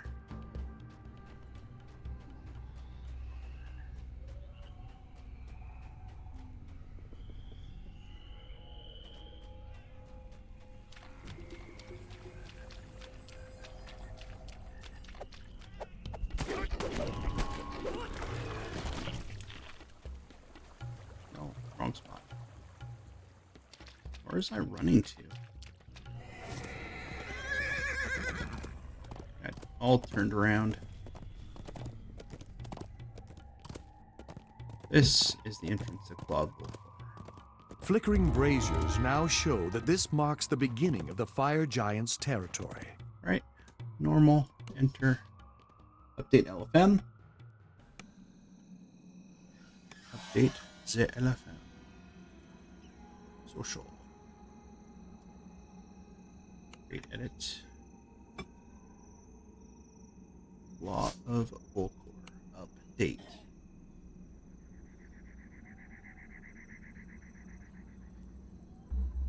Okay.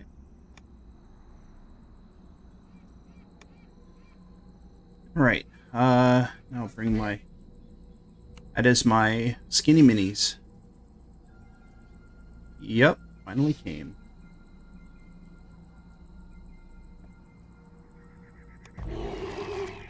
Finally came.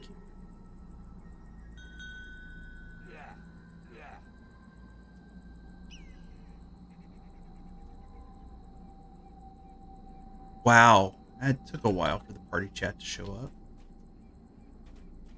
Party chat has been really, really weird lately. Alright, so...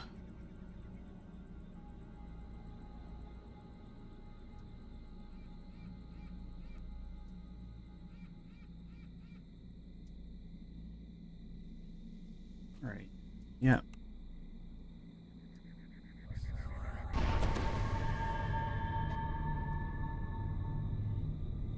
So Brian bellows, Silence, slave! Curse you and your insolence! Like the vermins you are, squirm before your master! Right.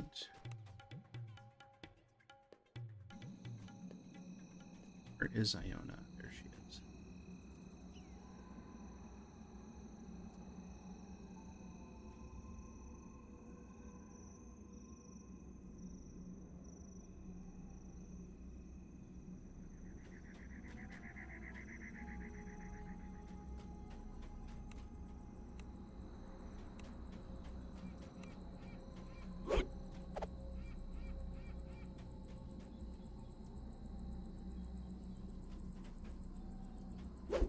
Iona whispers from your backpack, I bet I can do. There we go.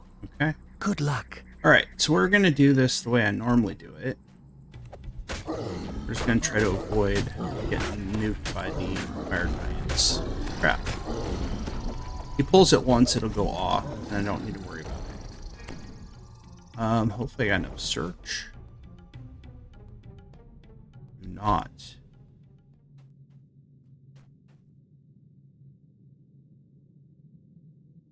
Well then. Okay. Alright. Alright. We're gonna have to do this the old-fashioned way then. I did not have enough search.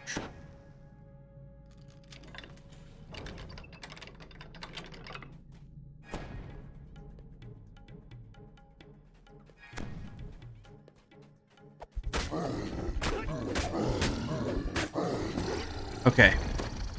So you have to pull that lever in order to get to this lever. Now this lever is going to be trapped. But if I stand away from the lever, like on top of it, I shouldn't get hit with the trap, right?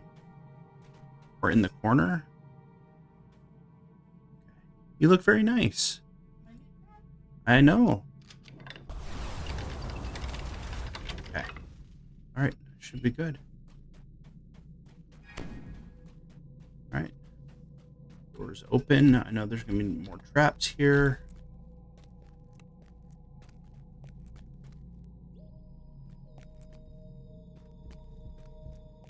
He's gonna go pull the lever. Aircraft will go off. He's gonna run through him. Totally unaffected. He's a fire giant.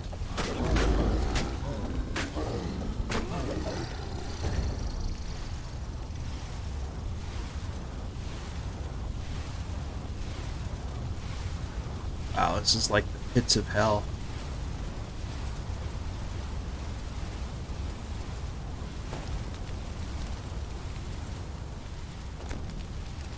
Alright, I saved. Iona whispers, See the octagonal pressure plate? It's not a giant crab. Place Iona whispers, the claw stirs near. Let my staff show you the way. Alright, so this is how we're going to do this. We're going to run. You're going to drop down. Iona whispers, A roaming scorpion has spotted you. Iona whispers, A roaming scorpion has spotted you. Watch out for ambush. Kill stuff as we go. Alright. Iona whispers, The Guardian has noticed you. Yeah, whatever. Guardians are going to die. It's normal. Not update that with them to 12 before. Or did I?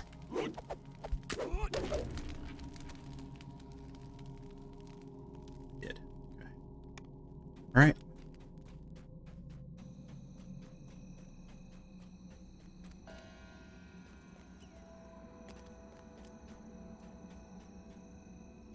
I am probably not going to do Into the Deep tonight. Let's finish this. Iona whispers, A roaming scorpion has spotted you. Watch out for ambush.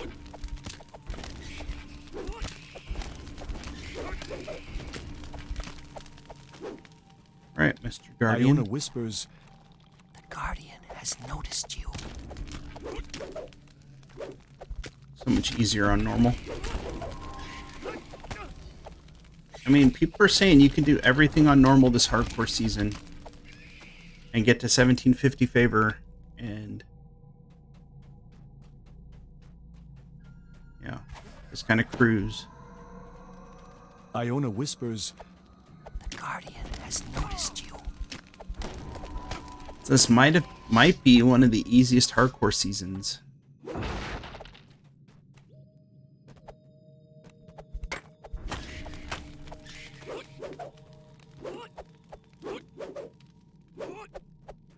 Iona whispers, A roaming scorpion has spotted you. Yeah. Watch out for ambush.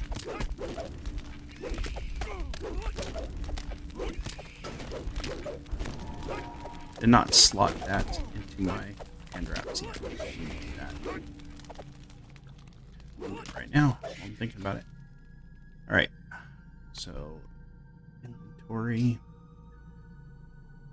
Is that one? Yes. Okay.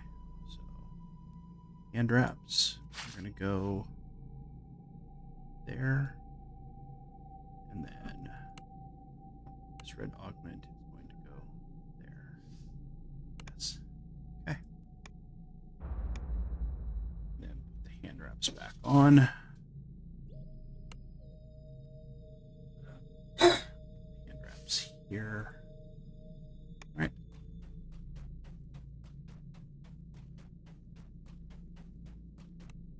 Here we go.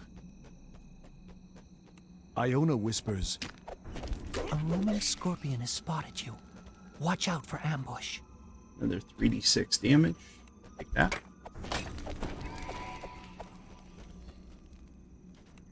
Iona whispers, Iona whispers, The Guardian has noticed you.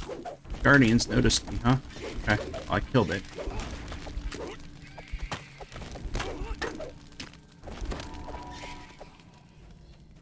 Alright. Kill the giants.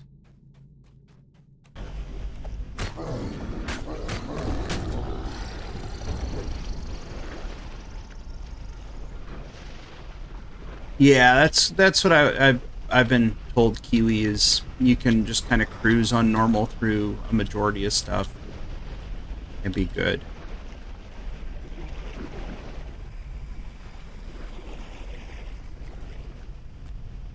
My jump is absolutely atrocious.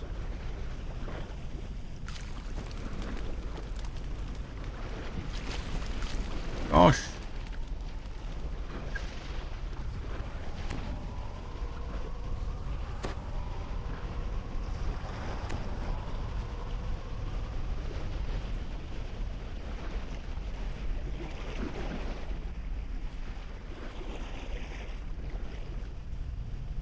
Jump is really bad.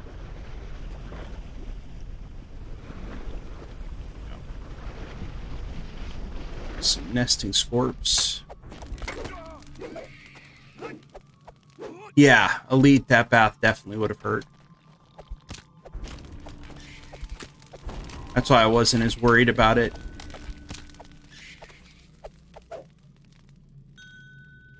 Hey there, Barrowman.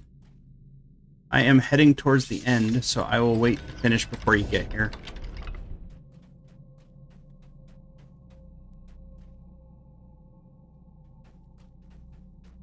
Which side do I want to be on?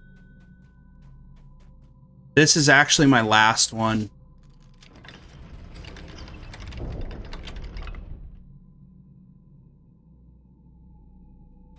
No trap? The air in this chamber is dusty and stagnant. It must not have been disturbed for centuries.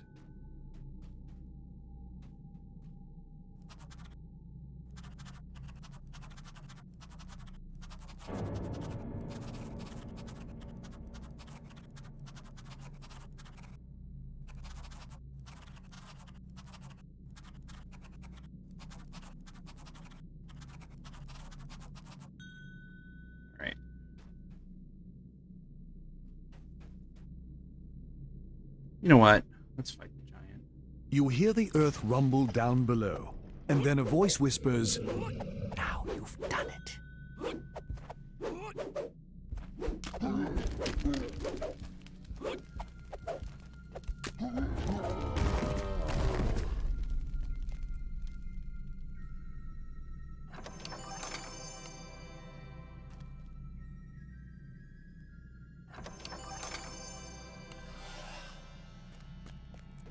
Alright, I'm just gonna kill these, and then I'm gonna wait. Iona whispers, The Guardian has noticed you. I'll at least kill this one.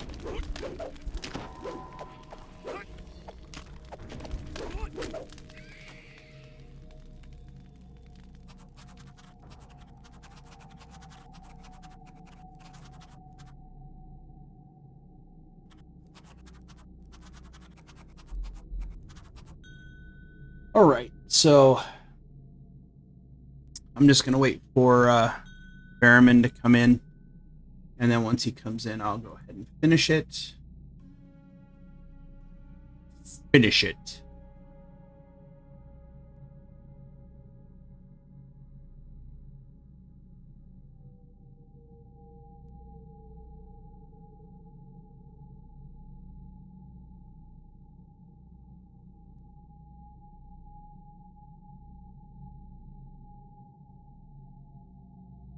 All right. So, well, I hope everyone's doing well. It is was interesting doing Temple. Temple of Elemental Evil was interesting earlier, and I'm surprised. You know, I'm just now getting people, well, at least one person, to hit this quest.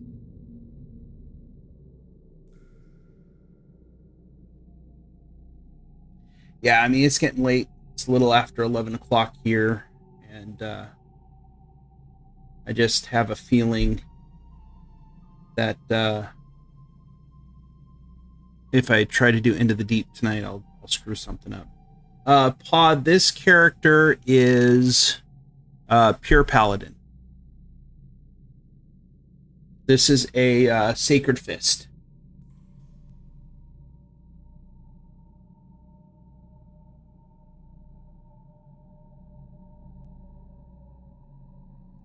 So, the cool gear I got tonight, I got two pieces of gear that I kind of like. One is this, which is the Black Earth Guardians lenses. So quality con +1, physical sheltering +12, false life +18, mythical goggle boost +1, and an empty blue slot. And then I also got robes of the Eternal Flame, so resistance +4, fire absorption +18%, blurry fortification 70%, and mythic armor boost +2, and an empty green slot. So those are kind of nice. And then I picked up my Barovian hand wraps. So, you know, we're here. Okay, cool. All right. I think that's everything. They're nesting. There's no nesting ones. Iona whispers, There it is. We've done it. Behold the claw of Valkur.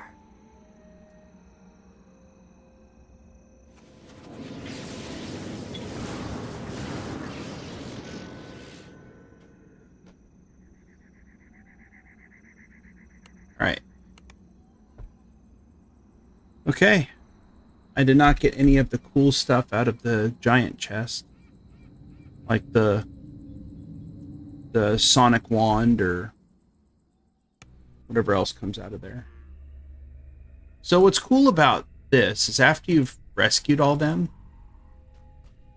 you now get the drow out here. flickering braziers now they're show that usually this out marks here. the beginning of the fire giant's territory. You have to talk to her? No, I got the quest finish thing. Alright.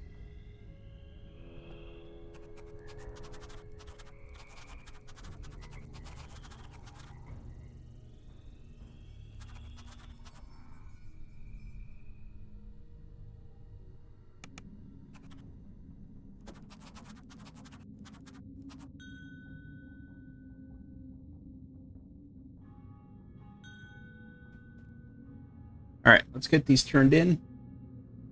And then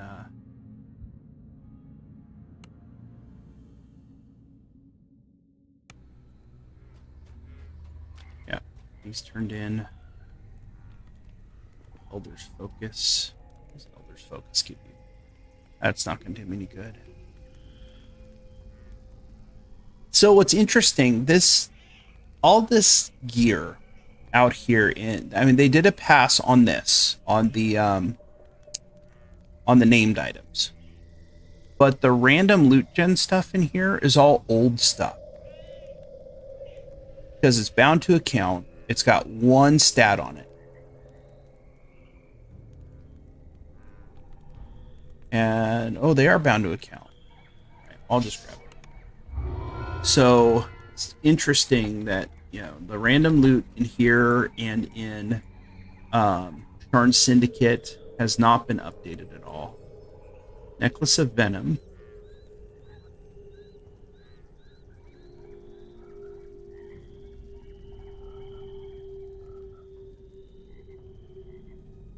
I'll just take the necklace. See, this one does have 2 stats, though. Let's take the named items. No reason not to. This should be what? Boots? Yeah, boots or shaman's beads. Probably take the boots.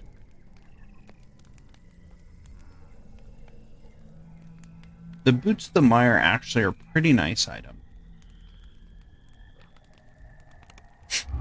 Yeah, I'm not going to wear them right now, but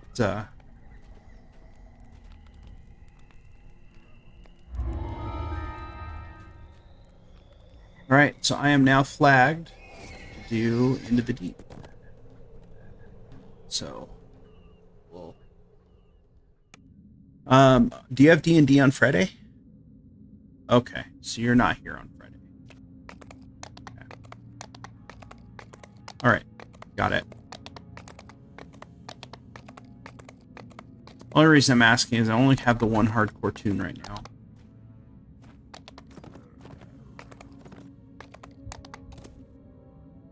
And I don't know what level your tunes are. Because right now I'm level 11.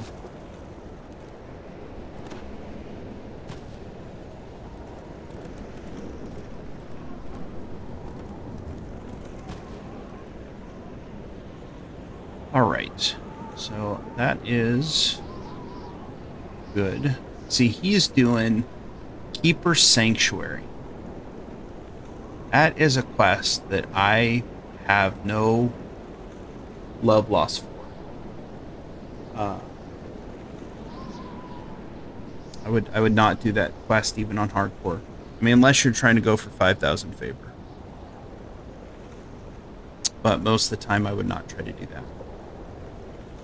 All right, so, all that good, all that good. All right, let's actually go into the hold, sell some stuff.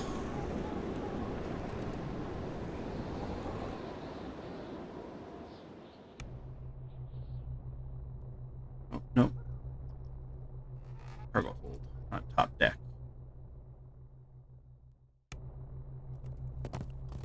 Right. Sell some junk.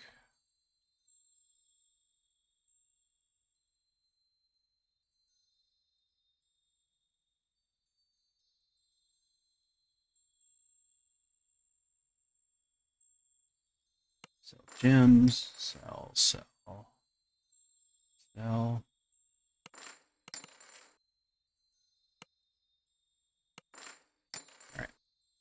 Not auctioneer. Bank. Drop these named items in the bank. So we're going to put the boots, that, and necklace of venom in there. I'll hold on to this scepter and those boots. I'll call that good. Alrighty. So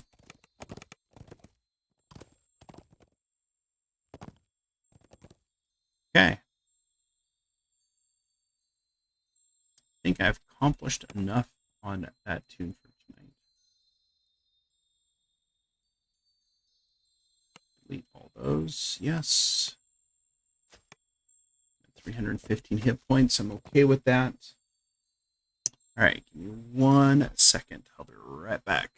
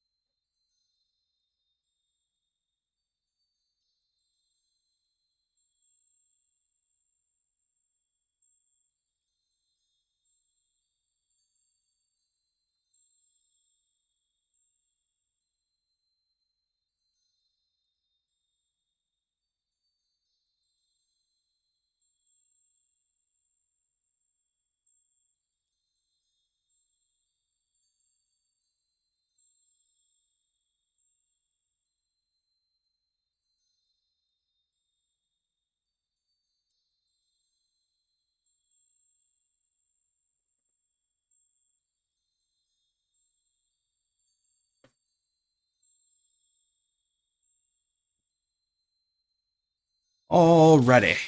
So, flip over to big screen. Okay, so that is all I'm going to be doing on that for tonight. But here is what I wanted to show you guys. So, for those of you who were in chat earlier, I told you guys about the flat plastic miniatures that I did a Kickstarter on, or I sponsored a whatever, contributed to a Kickstarter for these flat plastic miniatures that came from Dungeon in a Box. So think these are all the extras. So I'm going to show you guys what these look like. They're actually really cool.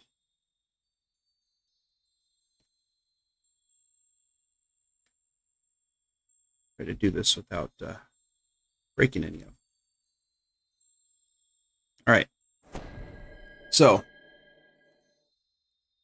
this one is got a whole bunch of stuff on it. So, it's kind of cool. So these are flat plastic. They're acrylic miniatures. There's a base that'll go down at the bottom of these. So this one has a dinosaur mount. It's got a beholder here. It's got a salamander here. It's got a flail snail here. Owl bear. This looks like an ettercap or a umber hulk.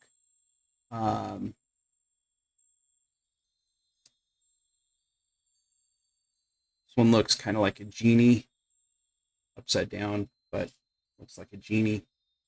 So these are some of the ones that, and you get the art on the front and the back, so you can actually, see the back of the creatures along with the front. Yeah, so these are flat plastic, and what's cool about these is they're really easy to store. Because you could just stick them in a pile and not have to worry about them. Let me see what else came in this grouping. Oh, here's some interesting ones. So this one's got like a giant mosquito, it looks like, and it's got an elephant and some type of sorcerer, and then it also has some of the like the actual items that are there. You know what, Kiwi, give me a sec. Let me see if I can find it. Hold on a sec.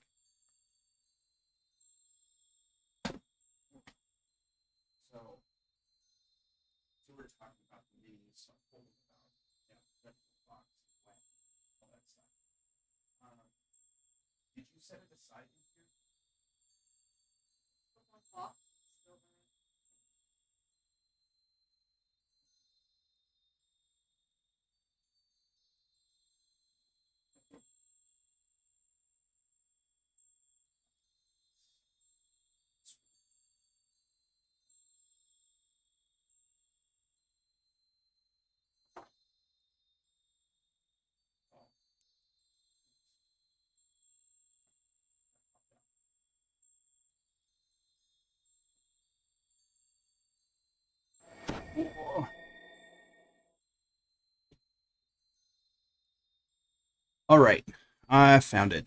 So, let me see if I can get it close enough to the camera. So this one here, you guys can hopefully see it. Hopefully it's not too fuzzy. But that is her tiefling, red skin, dark hair, and that was her character that they included in this box. So, but yeah, that was the one that they made for my daughter's character. So, anyways, but yeah, so Pa, I actually backed a Kickstarter. The company is called Dungeon in a Box, and I was explaining the chat earlier for those who were here earlier, why I support this company so much. So I started getting Dungeon in a Box in 2018. They send out a monthly subscription. You get the adventure, you get double-sided battle maps, you get these flat plastic miniatures, that come specifically for the adventure. Then you get terrain tiles. And so those are all part of the package that you get. And so we as a family, me, my wife, and my daughter, played Dungeon in a Box. And that was our campaign that we were doing. And so in June of 2019, our daughter passed away in an auto accident.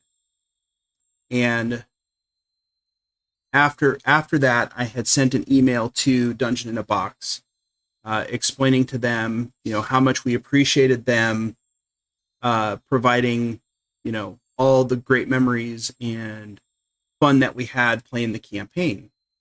And I explained to them what happened.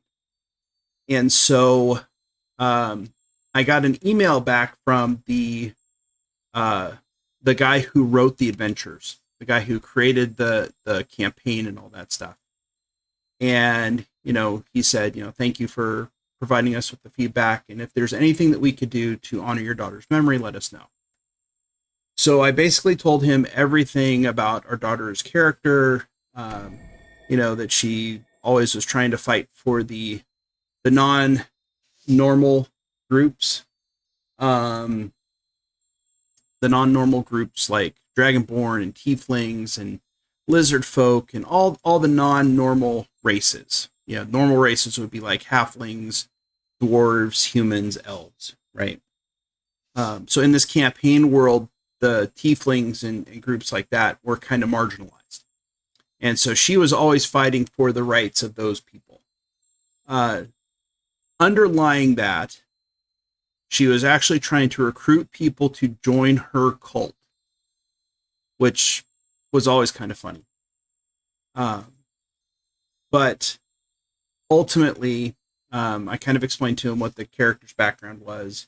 And so what they did is, about 6 months after I had sent the email to them saying, if you ever need a character like that, you can use her character in your campaign. So about 6 months later, they sent me an email and said, hey, we're going to use your daughter's character in the final adventure of this 2-year campaign arc. And the area, so the end of the campaign arc, basically, they have to go fight a god. All right. So the PCs have to go fight a god. And she lives in the realm where the god kind of has their people that, worship the god and stuff. But there's a certain segment of society that fights against the god. And so my daughter's character actually assists the PCs in fighting a battle against the kind of like a resistance fighter against the god and the god's followers, so to speak. So so that is basically what they've done with her character. And so I have backed this company a bunch. Like I said, I mean, this is the second Kickstarter I've backed for the minis, because honestly, these are really cool miniatures. I mean, there's a couple Myconids, there's a green dragon. I mean, there's just, all kinds of stuff that they put out. So I've backed this company for years now. And so this just happened to be the second Kickstarter, and it's been about 1.5 years since I ordered these. So finally got them, which is great. This is the first time I'm seeing these. So you guys are seeing them as I'm seeing them. And then I got like a whole nother box of minis that are sitting over there. Ones that previously came, I have a corgi that's wearing armor. Just kind of random cool stuff that they kind of put together for these minis. Yes, so these are actually really thick acrylic. Let me grab this one. Fell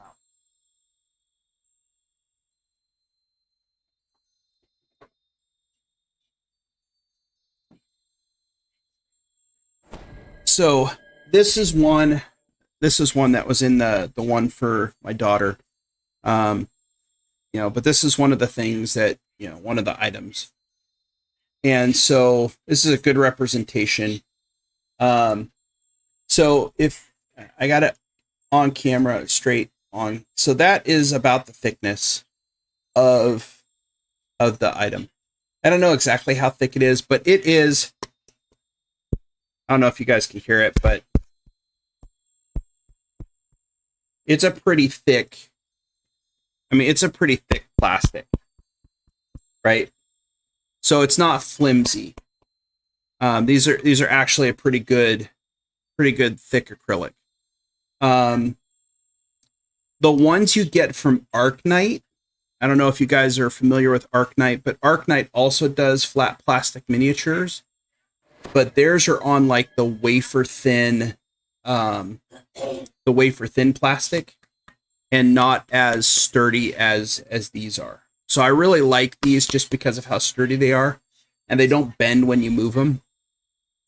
So they hold up fairly well. But yeah, they print them, and so you get the art on front and back. So they're actually really cool. But yeah, so I support this company all the time.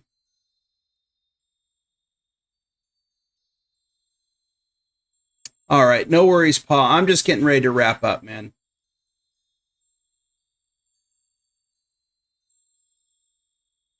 I'm getting ready to call it a night because it's almost midnight here. So, but I understand, Pa.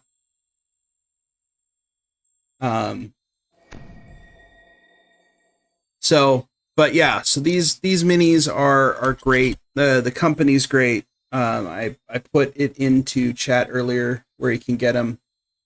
So it's just dungeoninabox.com is the name of the website. And I think they have some links to their different products, which they have the skinny minis. They have the skinny minis, the wondrous one shots. They have the actual yearly campaigns, and some other stuff. They actually just recently did a Kickstarter. I don't think it was on Kickstarter. It was on another platform.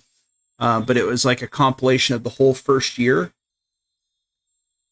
So these, I think the monthly thing was probably, because I paid for the year in advance, like in a whole.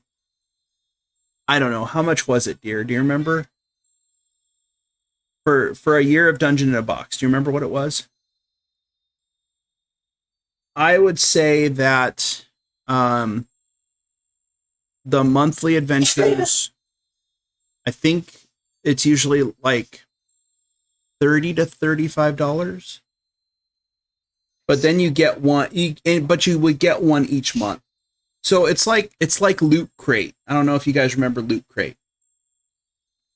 But yes, US dollars, Kiwi. So they would come in a box.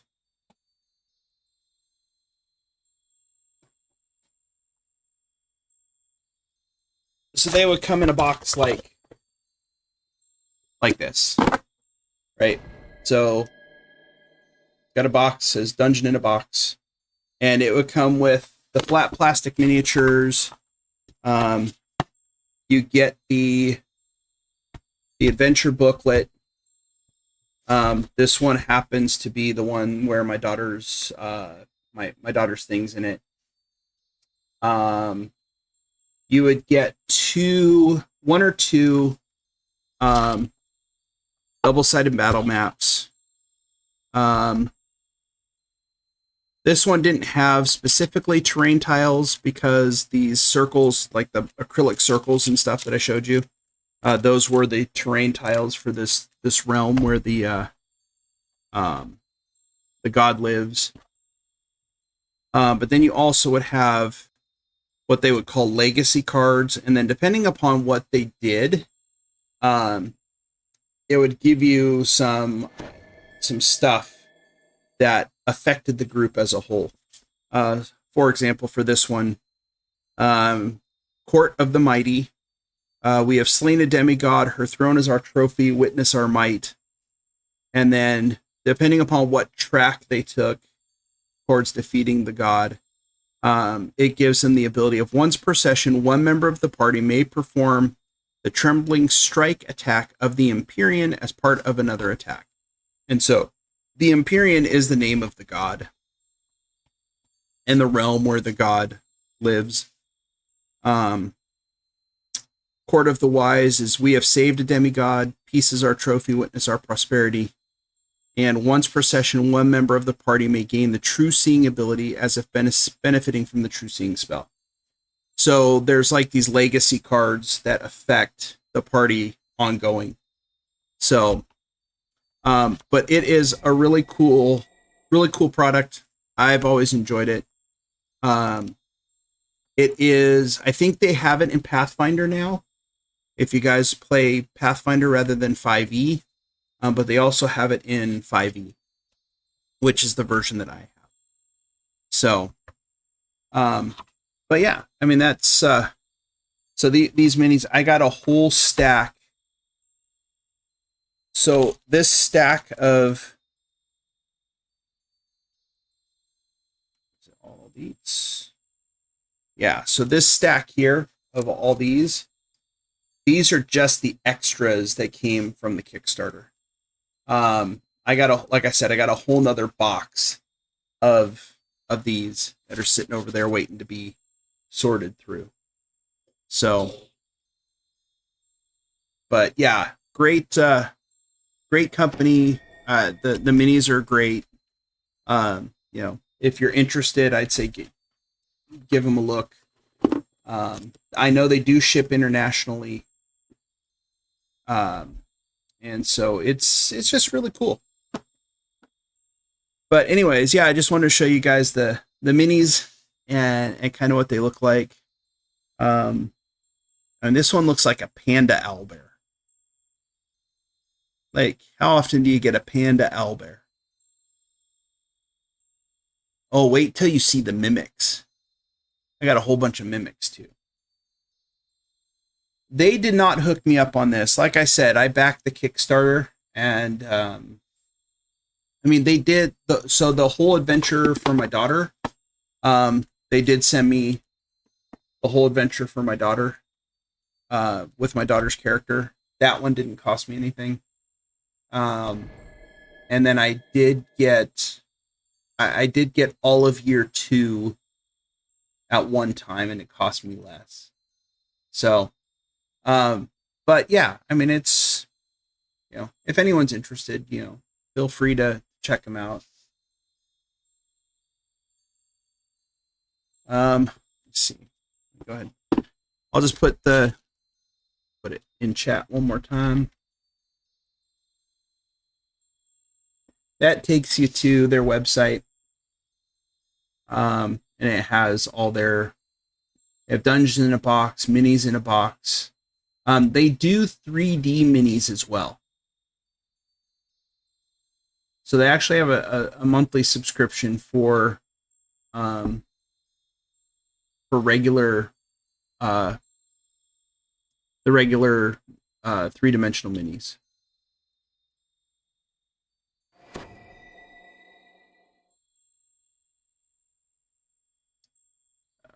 Let's see.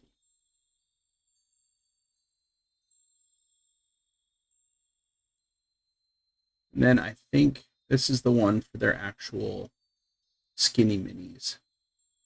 They have a different website for their skinny minis.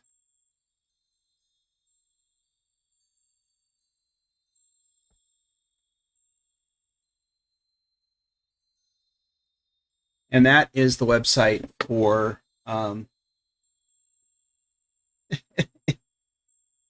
that's the website for the skinny minis. So Cozy, these are the skinny minis that I backed in a Kickstarter.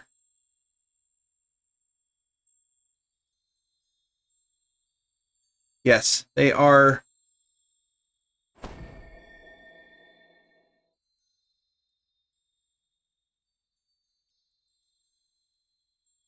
Hold on a sec. I think my camera froze.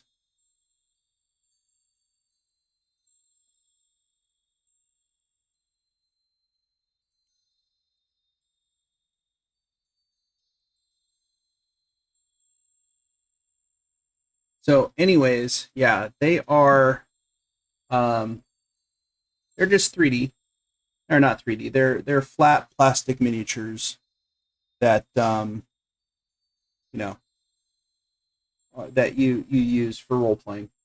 That's all they are.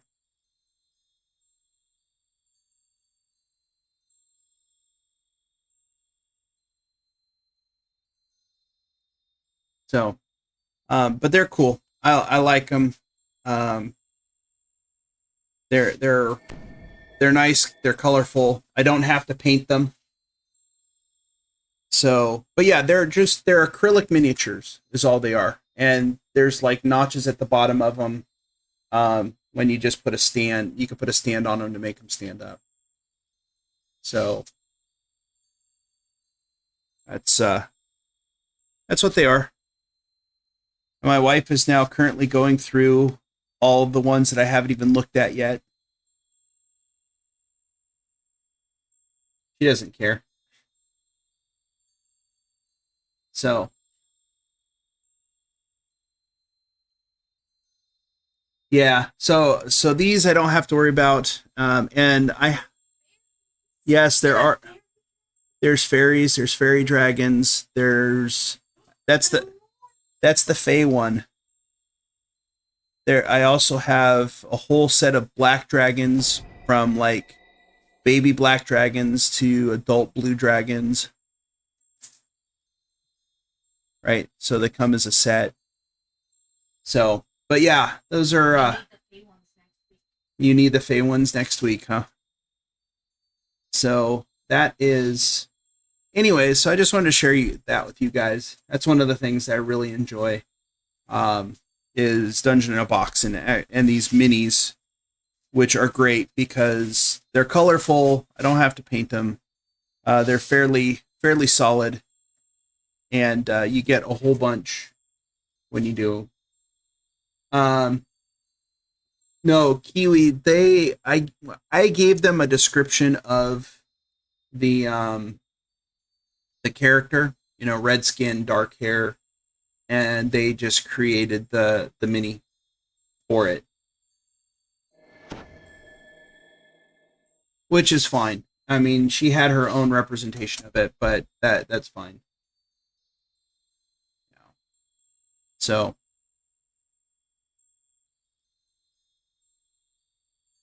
the blue on the outfit, I don't know. I'd have to go back and actually look at her character sheet to see exactly how she drew it.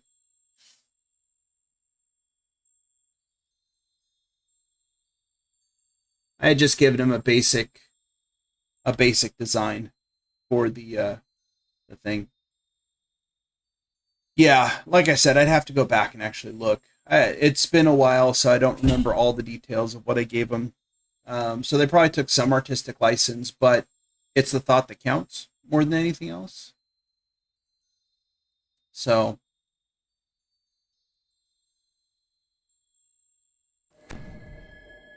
but anyways, I am going to turn into a pumpkin here shortly.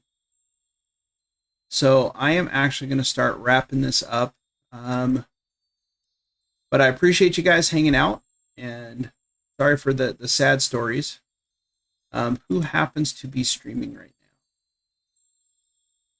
now on the DDO side? Oh, it's Liz. Okay. Oh no, it's.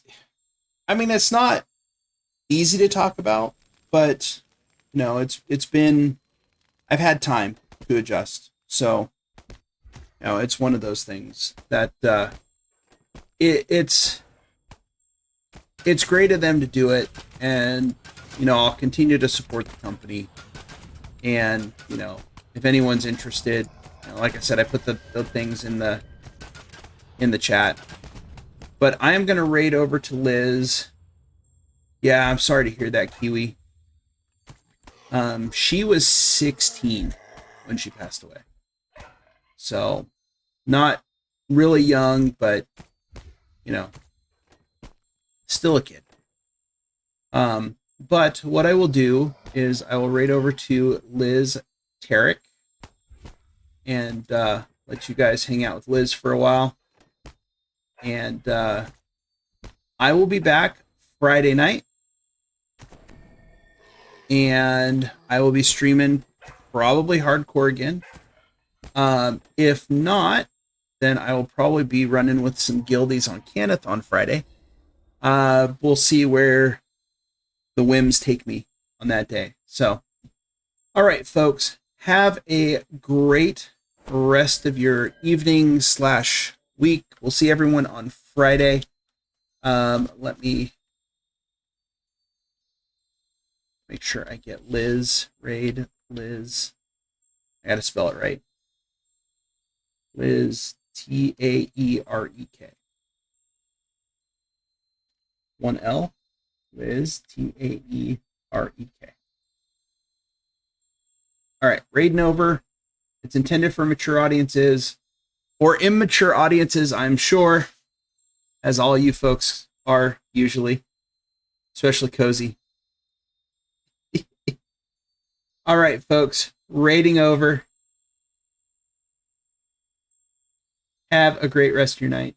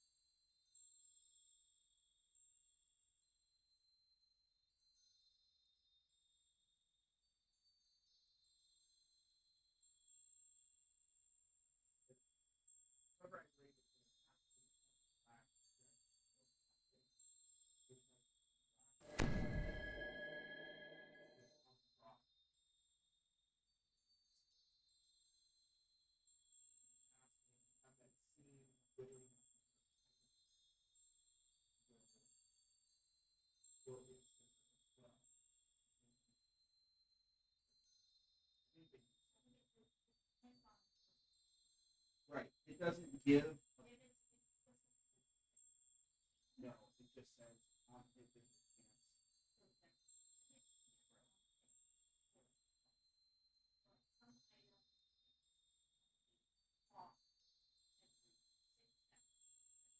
right. But this doesn't have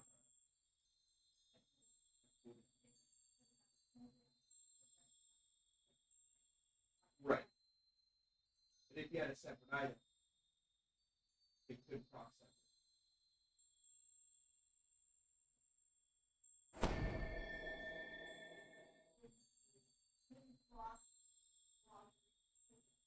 Gotcha.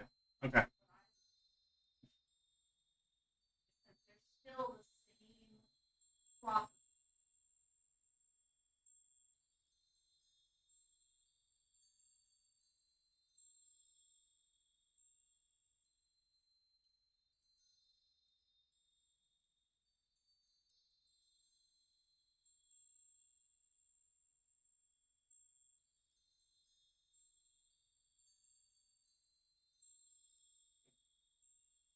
No.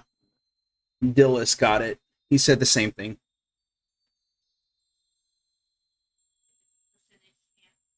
Yeah.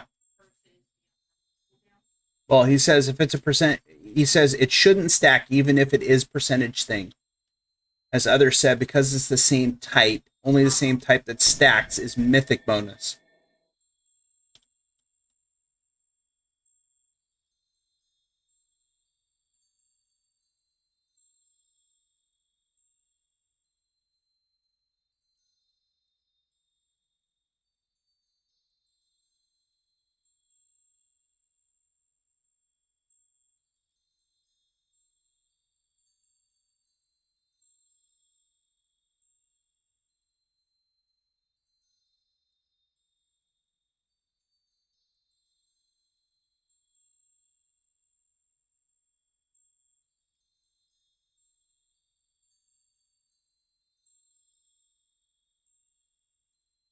So these guys have been playing for a week and a half. They're in Sharn. And they actually read all of the responses. And they actually do voices for the NPCs.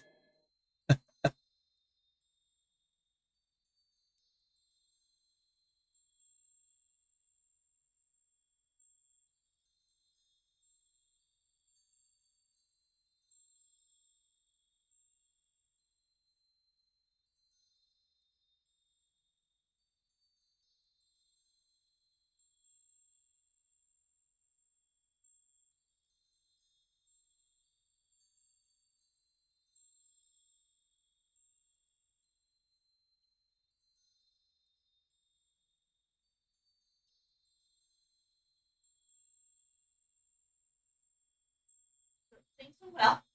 They started off on the ship, off on the island. They rolled really well, so they like faked their way into the manor on the island, posing as like additional guards, whatever.